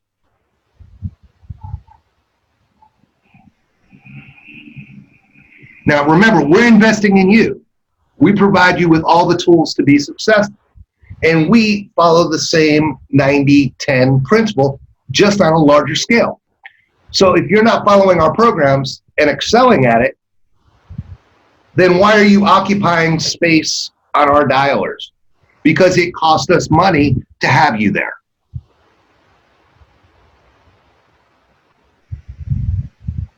You need to be accountable for what happens in your center. We're not in your center and therefore cannot control what goes on. All we can do is provide you reports showing what happened after the fact. We can't force your agents to log in. We can't force them to remain on the dialer and take active calls. And ultimately, your center can't be profitable if your agents are not logged in and taking calls. We also can't control how the pitch is delivered, what's said on a call, and how it's said. It doesn't matter how good the script is if it's not being delivered properly. It certainly doesn't matter how many submissions there are if the information provided is incorrect, missing, or incomplete. You guys can't expect different results if the agents keep making the same mistakes over and over and over again. That's the very definition of insanity. Doing the same thing over and over again and expecting a different result. Therefore, I cannot emphasize this enough. You need to have daily ship meetings with your agents. It's where the rubber meets the road. It's going to be the difference between success and failure and profit and loss for your center. Now, in these meetings, excuse me, you should be holding them every day before you start dialing. The meeting should be no less than 15 minutes and no longer than 30 minutes. You should be reviewing the daily reports with your agents, as well as playing 2 or 3 recordings and talking about them. If the recordings were of deals submitted, you should be playing both the agent's recording and the QC recording to see what actually happened, and then discuss with the agents as a group what actually happened on that call. What went right, what went wrong, and what should have been said. It doesn't matter how many times it's explained to the agents, it's going to go in through one ear and out the other. Doesn't matter how many times you scream blue in the face, it's not going to register. The only time it's going to register is if they hear their own voices with their own 2 ears and basically shame them in front of all the agents as to what they're doing wrong and pointing it out in front of the other agents. When they start to hear their own voices, they're going to take notice and stop making the same mistakes over and over again. Now, let me show you what I mean. This was a recording the other day. It's an agent that's been with us for a while. I'm going to have Jen play the recording and then play the QC recording to show what actually happened. All right. 1 second. Let me know if you can hear this, all right? The homeowner without loading their electric bill. Can you hear that? Yes. Okay. The homeowner is about loading their electric bill. You own your home, right? Yes. Okay, and what is the average monthly electric bill if you took a 12-month average? Is it over 100 or less than 100? About Wait, stop it right there.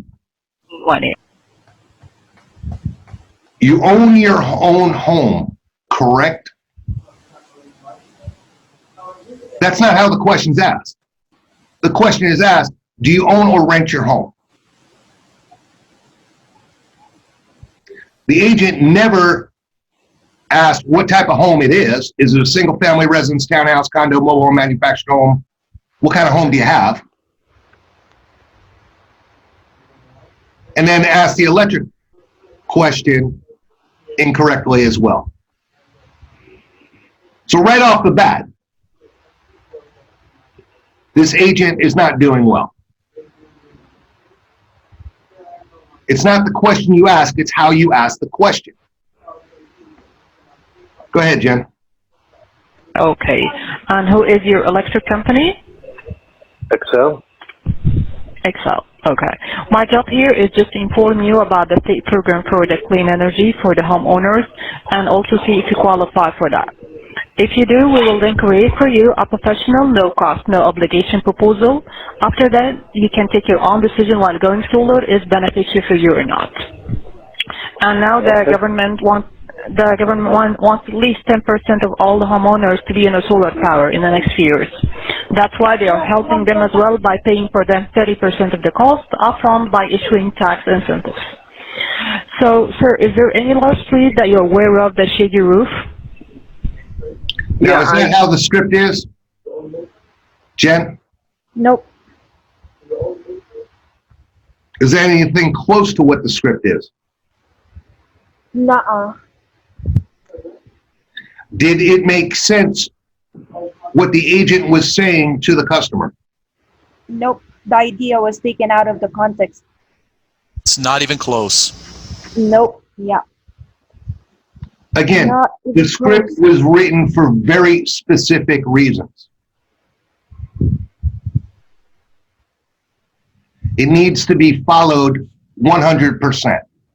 Guys, can you see how confusing that is to say the government and programs, blah, blah, blah, 30% of the cost. Now, do you have any large trees? What the hell do trees have to do with government programs? There's not even a pause there. It sounds like one is completely and utterly unrelated to the other because they are. You're confusing the customer. As I said, the script was very specifically designed to make the customer answer your questions, but they're not going to answer your questions if they don't have a legitimate reason to answer them. So if the agent butchers the script, like they did in this case, there's no reason for the customer to answer your questions, specifically the sensitive questions later on in the script about income and credit. It's about building trust and building rapport with the customer. Go ahead, Jen. I think I don't qualify because most of my income is not taxable. Your I've income already- is not taxable? Right. So I'm a disabled veteran. There is different programs about this.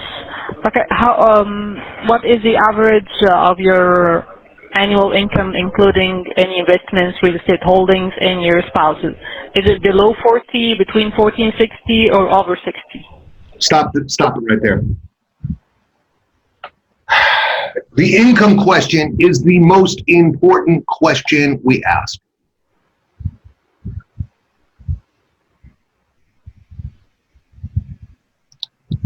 Now, when we're asking about income, we're asking about taxable income.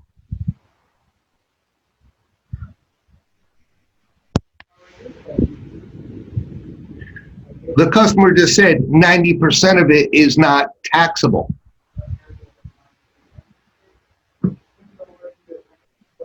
So the follow-up question is, okay, what is your taxable income?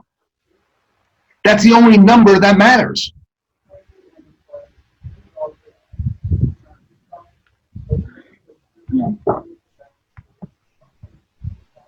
If the guy made $50,000, but yet it wasn't taxable, he doesn't make $50,000. If 10,000 of that 50 was taxable, then he makes $10,000.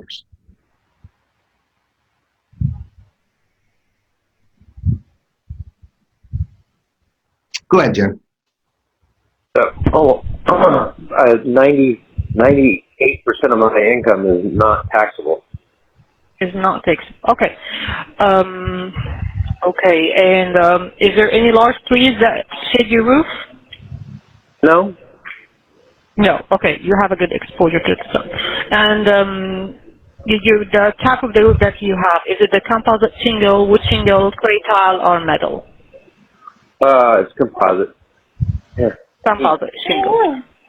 Okay, and what is the is your roof pitched like the traditional roof or it's flat?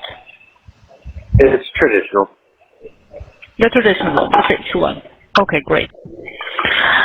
Okay, sir. Now, again, these questions are asked out of order and out of context.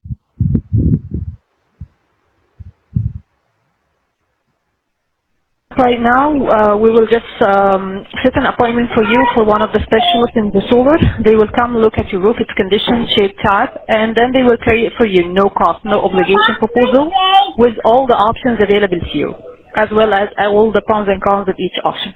From this information, you can take your own decision while going solar is beneficial for you or not. Okay?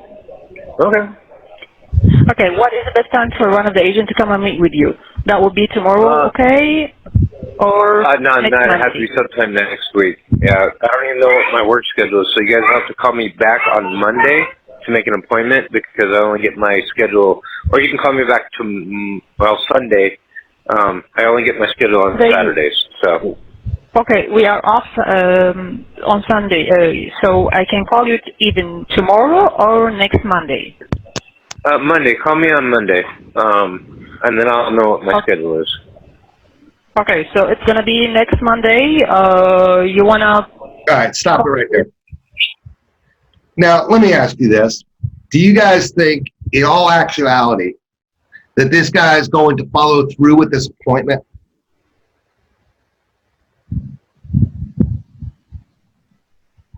The agent did not tell him the benefits of this program. Didn't sell him on anything. All the agent did was go through the motions of butchering the script and taking everything out of context.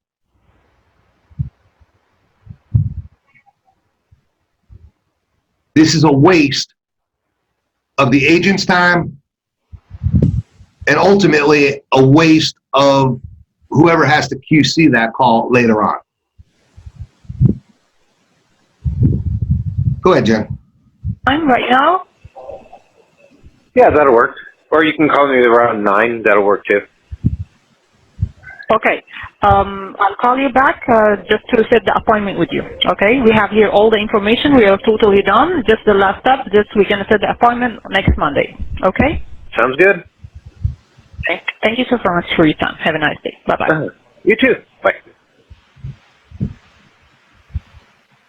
Now, Dave, 1 second. Can I? no. Well, wait. Before you go forward, did the agent get any of the contact information on that call? Nope.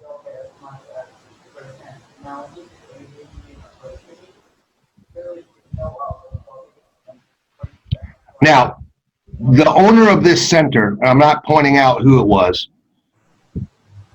complained to me of why it was a low-income deal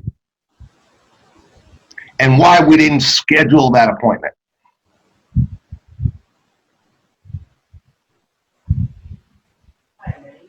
Just to add insult to injury.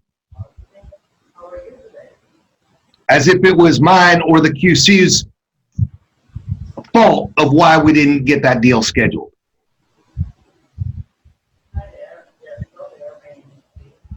Now, we would not be having this conversation if that agent actually did their job correctly. I had to take time out of my day, listen to that recording, listen to the QC call, and find out why, what happened and why. Troy, before you go on to your thought, hold it. Now go play the QC call for me, please, Jen. All right, 1 second.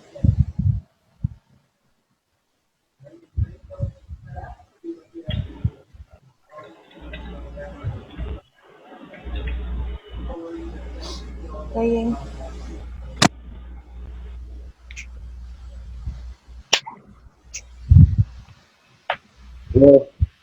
Yes, Mr. Downey, this is Troy Crumbly. I'm with Sunray. I have an appointment here for the 17th, I believe it is, tomorrow, to have an estimate done for solar installation, and I just wanted to confirm all of these details with you to make sure I don't have any transcription errors, if that's all right. Sounds good. Okay, 8957 Wait, Rutgers. pause the campaign. Pause it for a second. Now, at this point, did the agent actually set the appointment, or did the guy tell him, the agent, to call back Monday after he gets his schedule? It's actually a call back, but it was sent. Okay. Go Go ahead. Yep. Oh, yeah, that's right. Westminster, Colorado, 80031. Says here your electric bill, on the average, I know it goes up and down, but on the average it's about 120 a month. Yeah. And that's with XL Energy. Yep. Okay, good.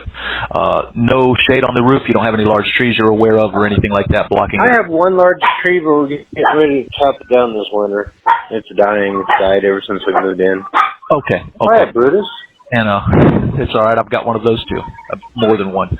Composite shingle roof. All right. Okay. We're good.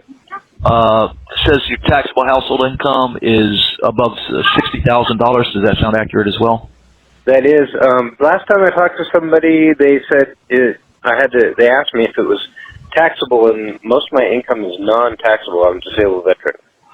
Okay. Yeah, it needs to be. The reason we ask that, I hope they explain to you that there is a program out there that covers 30% of the cost of a new system for qualified homeowners. It's a federal program, and they want your. Are you married? I am not. Okay. If you're not married, if you're single, then it needs to be about $40,000 a year in taxable income. The reason they do that is they want to make sure people are paying enough in taxes to get the rebate. They don't want to, if someone's only paying a few $100s in taxes, they're not going to give them a $5,000 rebate, so to speak, just for example purposes. But that's why we ask that. So do you think your taxable income is above $40,000? No. Okay, I'll make a note of it, and I'll change that for you. Now, that's not the only option out there for solar, but that's why we ask about the taxable household income. Okay. Right. And that is your roof is pitched, correct? It's not a flat roof? Yep. Okay. Let's see. And the appointment is that tomorrow? Is that correct? No, it's next Saturday at 2. Okay, that's the 24th. Okay, at 2 p.m. Okay. Oh, I do see that now. They did change it. I was looking at the wrong thing. I'm sorry. Okay. That's good enough. Troy, you were going to say something? Yeah, and by the way, if that phone call goes on, you'll find out that I did actually cancel that because of the area he's in. He doesn't have a PACE program. There wasn't anything we were going to be able to do for him at his income bracket, so he had to be disqualified for low income. Now, what I was going to say is if you listen to that gentleman's voice and the way he communicates with us, if that script had been followed properly, and if he had had the income to do solar, we would have gotten that deal. He was very cooperative. He was polite to us. He was obviously interested. You can hear it in his voice. He wasn't catfishing us. That was a serious. And as a matter of fact, if we finish that phone call, he will say to you how interested he is in solar. He's been wanting to do it for a while, and he hopes that the government programs change so that he does become eligible. He wants to do solar, and you can hear it in his voice in the way that he is communicating with us. So, and I hear this all the time. The people are open and receptive to us, and we don't get the deal because you guys butcher our script, and you lose the deal. That's what I was going to point out. All right. You can hear it in his voice. He's not messing with us. That's a solid lead if you do it properly. That's a great opportunity there. And you blew it. So that's the first thing you guys have to work on is making sure that your agents are following the script to a T, not taking shortcuts, not butchering the script, and not making up their own script. That's something you guys can control. Yeah, one other thing about that. The more you follow that script, word for word, the better your English skills are going to become. You start skipping words and chopping things up, not only do you confuse the customer, you're cheating yourself. Your language skills will improve if you follow that script word for word. It's like practice, and you're going to do it how many times in a day, every day? You'll get better if you follow that script, I promise you. So that's one of the things that you can control. Now, granted, there's some things beyond your control and your agent's controls, such as bad utilities, bad roofs, out of areas, or just some examples. But again, you can control many of these things. So to illustrate my point, what I did was I ran a report from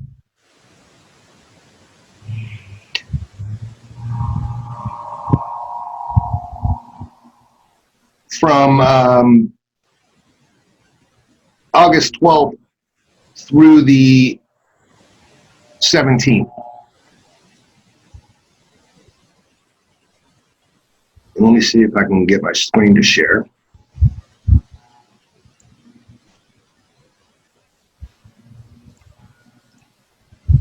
You can all see my screen, yeah? Yes? Yep. Yeah. All right. So these were all the submissions in that period from Monday the 12th through the Friday the 17th.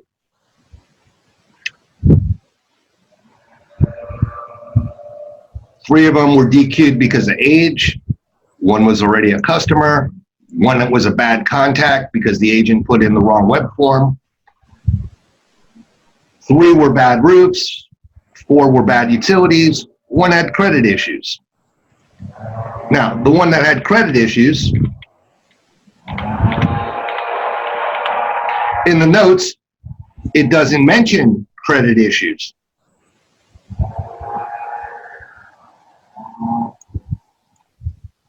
We had 1, 2, 3, 4, 6, 8, 10 do not calls.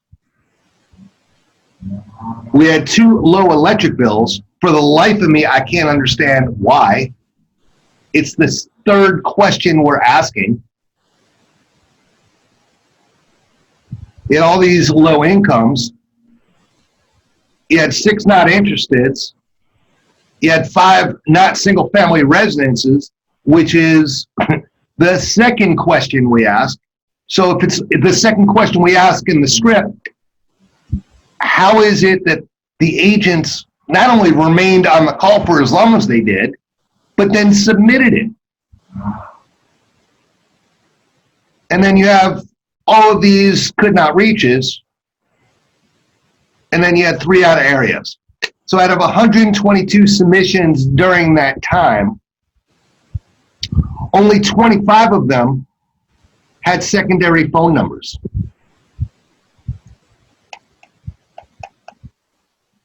That's 20.49%.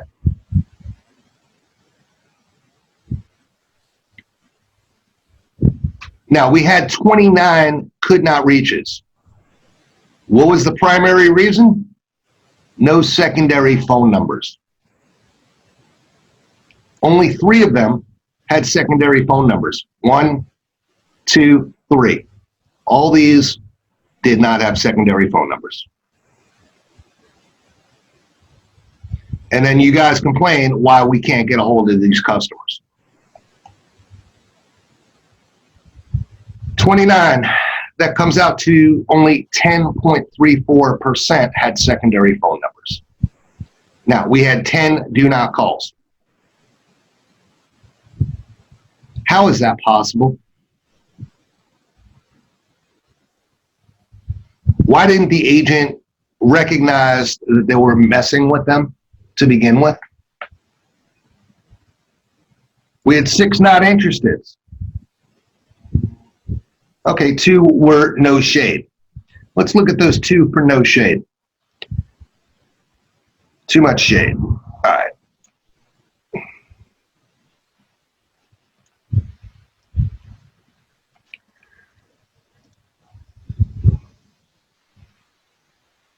One large tree shading the roof. Okay, that's cool. Single, no credit issues. Nothing about shade. What does he put in shade? None. He puts no shade.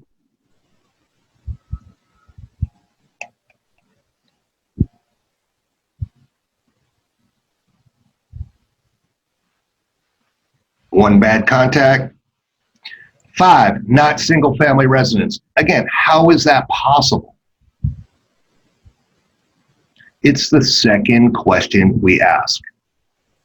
The call probably shouldn't have lasted 60 seconds, 90 seconds max.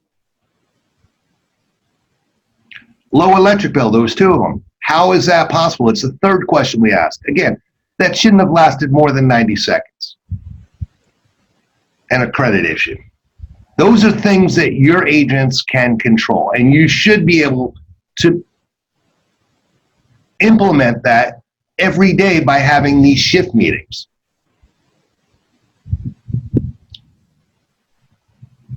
Now, we issue you 3 reports every day, or every week. We start with the call time report. That's the first thing I want you guys to look at. So you can see how your centers stack up against everybody else's.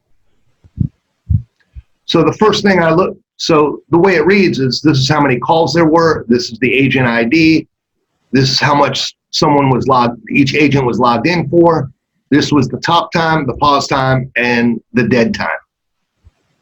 So let me call you guys out, BGCom. So the first thing I look at is what was the time that each agent logged in? And I look for discrepancies. Now, what's in green is the agent that logged in the longest, and what's in red is the agent that logged in the shortest. And I look for the discrepancy. So why did this guy log in for 20 hours, which is, in my book, half a week's work, and this guy only log in for 5 hours? Why is there 15 hours difference? Ultimately, why is all of these agents not working a full week's worth of work? They're in the office for 9 hours. They should be logged in for 8 hours and take an hour and a half break each day and breaks. So what were these agents doing for all the time that they were not logged in? Why is this guy logged in for 9 hours and 59 minutes, 10 minutes? Why is this guy 19 hours, 24? Why is there such a discrepancy here? This guy's logging in for 7 hours and 58 minutes. This guy's 5 hours, 9 hours, 10 hours, 13 hours. So I got to ask myself why. They should all be within about the same time, each agent. The second thing I look at is the amount of calls. Again, why is this agent taking 1,934 calls and this agent taking 580? There's a huge discrepancy. It's almost 4 times.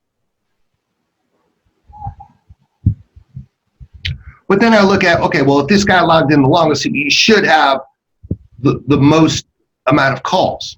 Well, if he has the most amount of calls, he certainly should have the most amount of talk time. But he doesn't. This guy actually has 2 hours less talk time than this guy. He took 400 more calls than this guy, but yet this guy has 2 hours more talk time. So what does that say about this agent?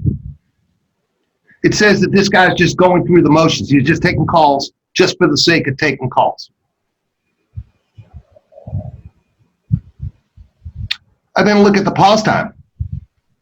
And Dave, that's what the recordings are for also, remind them, because maybe one guy's on the phone because he's on the phone call with leads he shouldn't be on. Maybe one guy's disposing of them faster, properly, but you're not going to know these things until you start listening to those recordings. Which is certainly indicators. Yes, you're right. This is a snapshot, and I'll get into it. It doesn't tell the whole story, but it does tell a story. Yeah, it certainly gives you clues. You're right. All right. I then look at the pause time.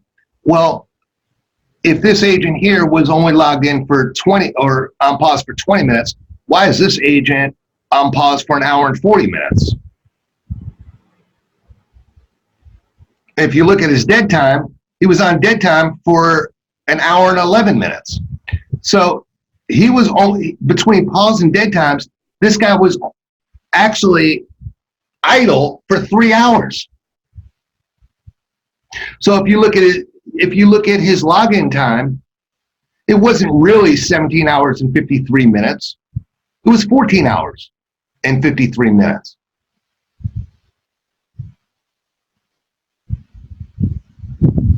Why? I don't get it. But this is the kind of stuff that you should be paying attention to. We don't issue these reports because we have nothing better to do. We expect you to use them to your advantage.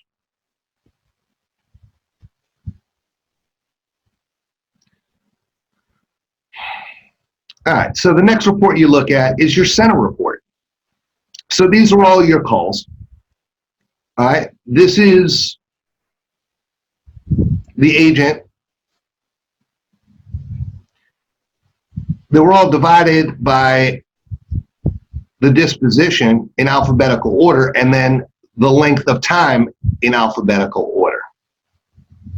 So we look at this guy here on this call. He took 161 seconds, 3 minutes, to find out the electric bill was lower than $100. A minute and 47 seconds to find out that his electric bill was under $100.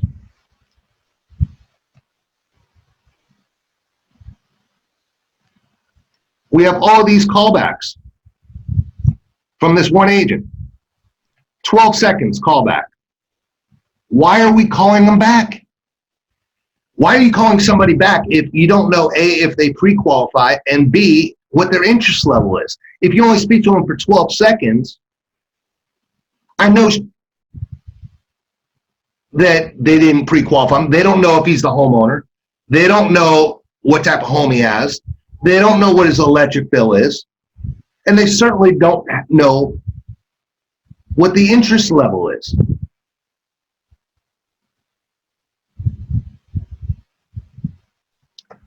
So let's go down to the bottom. I'm just giving you examples here. Again, BG.com.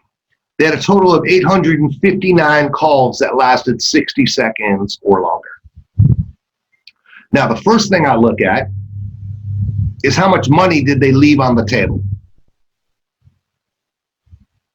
If you speak to somebody for more than 4 minutes, you have an 85% chance of closing that deal. So let's take a look.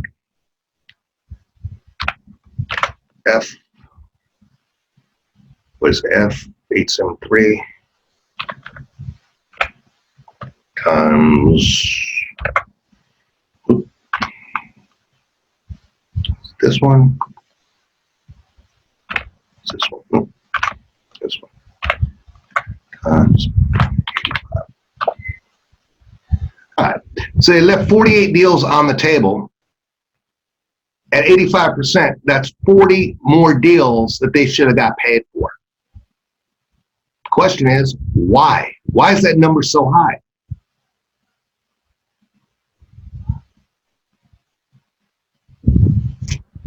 Second thing I look at, not single-family residences. It's the second question we ask. Actually, renters is the first question we ask. Why are we talking to somebody for more than 60 seconds when the first question we ask is, do you own or rent the home? If they don't own the home, why are we speaking to them? Second question we ask, what type of home do you have? Is it a single family residence, townhouse, condo, mobile home? What do you got? If they don't own a single family residence, why are we continuing to speak to them?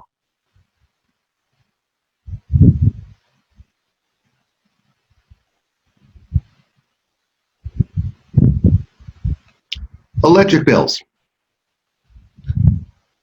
Same thing. Now, we had 19 answering machines. Do the agents not know what an answering machine sounds like? Do they not recognize that they're speaking to they're not getting a response when they're asking these questions?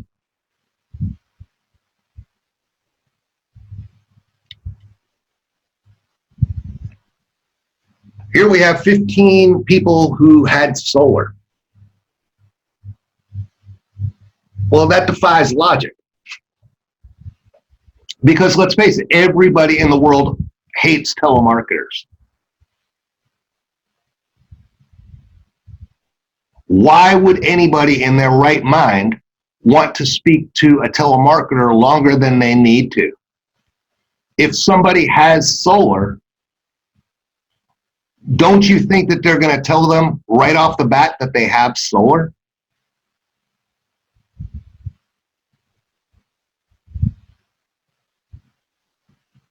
This is what you have to show your agents every day.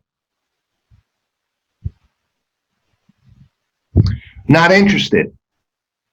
If somebody wasn't interested, again, they're going to tell you they're not interested right off the bat.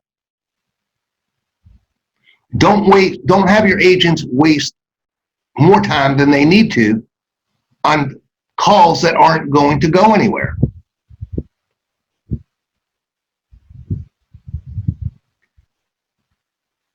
So then the other report you have to look at is the master call report. And here's where you measure your agent's numbers with that of every other center. So here's BGCom. Measure it with any number of other call centers. Trying to find somebody that's equal value. Okay. So find one that has about the same amount of phone calls and then measure it up. How do my numbers compare to theirs?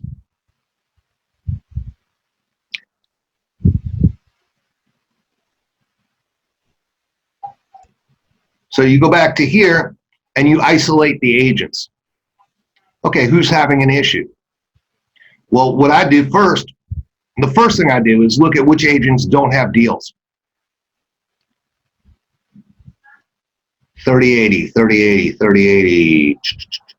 Look for the greens. 159, 3 deals. Okay.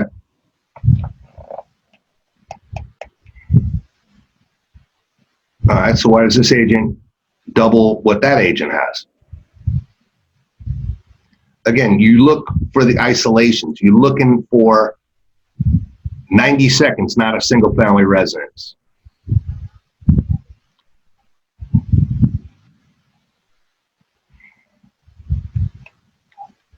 $158 seconds, that's 2.5 minutes long. To find out their renter.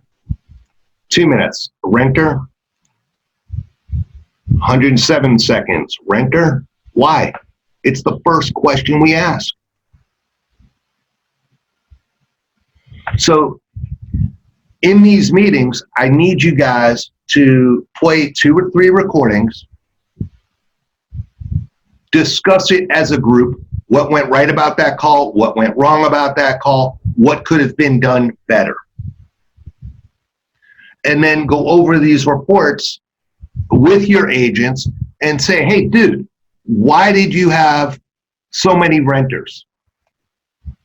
Why did you have so many? Why did you talk to this person for almost 2.5 minutes or 3.5 minutes only to find out it's not single family residence? Why? 254 seconds to find out they're a renter. There's no reason for it. So you got to point this out to your agents. Jen, do you have anything you want to add? Nope. Troy, anything you want to add? Oh, you know I do.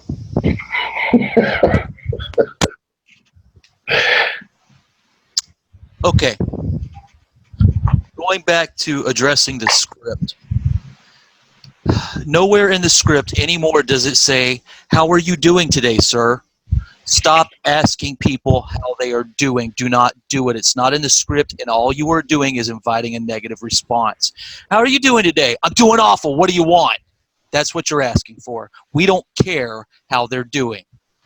Hi, this is Troy. I'm calling from Sunray Marketing, and what we're doing today is blah, blah, blah, blah, blah. Do not ask them how they're doing.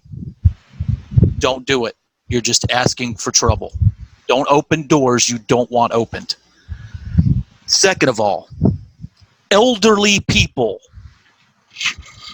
Stop sending us people who are on their way to the grave, who don't have any comprehension of what you're talking about. I address this in training, and I cannot stress it enough. It not only angers me on a business level, it angers me on a personal level. Stop trying to take advantage of elderly widows.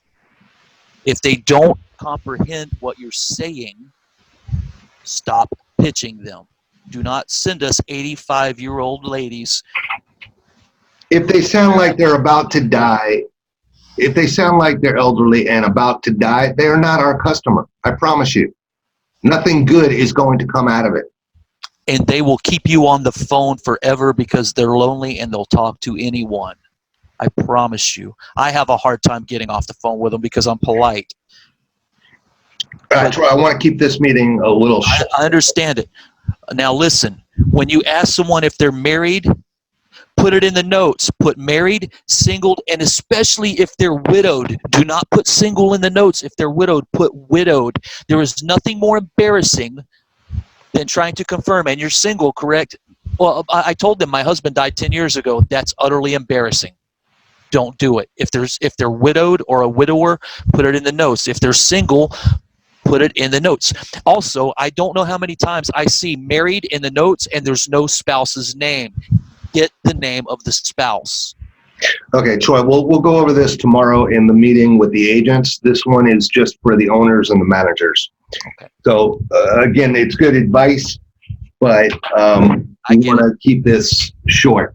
So I want to open this up to guys and see what questions you have and see how we can, what we can do on our end to make your lives easier. Please unmute your mics and ask me anything.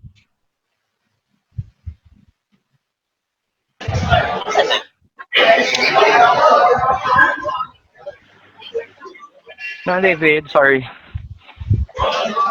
We might want to go down the list or something so we don't have 15 people. No, that's all right. Let's start with Amar. He spoke up first. So, Amar, go ahead. Can Hi, I David. speak? I'm sorry. Okay, go ahead. Go ahead, Chris. Hi, David. This is Amor. The usual problem that we are here actually in BGCom, when the customer hears the word marketing, they usually hung up. Is there any way that we could omit that word? Like, No. hi, this is Amor Here- from Sunray. No, because again, we're not looking to speak to everybody that we call. Mm-hmm. As I keep explaining, 95% of all the calls are going to be garbage calls. What your job is to weed them out as fast as you possibly can. You do not want to spend time with people who are either not interested or not cooperative or do not qualify. Mm-hmm. All right, all right.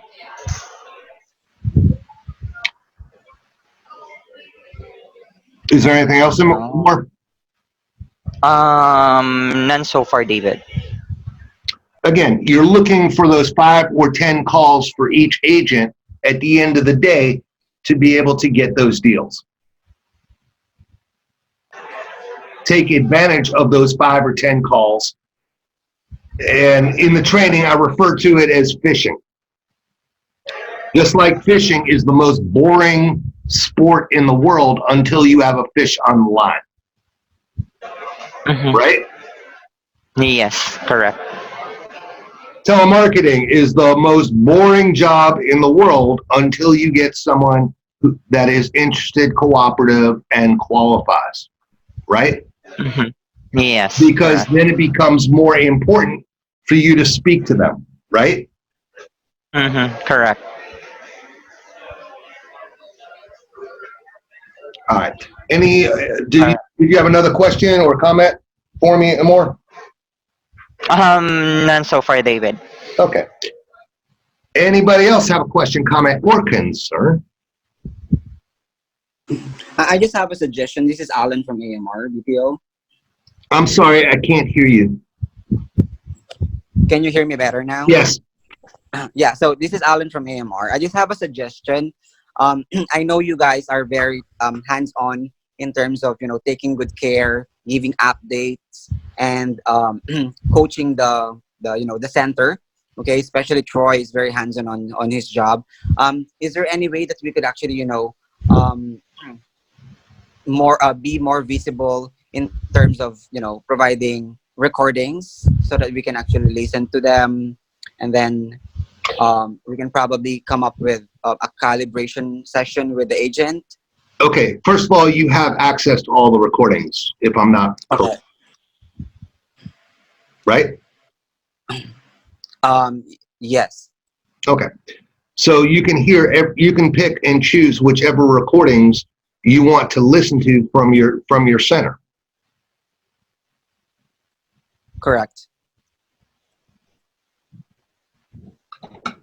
So David? Okay. So when you guys submit a deal and we have a question about it, or we're pointing out an agent's mistake, save those recordings and use those as demonstrations for the next day's shift meeting with your agents. That's why we send them back to you. Yeah, and guys, before you approach us about what went wrong with the deal, it's probably a good idea to look up that number and to pull that recording yourself. Most of the time, you're going to find the answer on that recording before you ever take our time up with something that you could just as easily have found out yourself with that recording. The answer's in there, I promise you, most of the time. All right, thank you. Now, if that didn't answer your question, you were looking for something else, like examples from other centers or from other agents to demonstrate how the calls should go, let us know that, and I'll get you recordings of other agents in other centers. That's actually a great idea, so that we would know and compare how come this center is actually performing, and we have the same accent, we have the same skills, and how come we're not sending a lot of appointments. No, absolutely, and I don't mind doing that. And just get with whoever your manager is, whether it be Troy, Jen, or Diane, and ask them for the same. Now, I guarantee you, it is well worth it to have your meetings every day and to listen to only 2 or 3 recordings. I guarantee you your agents are going to get past that learning curve very, very quickly and stop making the same mistakes over and over and over again. When they start to hear their own voices making these mistakes, I guarantee you that they are going to want to crawl under their desk in embarrassment, because it's being played in front of other agents in their center. Yeah, David's absolutely right. It creates competition amongst your team, amongst one another. The other thing is it's a completely different thing to have one of us or one of you, your managers, just jabbering in your ear about what you did wrong, and it's blah, blah, blah. Here's mom and dad again yelling at me. It's a whole nother thing when they hear themselves on a recording. It sinks in a lot deeper. It's a very effective tool, and you guys should be doing that on a daily basis. They're going to start to police themselves. Yes. All right. Anybody else? Questions, comments, concerns?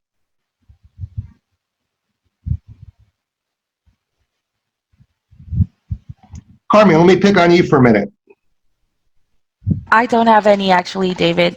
Come on, Carmi, you're never shy, you're never lost for words. Yeah, but well, for the record, the reports that have been forwarded so far was the same what do you call this? The same information was discussed to the agents, or is being discussed every day. So yeah, I guess the only problem now that I'm facing with my agents now is the delivery itself. Yep. Okay. Mhm. Bob, do you have anything for me? Yeah, David, just a question on frequency. Are those reports going to be distributed daily? No, we do them once a week, but you guys have access to the reports yourselves. We just summarize it for you at the end of the week. Right. Okay. And if you have a specific question about accessing those reports, get with Jen and she'll show you how to do that. All right. The recordings that we have access to would be from the CRM, right? Those are the ones that got submitted, but you may want to just randomly look for a phone number like this right here. Say you want to say, why is this not single family residence? So you copy the phone number and do a lead, go into search for a lead and put the phone number in, paste the phone number in, and it'll show you all the recordings for that phone number. All right. Okay. Okay. That's what I'm after. Okay. Thanks, David. And Jen will show you how to do that if you have any questions. All right. Okay. Thanks. All right. Anybody else have any questions, comments, concerns? I'm here to help you guys. So help me help you guys.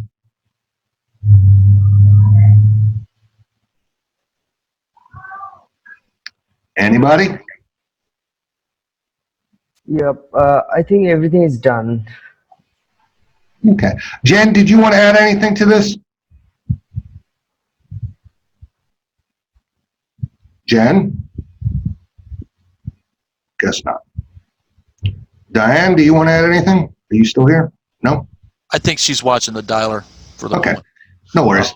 The only other thing I would address, Dave, I think we need to address is the respect level that I see with some of these guys and how they talk to Jen and Diana. I haven't personally experienced it yet, but I see it. That was the one thing I neglected to talk about. All right, so for all of you guys that don't know, Jen, Diana, and Troy are the ones that are QCing your deals.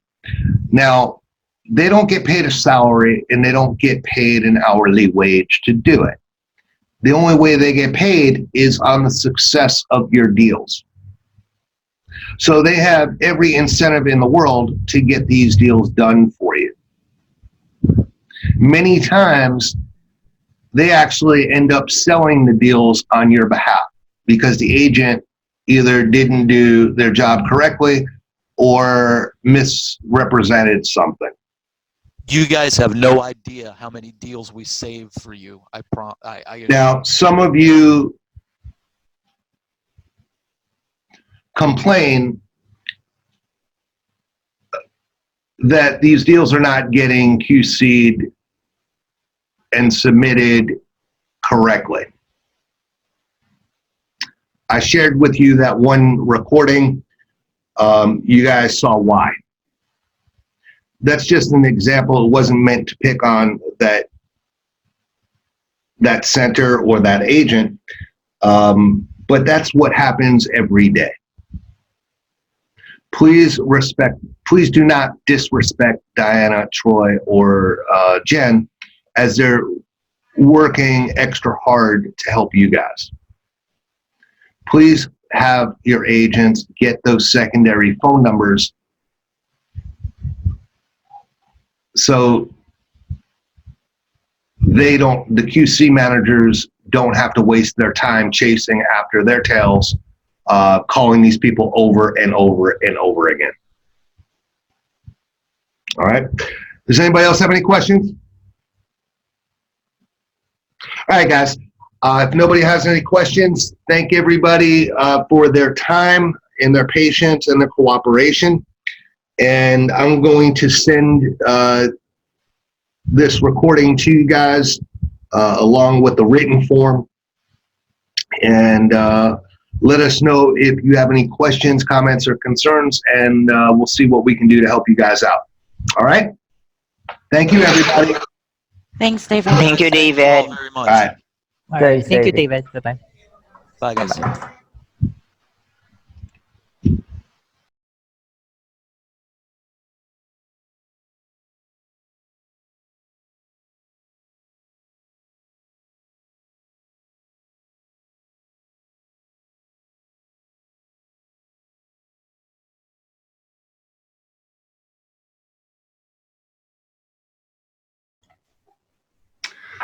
All right, everybody, welcome to this meeting. Before I get started, I just want to recap what we're trying to do. The objective of this campaign is to figure out the strengths and weaknesses of each agent. Everyone will start out as opening agents, and depending on how you do, we will promote you to closing agents in training, and then ultimately full-fledged closers, where you'll be able to receive transfers from the opening agents. Now, we would like all agents to be closers, but that's just not realistic. I truly believe everyone can be a telemarketer, but not all telemarketers can be closers. Being a closer is a privilege, not a right.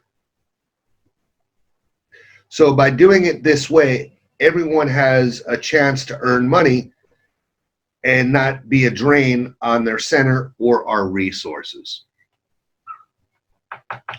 So what we've done is we created these reports to determine how your agents are doing and how your team is doing as a whole.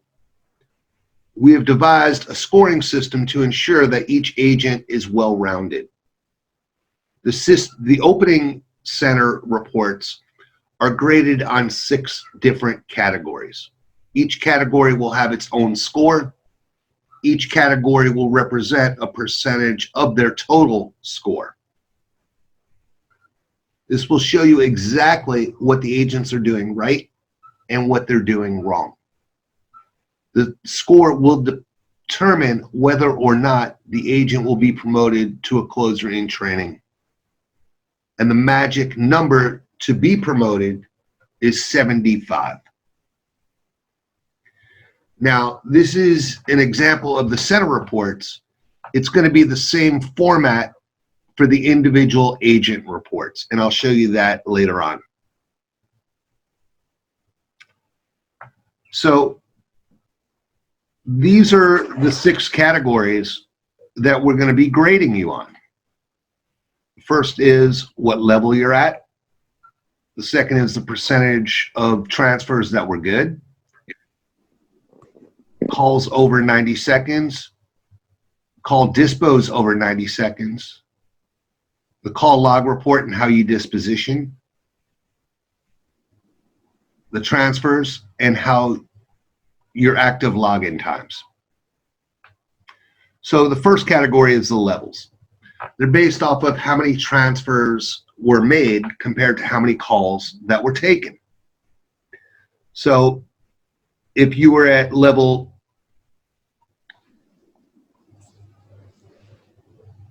5, you would get 70 points for that. Percentage of good is the amount of transfers that the closing agent spoke to for more than 90 seconds divided by the number of transfers that you sent. We can see your screen, Dave.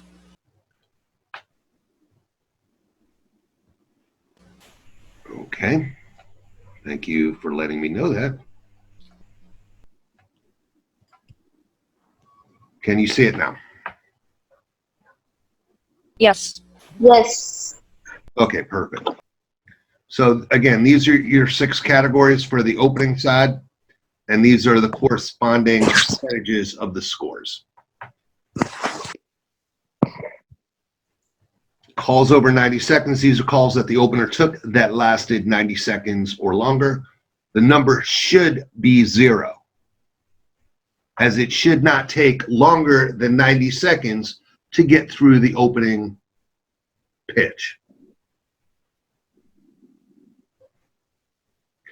Now, in reality, it shouldn't take you more than 60 seconds to get through the opening script.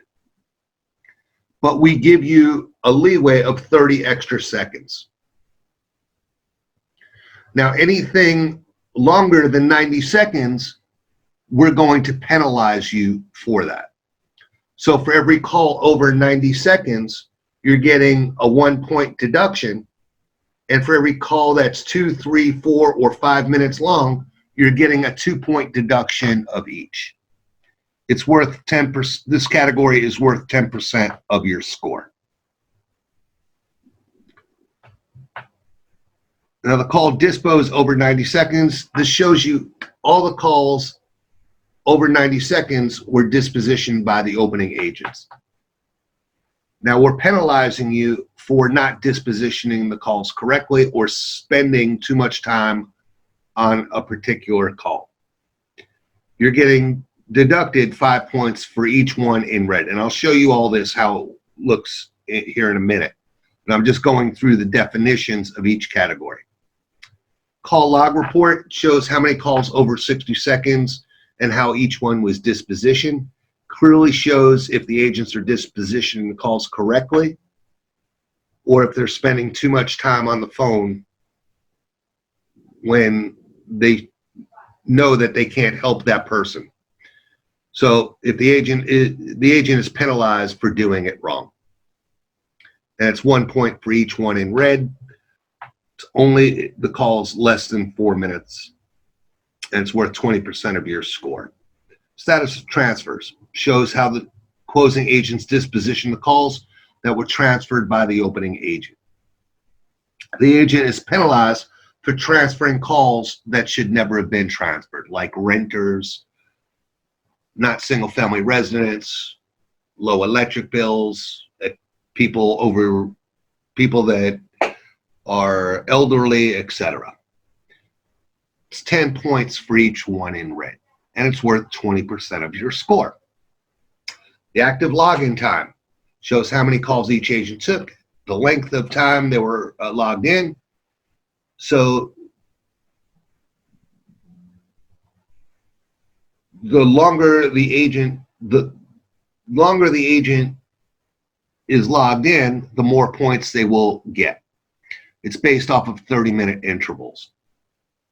And this is how it's graded.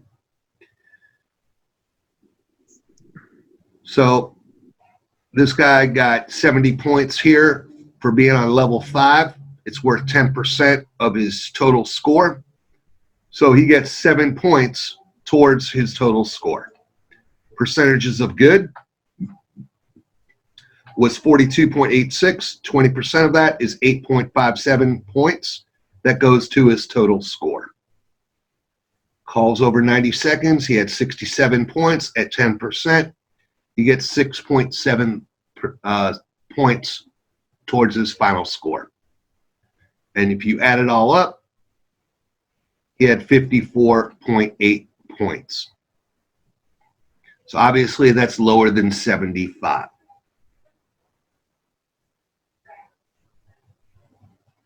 Tells you exactly what the agent is doing wrong and what he's doing right. If you go further down, you can see what level it was, how many points they accrued. You can see the percentage of transfers that he did that were good. He had 7 transfers, 3 of them lasted 90 seconds or longer. So he had 42%. He gets a 42% grade.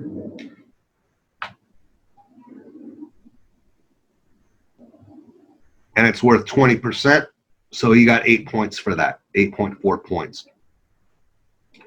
This guy had 15 calls over 90 seconds, 1 point deduction for each. That's 15-point deduction. He had 7 calls over 2 minutes long. They're 2 points each deducted, so that's 14. If you add it across, he had 33 points deducted, minus 100 is 67 points. It's worth 10% of his score. Opening call dispositions. Again, we're penalizing you for the ones in red. So if the agent, in this case, he had 1 no answer. He had 1 do not call. We're penalizing on callbacks. He had 2 not single family residents. It's 5 points for each one in red. So he had 25 points deducted. He has 75 points towards his score. It's call log report. These are all the calls that lasted 60 seconds or longer. low electric bill, callbacks, do not call, 77 no answers. Now, mind you, they spoke to this person, they spoke to 77 people over 60 seconds or longer, but yet dispositioned as no answer. So if you don't disposition correctly, we're going to penalize you for it. So it's up to you to disposition these calls correctly. Otherwise, you're going to get penalized for it. Now, if the objective is for you to be a closing agent, we're obviously not going to make you a closing agent if you cannot disposition the calls correctly.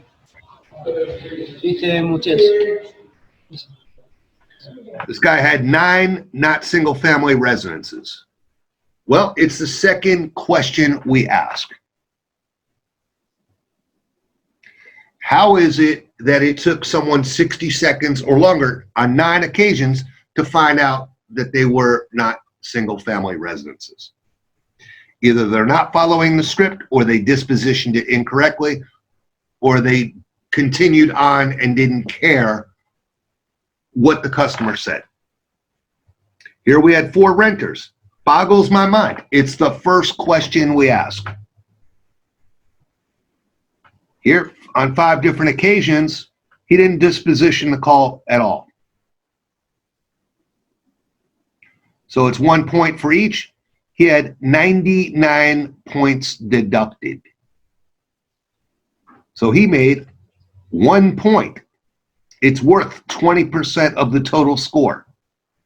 So his entire score for this category was 0.2.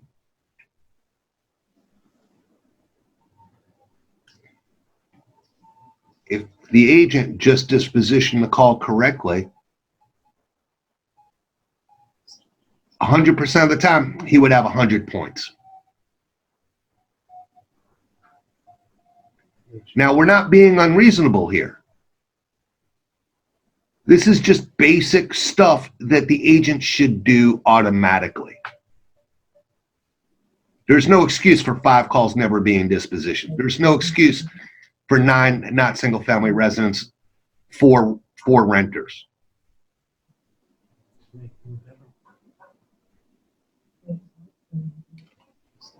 Transfer report.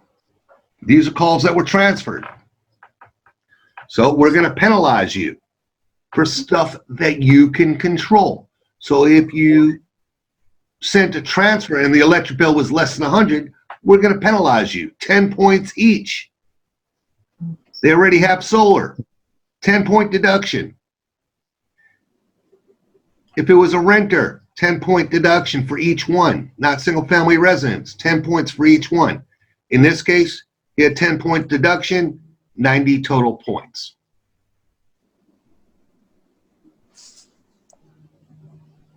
Login report. It goes off the active login time. What that means is your login time minus the pause time minus the dead time equals the login time. It goes on 30-minute intervals. Here's your scoring right here.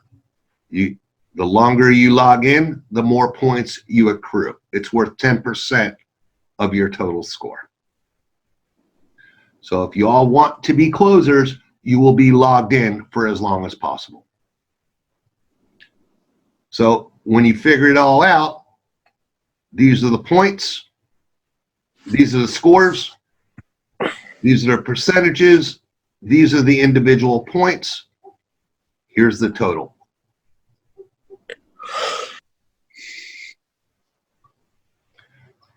Now, to make things easier, we broke it down as a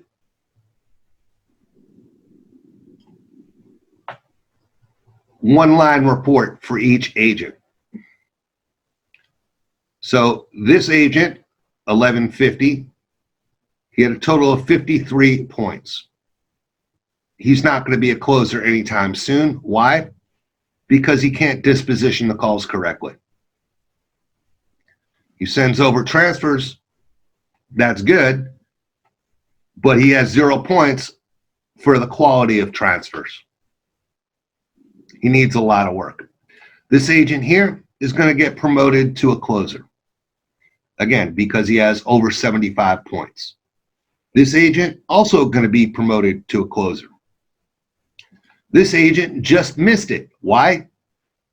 Because they can't disposition the calls correctly, and his percentage of transfers is not good.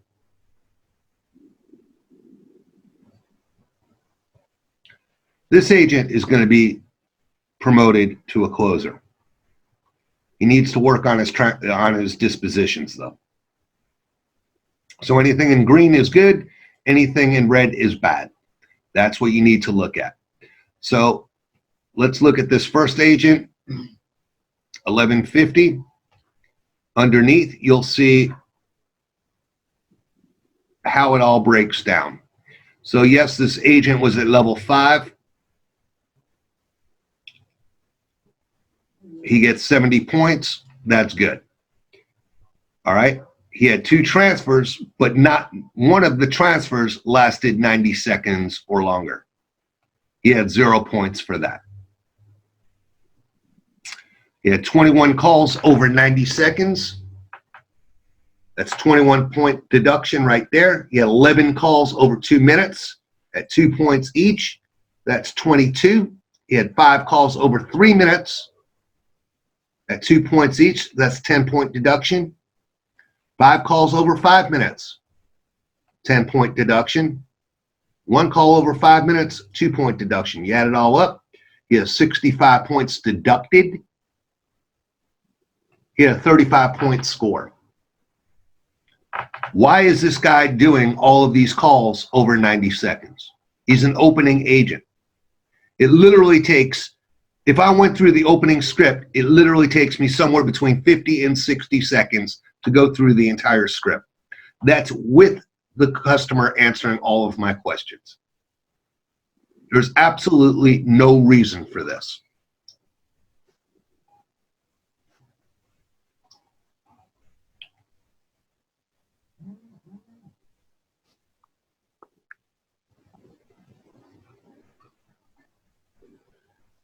Of the calls he had 90 seconds or longer, he dispositions 8 of them as no answer. Well, who the hell was he talking to? He has 1 as a renter. Why? It's the first question we ask. 5-point deduction for each. It's worth 10% of the score. Here are all the calls that last 60 seconds or longer. Well, how did he get dinged? 2 for do not call. If someone is going to tell you to put them on the do not call list as soon as you get them on the phone. They're not going to listen to what you say and that's, oh, by the way, can you put me on your do not call list? It doesn't work that way. He has 27 calls. No answer. Who is he talking to for more than 60 seconds? 2 not single family residents, 2 renters, 6 never dispositioned. Add it all up, 39 points deducted, he had 61 points. Well, if he dispositioned correctly, he would have 100 points. Transfer report. He didn't do any transfers. Therefore, he didn't have any points deducted. That's good. The guy only logged in for 3 hours and 30 minutes, 6 hours, 34 minutes, 2 hours, 58 minutes. These are the scores. Again, the longer you log in, the higher your score.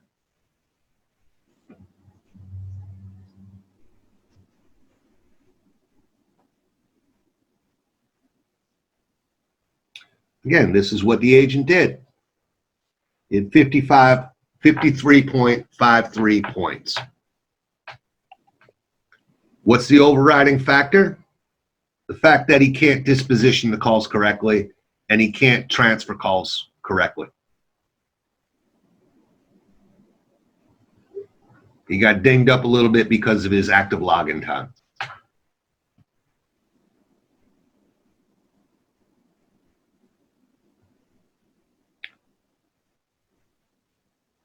Now, the closer reports are a little bit different, and I will go through that with everybody that are closers after we get done with this call.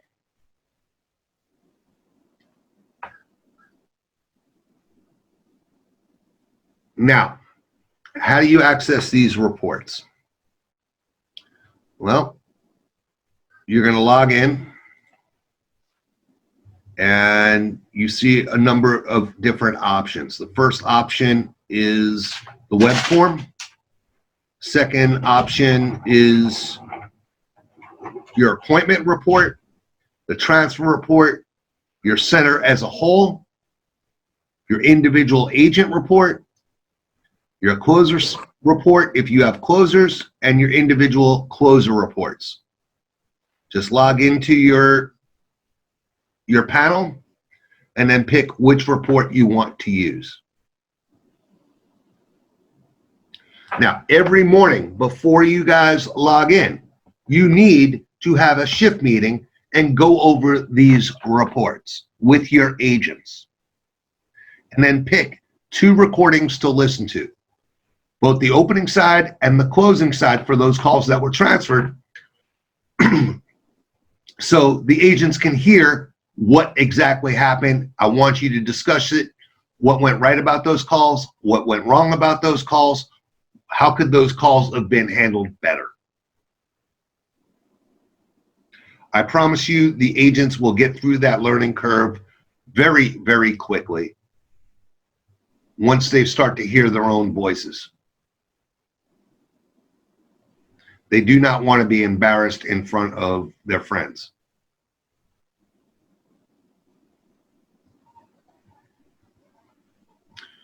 Now, I'm going to stop the recording and then open it up to questions.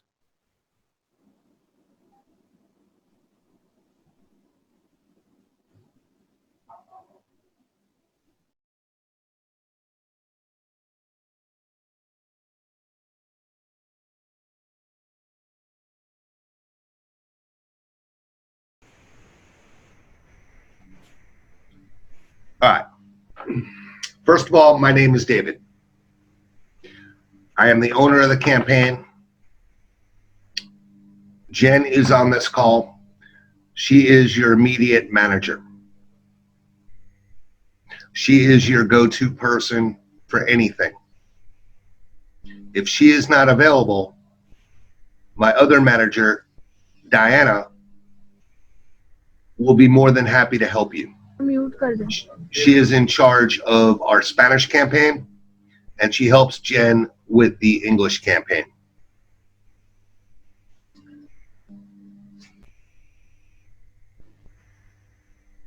If it's something that they can't answer, you are welcome to reach out to me personally. All right, we're all here to help you.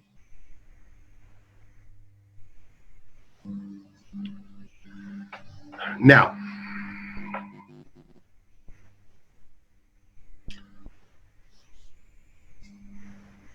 the way we created this campaign is the idea that everybody starts off as opening agents.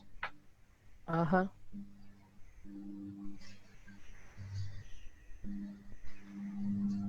And hopefully gets promoted to closers in training, and from closers in training to closers. Uh-huh.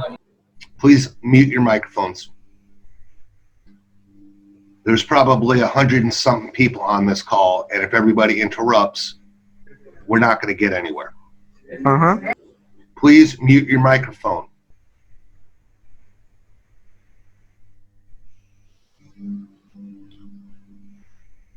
Now, the reason we have it done in 3 stages like this is because we do not want to overwhelm you.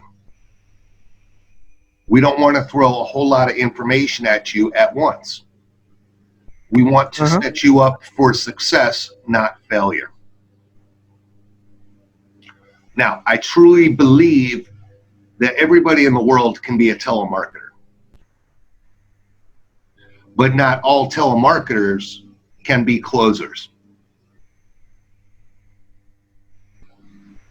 Closing is a privilege, not a right. Therefore, we created a scoring system, and based off of that scoring system, we will either be promoting you or closing you, or either promoting you or demoting you based off of the scores. Now, I'll go through that in detail here in a bit.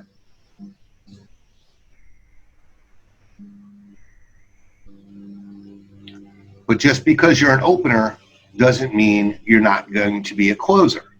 Just because you're a closer in training doesn't mean you're not going to get promoted to a closer. Just because you're a closer doesn't mean you're going to stay a closer. So in other words, everybody that can hear my voice has to take ownership and responsibility for what they're doing, because you're going to be graded on it.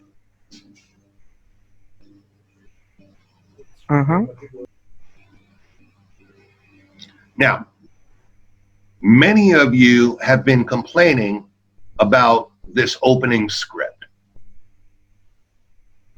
Now, if you're going to be complaining about this opening script, you're sure not going to like the closing script. I promise you, the closing script is 100 times more complicated. So if you can't get through this opening script, you're not ever going to be a closer.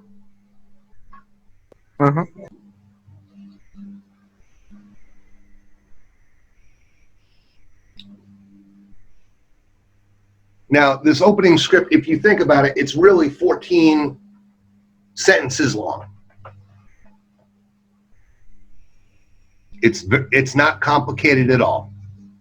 It's explaining who you are, what it is you're doing, why it is you're calling, how it is you're going to help them, and then it asks 3 pre-qualifying questions. And if the customer is interested, cooperative, is the homeowner, not a renter,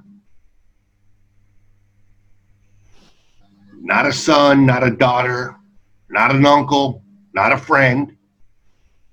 It is the homeowner. They do own the home. They live in a single family residence, not a townhouse, not a condo, not a mobile home, not a manufactured home. And the utility bill is at least $100 on average every month. Oh my God. If they meet all 5 of those criteria, then you will be transferring that call to a closing agent.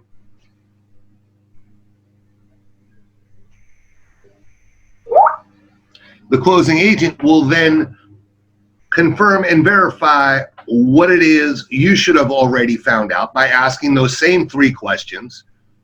If they get the same response, they will continue with the script, ask additional qualifying questions, and then hopefully set the appointment. Okay, sir. Now, being an opening agent is not about transferring calls. It's not about transferring as many calls as you can. It's about transferring quality calls. Quality calls means that they meet all 5 criteria. Yep. Interest, cooperation, they are the homeowner, they live in a single family residence, and their utility bill is at least $100.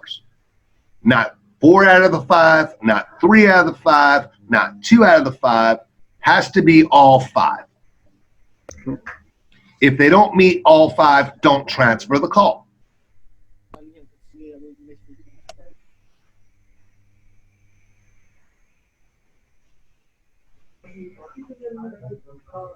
Now, this script is laid out in a certain way. As I said, it explains who we are, why we're calling, what it is we're going to do to help them, and see if they qualify. It is very important that you follow the script word for word. Do not take shortcuts. Do not bastardize the script and make up your own. If you do, you will be failing miserably. The difference between successful agents and agents that fail is they don't follow directions, they don't listen to what we're telling them, and they don't follow the script. Now, I'm going to tell you straight out, I was an agent I've been a salesman all my life. Oh my goodness. I started selling newspapers when I was 12 years old. It's all about following a script. Now, when someone gave me a script, I'd read through the script and I'd try to make, in most cases, I would say this is absolute garbage and created my own script. And I was very successful doing it. However, you guys are going to want to do the same thing. I'm going to tell you, do not do this because you're going to fail. We've been doing this campaign for over 7 years now. We have it down to a science.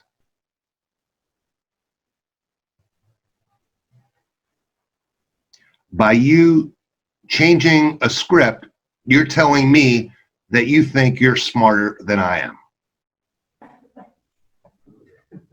And that you know better.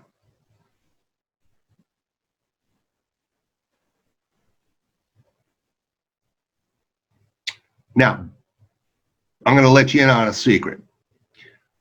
Before I started this campaign offering it to other centers, I actually dialed this campaign for 3 months by myself, trying to figure out what worked and what didn't. I went through probably 50 different versions of an opening script and a closing script.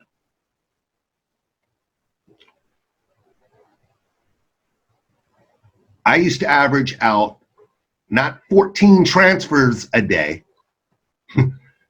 14 opening and closes a day. In other words, I averaged out 14 appointments a day.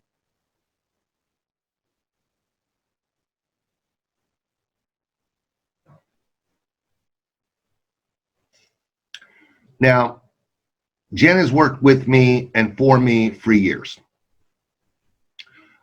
She actually started out as an agent working for another company that worked for me.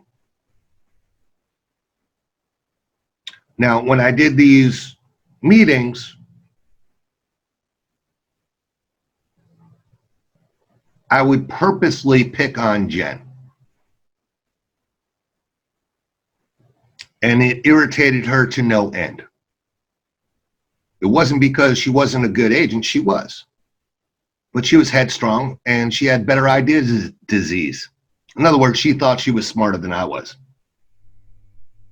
And it pissed her off to no end. And she'll explain that to you. She has Really? no Really, Dave? Go ahead. Like you're trying to throw me? I'm not under throwing the you bus? anywhere. I'm telling you, don't mess with my script. Yeah, guys, if you do not want to get pissed off calling you out like all the fucking time, but trust me when I say, you know, that yes, maybe we have a better idea or you have ideas on how to make things better, but trust me when I say that if you follow the script the Really? way it was written down. So, Sorry? So with that being said, I'm going to tell you how the script should sound.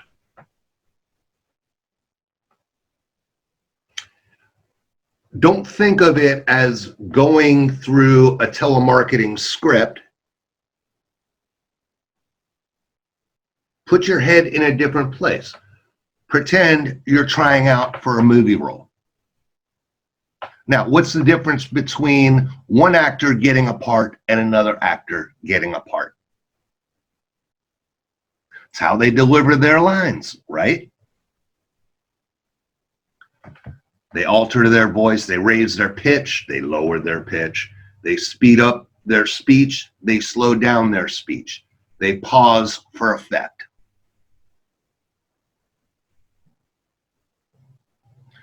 So basically, you want to come off as a real person. You don't want to sound like a robot.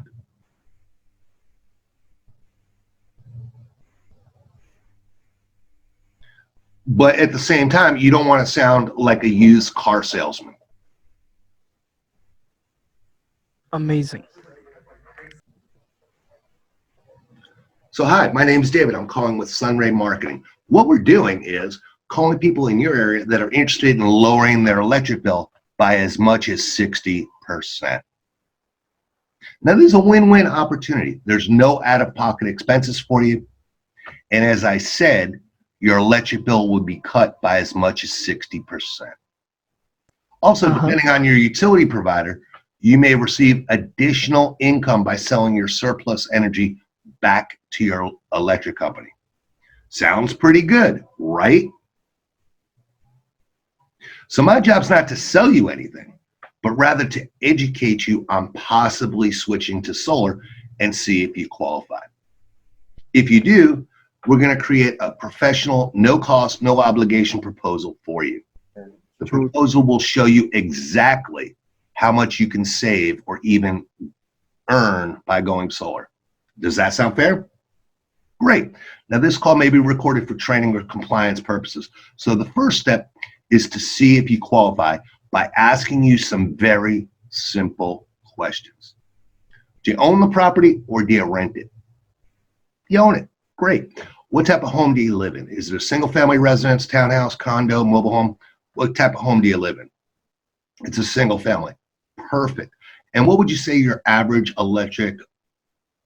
monthly electric bill is if you took a 12-month average?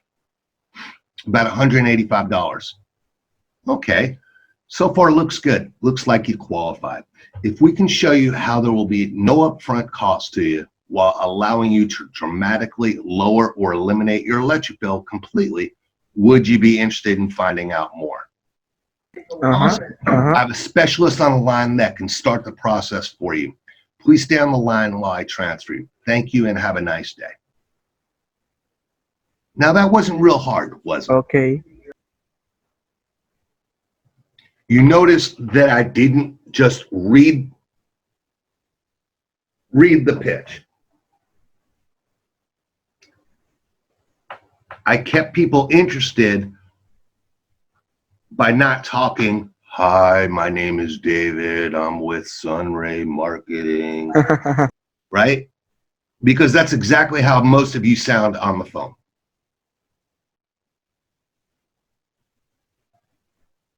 You have to pep it up. As I said, you have to alter your voice, slow down, speed up the pitch, pause for effect. Oh my God. Again, think of it as you're trying out for a part in a movie.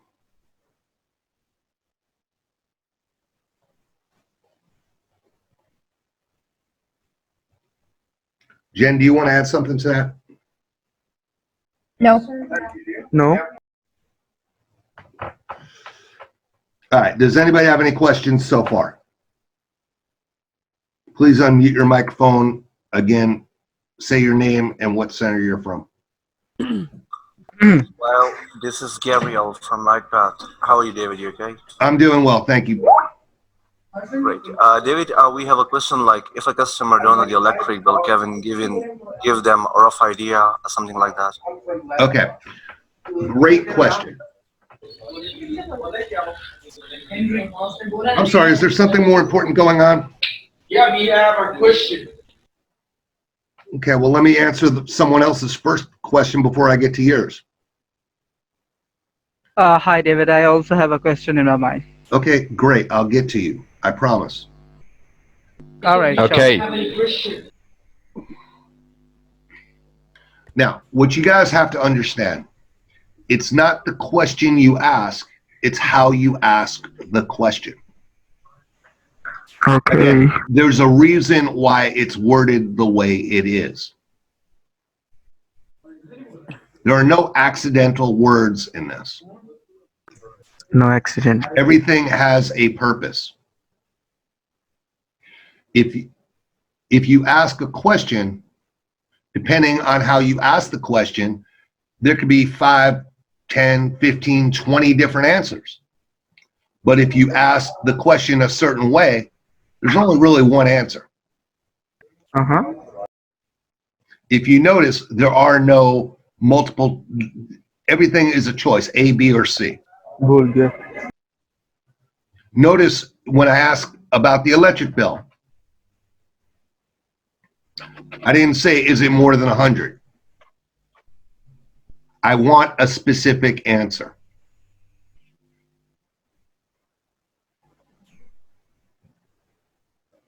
Now, you may ask it the way it's written, and then you may have to reword it a second time because they didn't understand it. You might say, no, what's really a 12-month average, ballpark figure, knowing like in the summertime, it's probably higher than it is in the wintertime. What would you say the average was? And they'll tell you.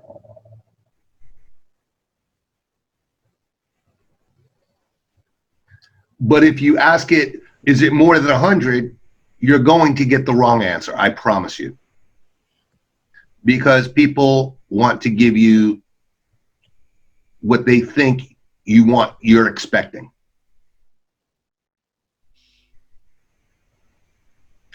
We need the specific answer. And you'll understand this when you guys become closers.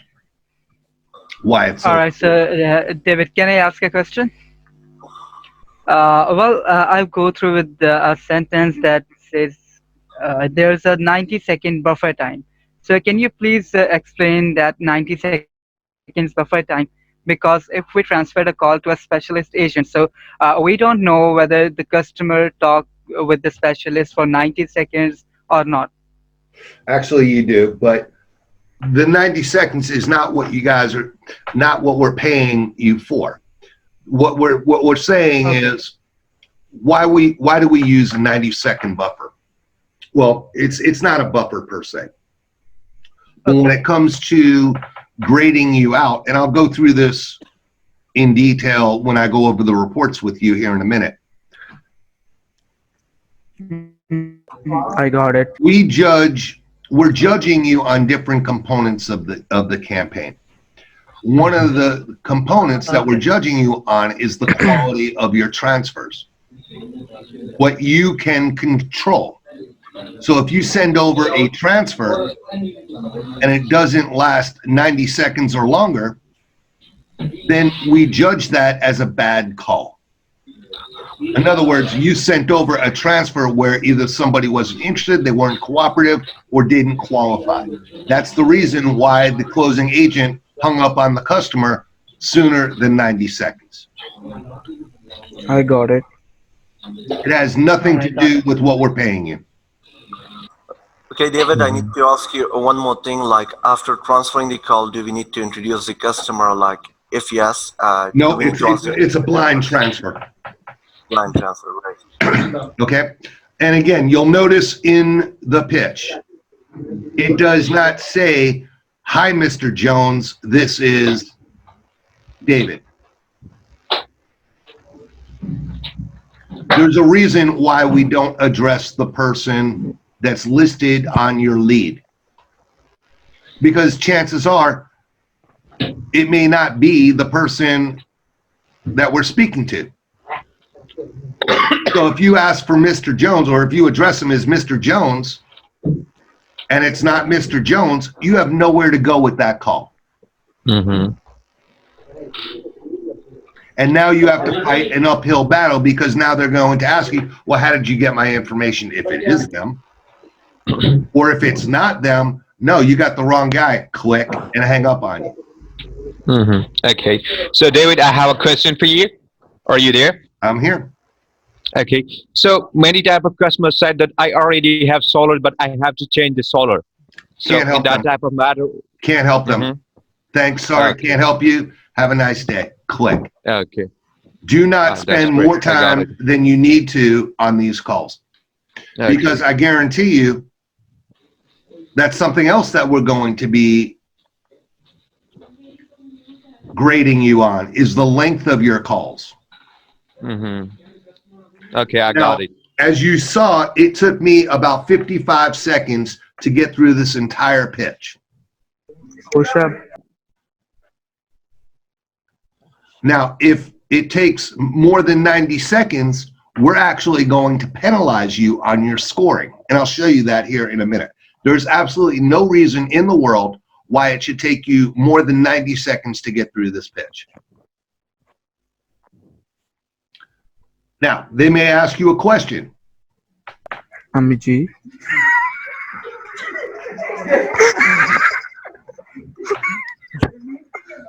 They may ask you a question. I do not want you to try to answer it. You know what? That's a great question for one of my specialists. I don't want to provide you the wrong information. Tell you what, let me go ahead and transfer you, and they'll be more than happy to answer any questions, comments, or concerns that you have. Fair enough? Great. Let me transfer you.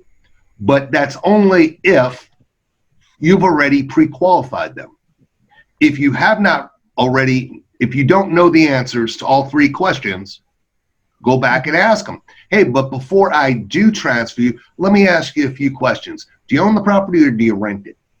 You own it. Okay. What type of home do you live in? Is it single family residence, townhouse, condo, mobile home? What do you got? Single family. Okay. And what would you say your average electric bill is? Okay, great. Here's what I'm going to do. I'm going to transfer you now. As I've said, they'll be more than happy to address your questions, comments, or concerns. Fair enough? Great. Hang on just a minute. Transfer. Do not transfer the call unless you know all three answers to that question. Okay, so David, can I ask my question? Please. Okay, so how do we keep the tracks of our transfers? Is there a CRM or There something is. like that? Okay. And I will have Jen go through the CRM and how to access it and where to find certain things. The CRM is extremely complicated, provides you a lot of different information. You just have to know, it'll provide everything you want to know about your campaign. You just need to know where to look for it. She will be more than happy to show you the ins and outs of that. All right. Please get with her after this call and she'll be happy to share. And David, may I ask you a question, please? So we have all the training material about the roofs and all things, and where I am confused, like what type of roofs are good for the solar? As far as an opening agent, you don't have to concern yourself with anything more than what is on this script. All right. All That's right. basic background. That's just basic background information that you should know. All right. All right. It's more prevalent to being a closing agent than it is an opening agent. Okay, David, I want to ask you one more thing. Like, when we open the script, like in between the script, can we ask the questions from the customers? Like, can we twist and tweak the script in our own words? If it's not on the script, don't say it. It's really simple. Don't add from the script, add to the script, and don't subtract from the script. It must be said just the way it's written. Okay. Again, it's not the questions we ask, it's how we ask the questions.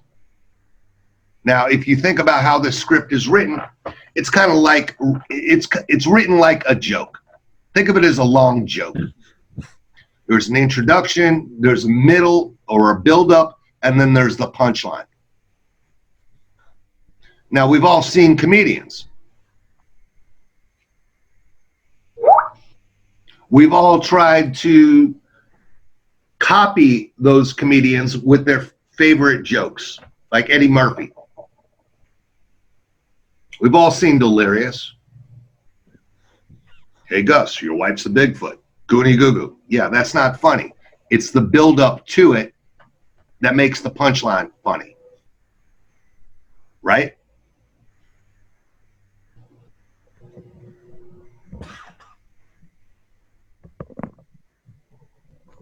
If you bastardize the joke, it's not going to be funny. If a comedian doesn't deliver this joke the same way every night, it's not going to be funny.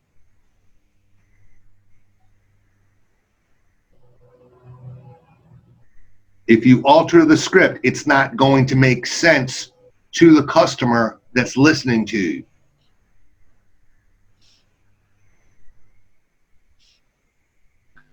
Does that make sense to you?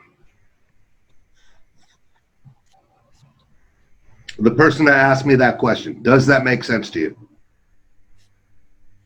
And David, I have a question. So in the disposition, we get a disposition named by bad utilities. Can you please explain the bad utilities? Yeah, that's for closers. All right, got it.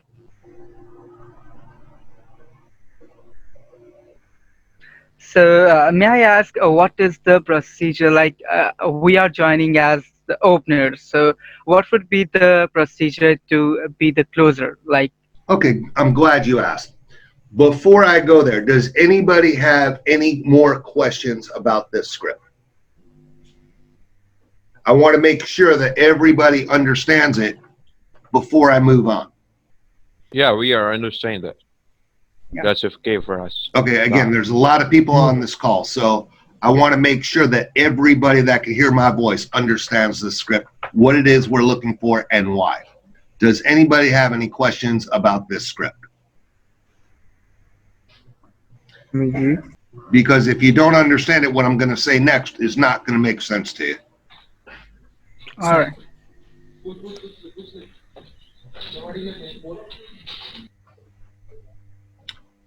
Anybody have any questions? No. No. Jen, do you want to add something about the script before I move on? No, I don't have any question. Jen.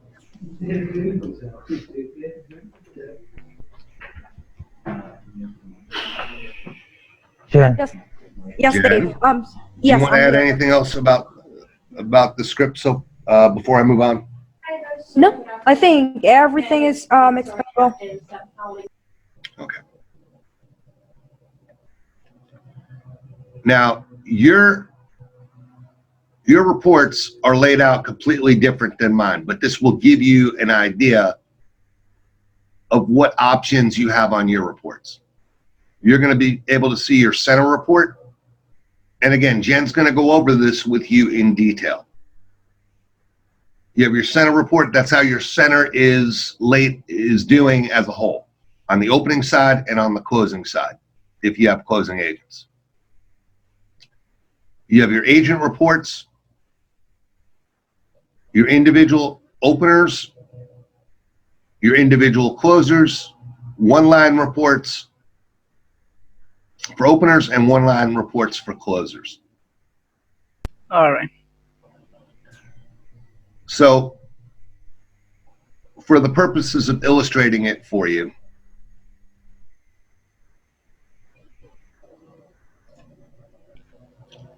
So this is the CRM, right?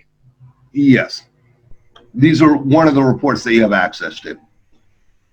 So all right. This is what a one-line report looks like. All right. It'll tell you what agent from what center. It'll tell you what that person's score is for the time that you're looking for. So you use your calendars, put in our week starts on Friday, ends on Thursday. So what I did was, this was from last Friday to this past Thursday. So this agent had a 59.39 score. Okay. Now, in order to get promoted to a closing agent, the agent must have a 75 score or better. Now, how is this 59 score derived? Well, we have 7 categories that we're grading you on. This first category, it's worth 10% of the overall score. It's based off levels, which is based off of how many calls you did in total versus how many transfers you did. So we're taking the average, and whatever that average is has a score associated with it. So this agent did really good. They had 80 points. So they have 10% of 80 is 8 points. So 8 points is going towards their final score. The second category is how many of those transfers, what percentage of those transfers lasted 90 seconds or longer on the closing side. So this agent didn't do so well. They only had 28% that lasted 90 seconds or longer. So if you sent 10 transfers and all 10 of them lasted 90 seconds or longer, you would have 100% average. Okay. If you had 10 transfers and 5 of them lasted 90 seconds or longer, you would have a 50% average. Okay. So they had a 28.57 average at 20%. That's 5.71 points that are going towards their final score. And David, may I ask you a question here? Can I please get through this? Yeah, sure. Thank you.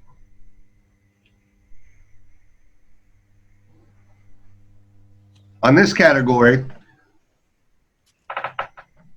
we're grading you on all the calls that you did that lasted 90 seconds or longer.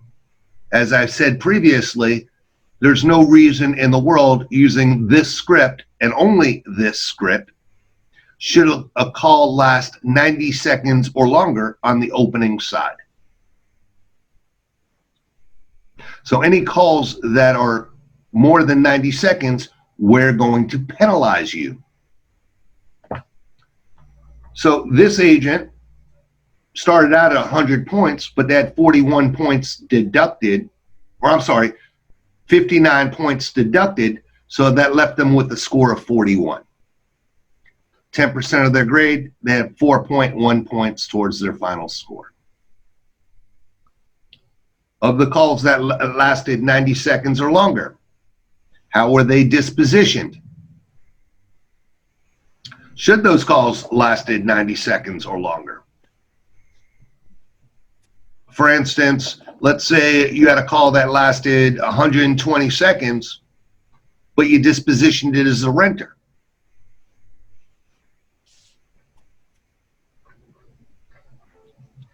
Well, you should have found out that a whole lot sooner than 120 seconds, because it's the first question that we ask.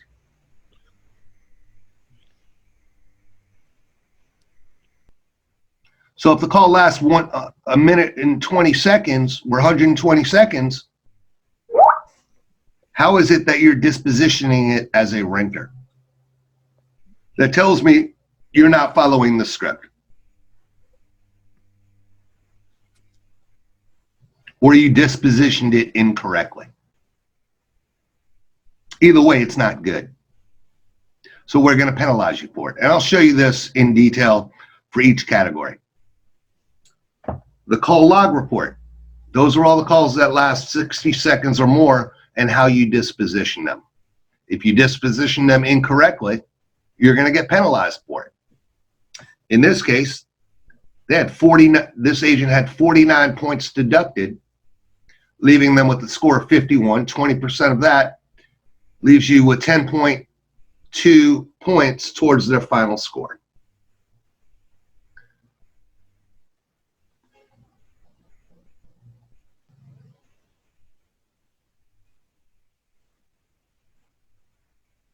The transfers. Of the transfers you transferred, how many were dispositioned as a renter or low electric bill or DNC or something like that? In other words, we're grading you on the quality of your transfers. And then we're grading you on your active login times. The longer you log in, the more points you're going to get. So between these 7 categories makes up your final grade. So let's take a look and see what this Agent 1220 did.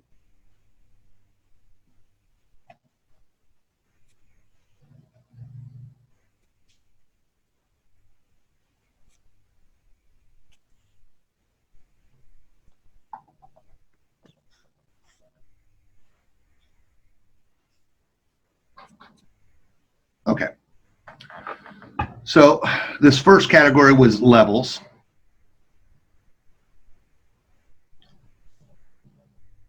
They took 1,994 calls during this period. They had 7 transfers, so they averaged out at 284.9 calls per transfer. In other words, it took them 284 calls or 285 calls on average to transfer 1. So this tells you level 4, 250 to 500. Well, that's where this falls between, right? So if it's level 4, it tells you it's worth 80 points. If you scroll back up, he had 80 points. 10% of that is 8 points towards his final grade.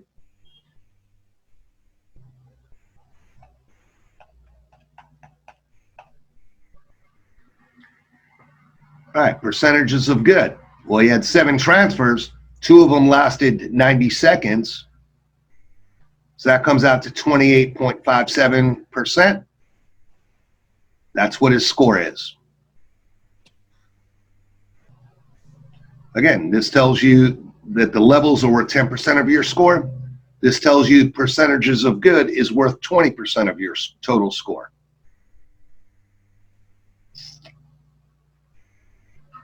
The third section is calls over 90 seconds. Well, he had 25 calls over 90 seconds. So for each call over 90 seconds, we're going to penalize you or deduct 1 point for each. So right off the bat, he's getting deducted 25 points.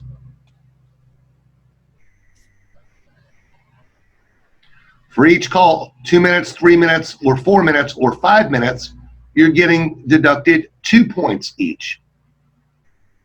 So they had 11. He had 11 calls over 2 minutes at 2 points each. That's 22 additional points that are getting deducted. He had 3 calls over 3 minutes at 2 points each. That's 6 points deducted. 3 calls over 4 minutes. That's another 6 points that are getting deducted. You total it all out, that's 59 points deducted minus 100, leaves them with 41 total points.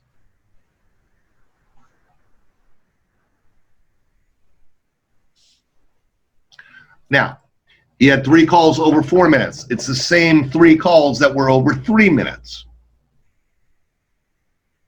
Same 3 calls that were over 2 minutes. So each one of these calls cost him 2, 4, 6, 7 points each call. So he had 3 calls over 2 minutes, 3 minutes, and 4 minutes. Each one is 7 points deducted. Those 3 calls cost him a total of 21 points. There's absolutely no reason in this world why an opening call should last 4 minutes or longer.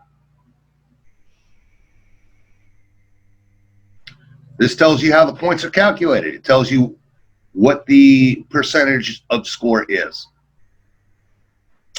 What percentage goes towards the final grade.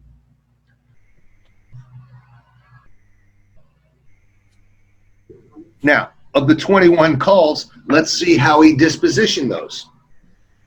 Well, anything in red, we're going to penalize you 5 points for each one, because quite honestly, there's no excuse. He spoke to somebody for 1.5 minutes. He dispositioned it as an answering machine. Well, if it was an answering machine, do you think that he was actually talking to that answering machine for 90 seconds or longer? So either he dispositioned it wrong, or he didn't know that he was talking to an answering machine for 90 seconds. And I refuse to believe that this agent is that stupid. Do not call. Well, guess what? We're telemarketing.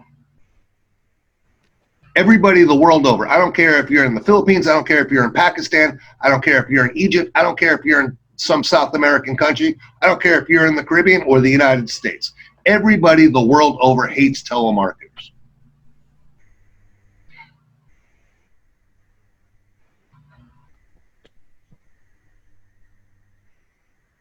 If someone was to call you and you found out it was a telemarketer, you're going to tell them the first thing that comes to your mind to get them off the phone as fast as possible.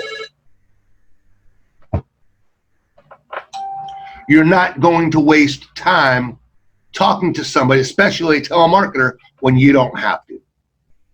So if it's a do not call, don't you think that they're going to tell me, hey, just take me off your list and hang up? They're not going to waste time, especially not 90 seconds. That's 1.5 minutes. They're not going to waste 1.5 minutes speaking to you if they wanted to be put on the do not call list. If it was a low electric bill, again, it's the third question we ask. There's no reason in the world why it should take you that long to find out if there was a low electric bill. They already have solar. They're going to tell you right off the bat that they have solar. They're not going to wait 90 seconds into your pitch to tell you, oh, I already have solar. If it was a disconnected phone number, well, who the hell were you talking to for 90 seconds? We don't allow for opening agents to do callbacks. Do not disposition something as a callback. Spanish. If you can't understand them and they can't understand you, why are you speaking to them for more than 90 seconds? We're going to penalize you for not dispositioning the call at all.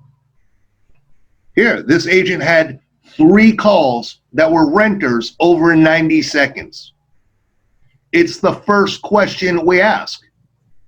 So what does that tell me? That this agent did not follow the script. Because it's the first question we ask. Why is this agent speaking to this person for more than 90 seconds if they don't own the home? You certainly shouldn't be asking about income. And here we have two calls. We're not single family residents. It's the second question we ask. So we're penalizing you for stuff that you can control. Everything in red, you have control.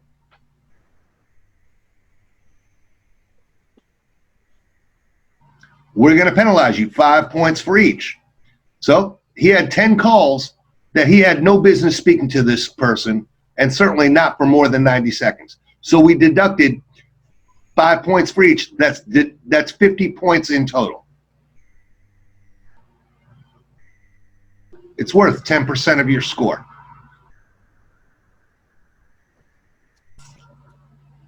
This next section, it's more or less the same line, except we're counting only the ones that are calls that are 60 seconds and less than 4 minutes. We're penalizing you 1 point for each. Again, electric bill low, answer machine, 6 do not calls, 8 have solar, 2 not single family residents, 3 renters, 28 never dispositioned. You add it up, that's 49 points that got deducted. Now, why is it so important to disposition these calls correctly? Take the extra second to make sure you disposition the call correctly, because it's very important, and here's why. 30 seconds are almost done. The reason why it's so important is when I go to scrub these leads, I'm going by the information that you're providing me. So if you disposition it correctly, you're providing me with wrong information. So either I'm taking out good leads that should go back into the system, or I'm putting bad leads back into the system. I spend a considerable amount of time managing my lead lists. I'd say I spend 90% of my time managing the leads. Now we have over 400 million leads in the system. We're never, ever, ever, ever going to run out of leads.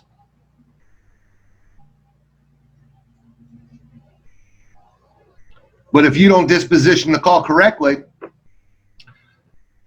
and and it was a renter, but you dispositioned it as no answer, well, guess what? That renter is now going to go back into the system. Someone else is going to call it, and you're going to waste their time. Or some other agent is going to disposition it incorrectly, and now you're going to get that bad call.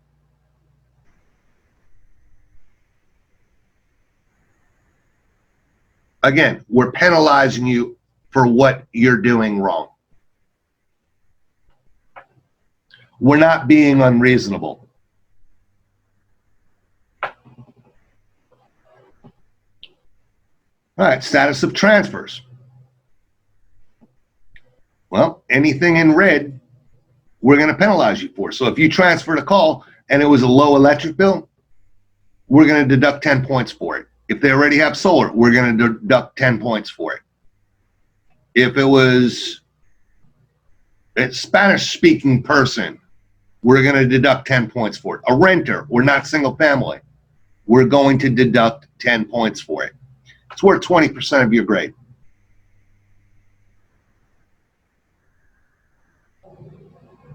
Login report. As I said, the longer you log in, the more points you're going to have.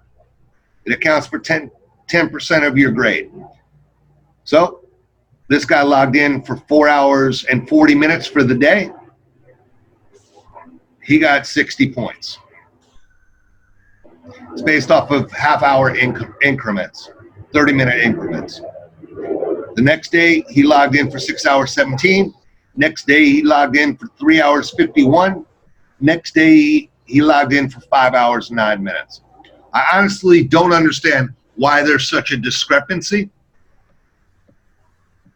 because y'all should be in the building for 9 hours, taking an hour break for or an hour for breaks, you're in the building for 9 hours. So how is it that this agent only logged in for 3 hours and 51 minutes? Was he sitting at his desk playing on Facebook? Was he watching porn? What was he doing? He wasn't working.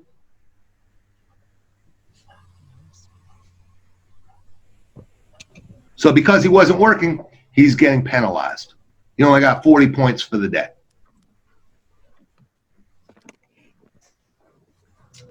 He had a total of 255 points divided by 4. He has a 63.75 average. So if you scroll back up top,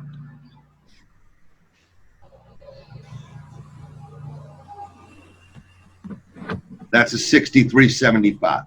It's worth 10% of his score. He got 6.38. So again, that's how we get the scores, how the scores are derived. We want to promote you. We want to promote each and every agent to a closing agent. The only way you're going to do it is by achieving a score of 75 or better.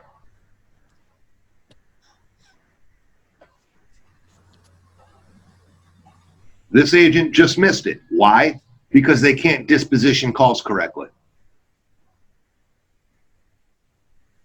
This agent just missed it. Why? Because they can't disposition calls correctly. This agent just missed it. Why? Because they can't disposition calls correctly. This agent just missed it because he can't transfer correctly.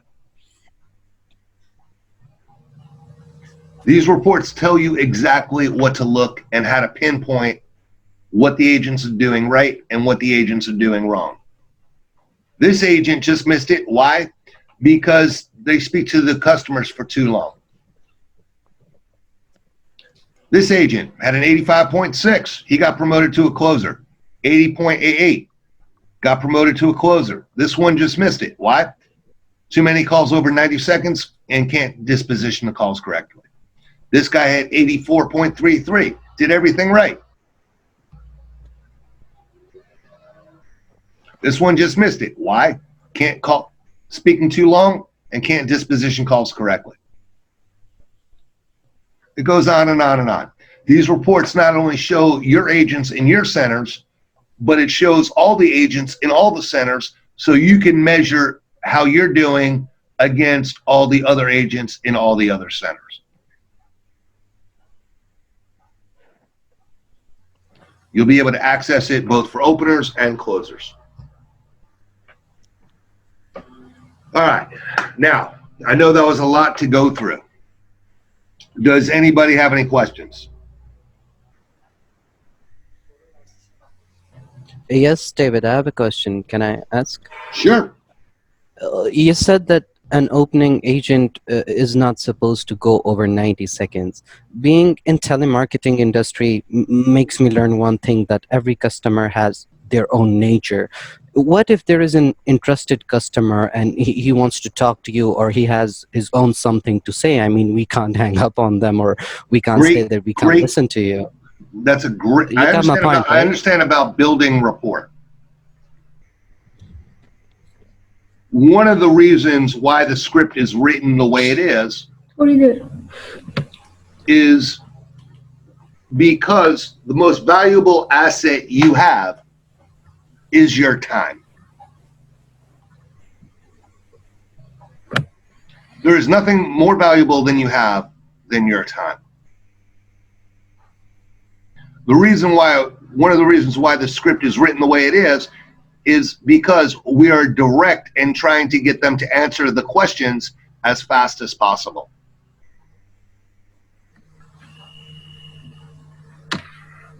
There is no reason in the world why you should be on a call with a customer for more than 90 seconds unless you're trying to get on their Christmas list. Do you want to exchange cards at Christmas, birthdays, other holidays? Your job is not to make friends. Your job is to, as an opening agent, is to transfer qualified people. The more people you speak to, The more pitches, the more pitches, the more transfers, the more transfers, the more closed deals. It's no more complicated than that. If you spend more time with somebody than you have to, that's less calls that you're going to make. Less people that you're going to be able to speak to. Less pitches than you're going to be able to get out. Does that make sense? It does, but let's suppose there is an interested customer and he meet all the pre-qualifiers. What if that call goes That's over the 90 closing seconds? agent's job, to speak to that customer and become friendly with that customer. It's not your job. Your job is just to get those 3 answers. Okay. I got you, David. Thank you. Got you. You're not providing them enough information to where they're going, David, I also they're have a going to question. chew. You're not providing them enough information where they're going to chew your ear off. And if they are, don't let them. Take control of the conversation. Okay, let me illustrate my point. Yeah. Let me illustrate my point. You've all heard politicians on TV. Someone asks them a question, they allude to the question, and then pivot and talk about whatever the hell they want to talk about, without directly answering the question. Why do they do that? Because they're directing the narrative. They want to talk about what they want to talk about. Now, in every conversation, someone is always selling somebody. I don't care what you're talking about, whether you're talking about work, you're talking about politics, you're talking about sports, you're trying to pick up a girl, you're trying to pick up a guy, whatever it is. Someone is always selling somebody.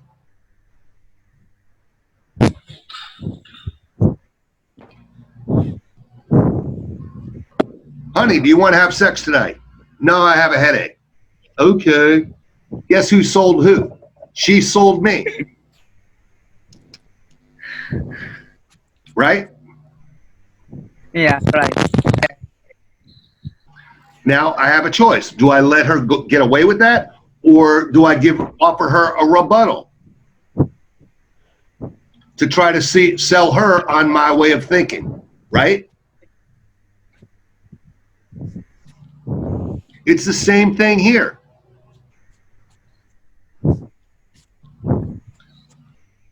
Who's selling who? Are you selling them, or are they selling you?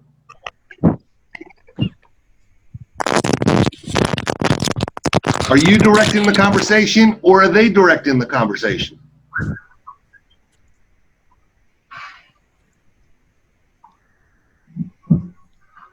Does that answer your question? Yes, David. Thank you so much. Yeah, I have you a did it question. in a perfect way. Thank you. Okay. Well, David, I have a Wait, question. before you ask me that question, sir, if anybody doesn't understand what I'm saying, I will figure out a different way to illustrate my point to you. All right. All right? So please interrupt me if you don't understand it, because if you don't, I assume that you do. Yeah, sure. I wasn't talking to you personally. I was talking to the group. Yeah, sure. Go ahead. What's your question?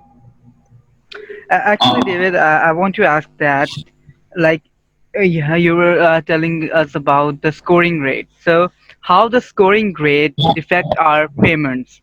Like, It has nothing to do with your payment. It has everything to do with whether you get promoted or not. all right. Yeah, got it. Now, here's the thing. I said earlier that our goal is to promote everybody to closers. Now, Okay. closing is a privilege. It's not a right. Now, some agents in your office may be closers, and they strut around the office like a peacock because they have a higher status than everybody else. If you want that higher status and become a closer, then do the right thing.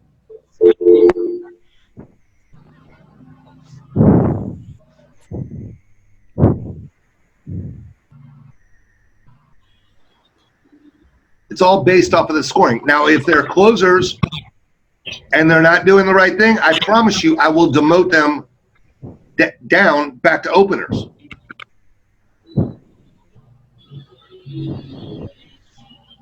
This is all about making money for your center.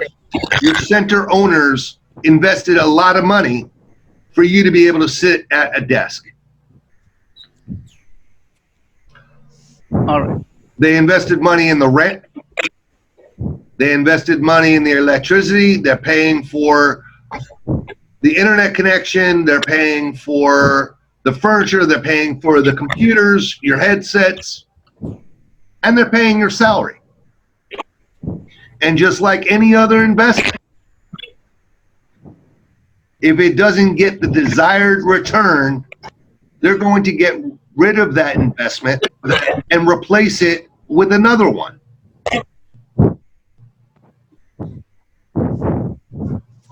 So if you guys are not getting the desired return on their investment, I promise you they're going to get rid of you.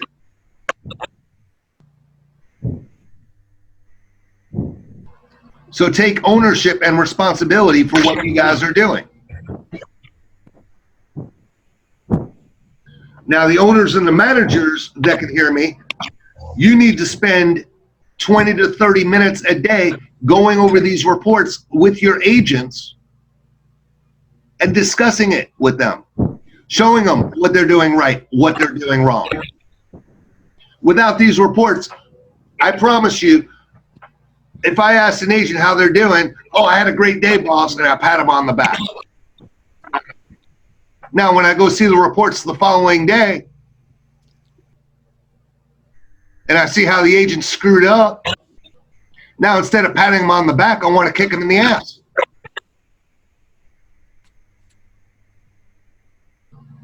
These reports are more or less a lie detector test. It separates the bullshit from reality. And I'm just going to be very plain about that.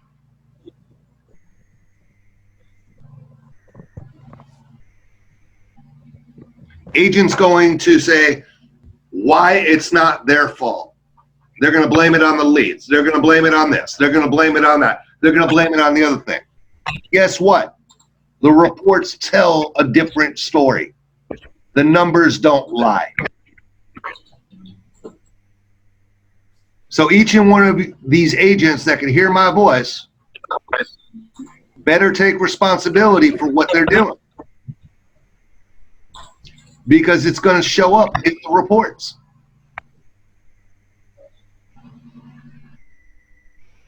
Now, for the managers and owners, as I said, spend 20 to 30 minutes going over the reports. Take a couple of recordings. Play the opening recording. What happened on the call? Discuss it as a group. Was the call good? Was it bad? What went right about the call? What went wrong about the call? What should the agent have said or done something different to get a different result? Then listen to what happened on the transfer call. What actually happened? I promise you, if you play two recordings or two sets of recordings every day, I promise you in 2 weeks, every agent will get past that learning curve very quickly and stop screwing up. Why? Because nobody likes to get embarrassed in front of the people they work with. When the agents hear their own voices in front of everywhere else, there is nowhere for them to go. It's their voices.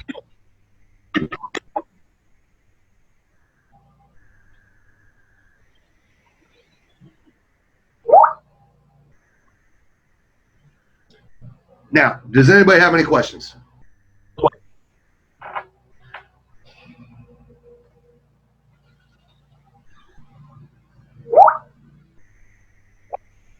Anybody have any additional questions?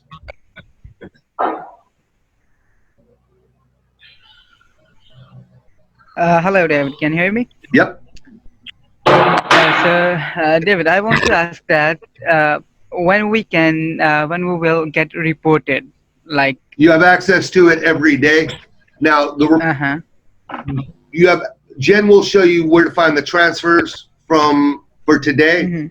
She'll also show you how to access these reports.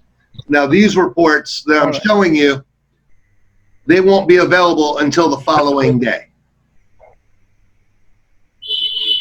All right, because it takes a day. It takes till we stop dialing for those reports to be generated. So if you want to see what's going on today, you won't be able to see it until tomorrow.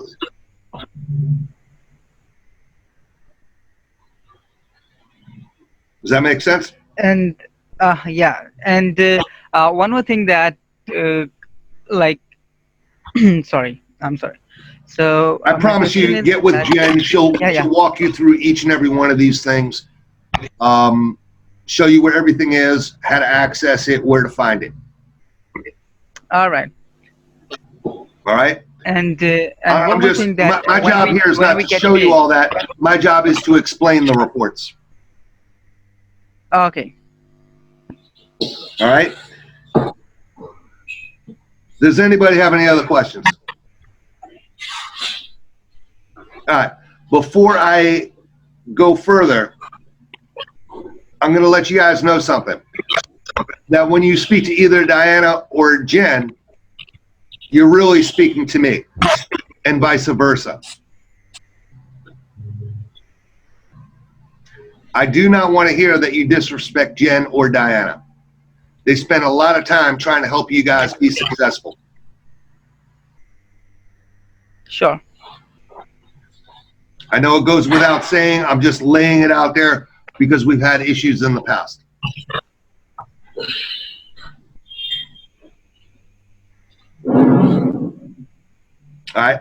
The reason why Diana and Jen work for me is to help me maximize my time.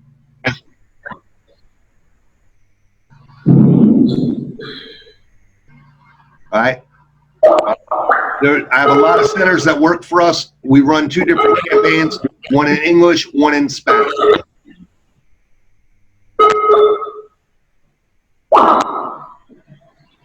Does anybody have any other questions?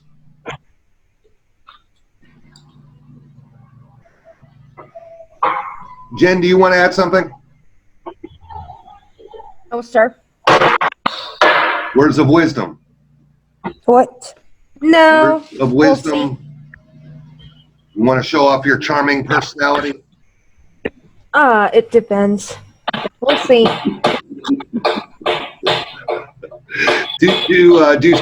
Do say something to enlighten the mood. What?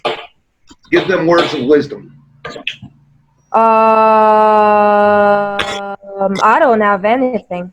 Sure. Seriously. First of all, Jen, I'm really sorry to disturbing your life.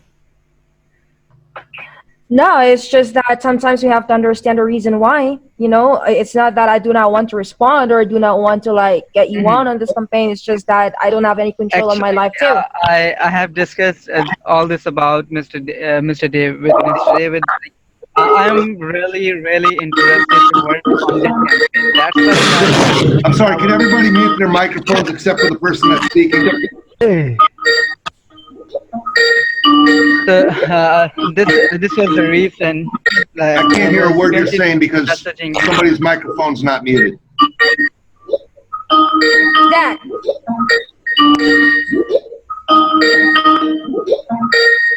Zach.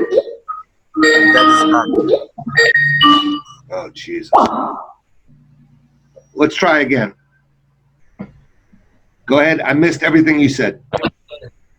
Actually, I was talking with Jen, like I was apologizing from her. Whose Skype is that? Who's that?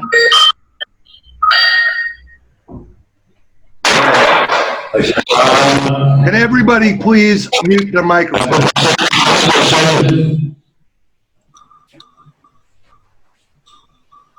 Go ahead. Zach, it's on your end.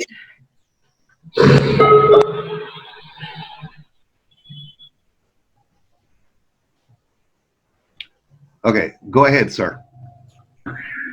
All right, so I was saying that I was apologizing to Jen. Like I was continuously messaging her or giving her calls because I've already told you about it. That like I'm really serious about the campaign, and I'm really concerned about that campaign.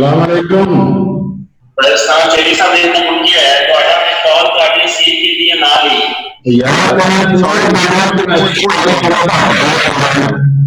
मेरे लिए मुझे है Yeah. David, can you please mute? Who's that?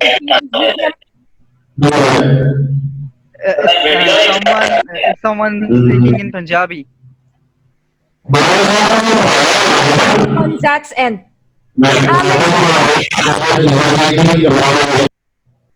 Okay, sorry about Ki that. ਹੋ ਗਿਆ ਤੁਹਾਨੂੰ ਹੈ Ramesh, go ahead.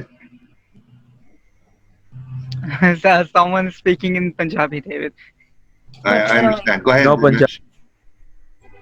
So, Yes, just so you know, Jen's mom was in the hospital. She spent the last 2 days nursing her mom. Say him to die. And I do apologize to everybody on Jen's behalf. Some things are more important than work. So obviously she wasn't at the office, so she couldn't help you. All right, so that's why I want to apologize to. Yeah, but cheer up, I'm back. Yeah. And I'm not sure if that's a good news or a bad news for you. All right. Does anybody have any questions, comments, concerns? No. Hopefully I was pretty clear. I was pretty, I explained it. Yeah, you did. Just like a that's good pretty much entertainer or a information we good needed. band. That's perfect. Thanks for that. Sometimes Jen feels a little gun shy because I'm a hard act to follow. Isn't that right, Jen?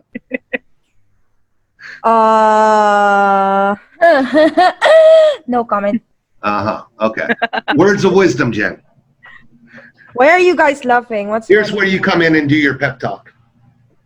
All right, guys. So, as you could see, I have been dealing with David for like, years of my life, and I could say that it's not good, and at the same time, it's good, and at the same time, it's not good. Because just the way he explains everything to you, it's the same shit that I listen to every fucking morning. So it's, Yes,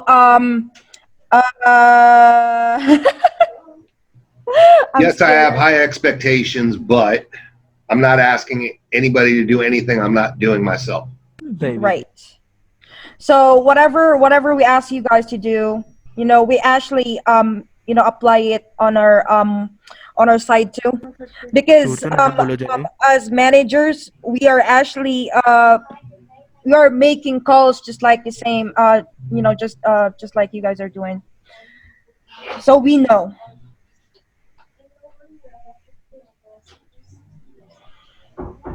So with that said, All right, tell them about when you worked for a different center, working for me indirectly, and how I used to pick on you. all right, so I used to work with a call center here in the Philippines before, and I was actually one of the agents of this campaign, performing agent of this campaign. But this guy, the owner of this campaign, is really pissing me off.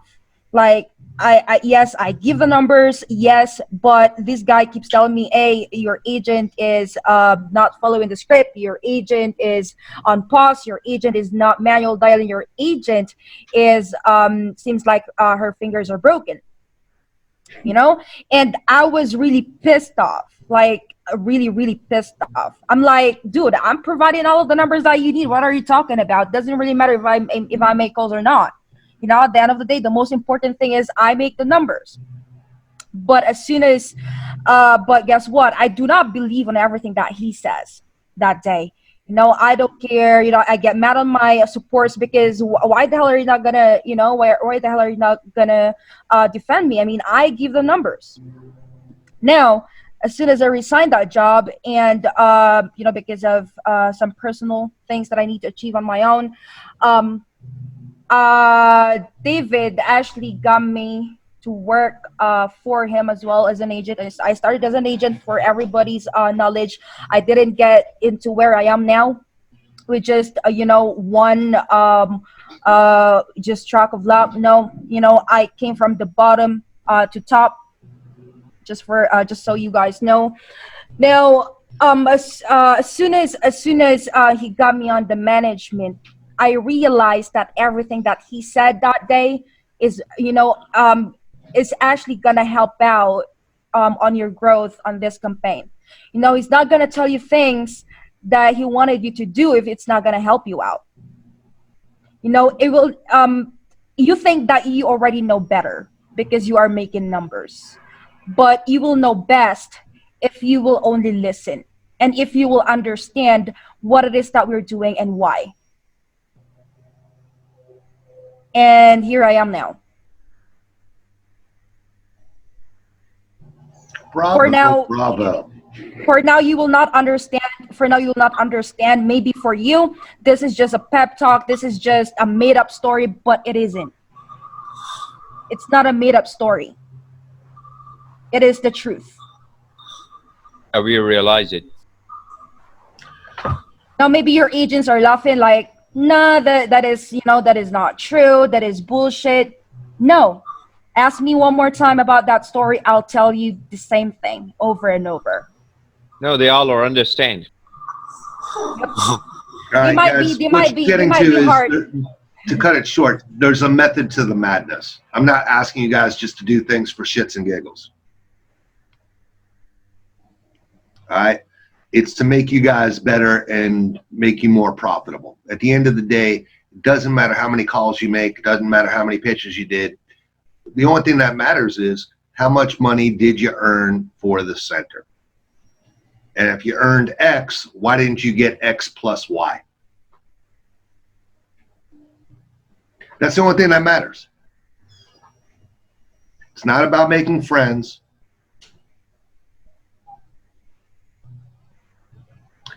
It's only about profit and loss. Because at the end of the day, if your center's not profitable, one of two things is going to happen. Either I'm going to get a call from the center owner saying, hey, David, I got to give up the campaign. It's just not profitable for me. Or B, and probably more likely, they're just going to get rid of the dead weight, meaning the agents that are not performing. And the truth of the matter is, there's no excuses. Everything is right there in these reports. So I'm going to say it one more time. You agents have to take ownership, have to take responsibility for what you're doing. All right. So with that, we'll end it. End the meeting, and as soon as the recording uploads, I will send it to everybody. If you have any additional questions, please reach out to Jen. She will deal with you guys individually. And try to David, may get I you- ask you a question? Sure, May go I ahead. ask you a question, David? David, can I get this recording? I just said I'm going to send it to everybody. All right. Thank you so much. Thank you so much. All right. Thank you so much for If you have your any time, additional David. questions, reach out to Jen. Thank everybody for their patience, their time. Thank you I so know much it's for a- your precious Thank time you. and have a wonderful Thank you day. so much, David, for your time. Have a Thank you, wonderful guys. Bye-bye. Thank you so much, Jim. Yeah, you have a wonderful day. Take care of yourself. Bye-bye. Thanks, guys. Bye.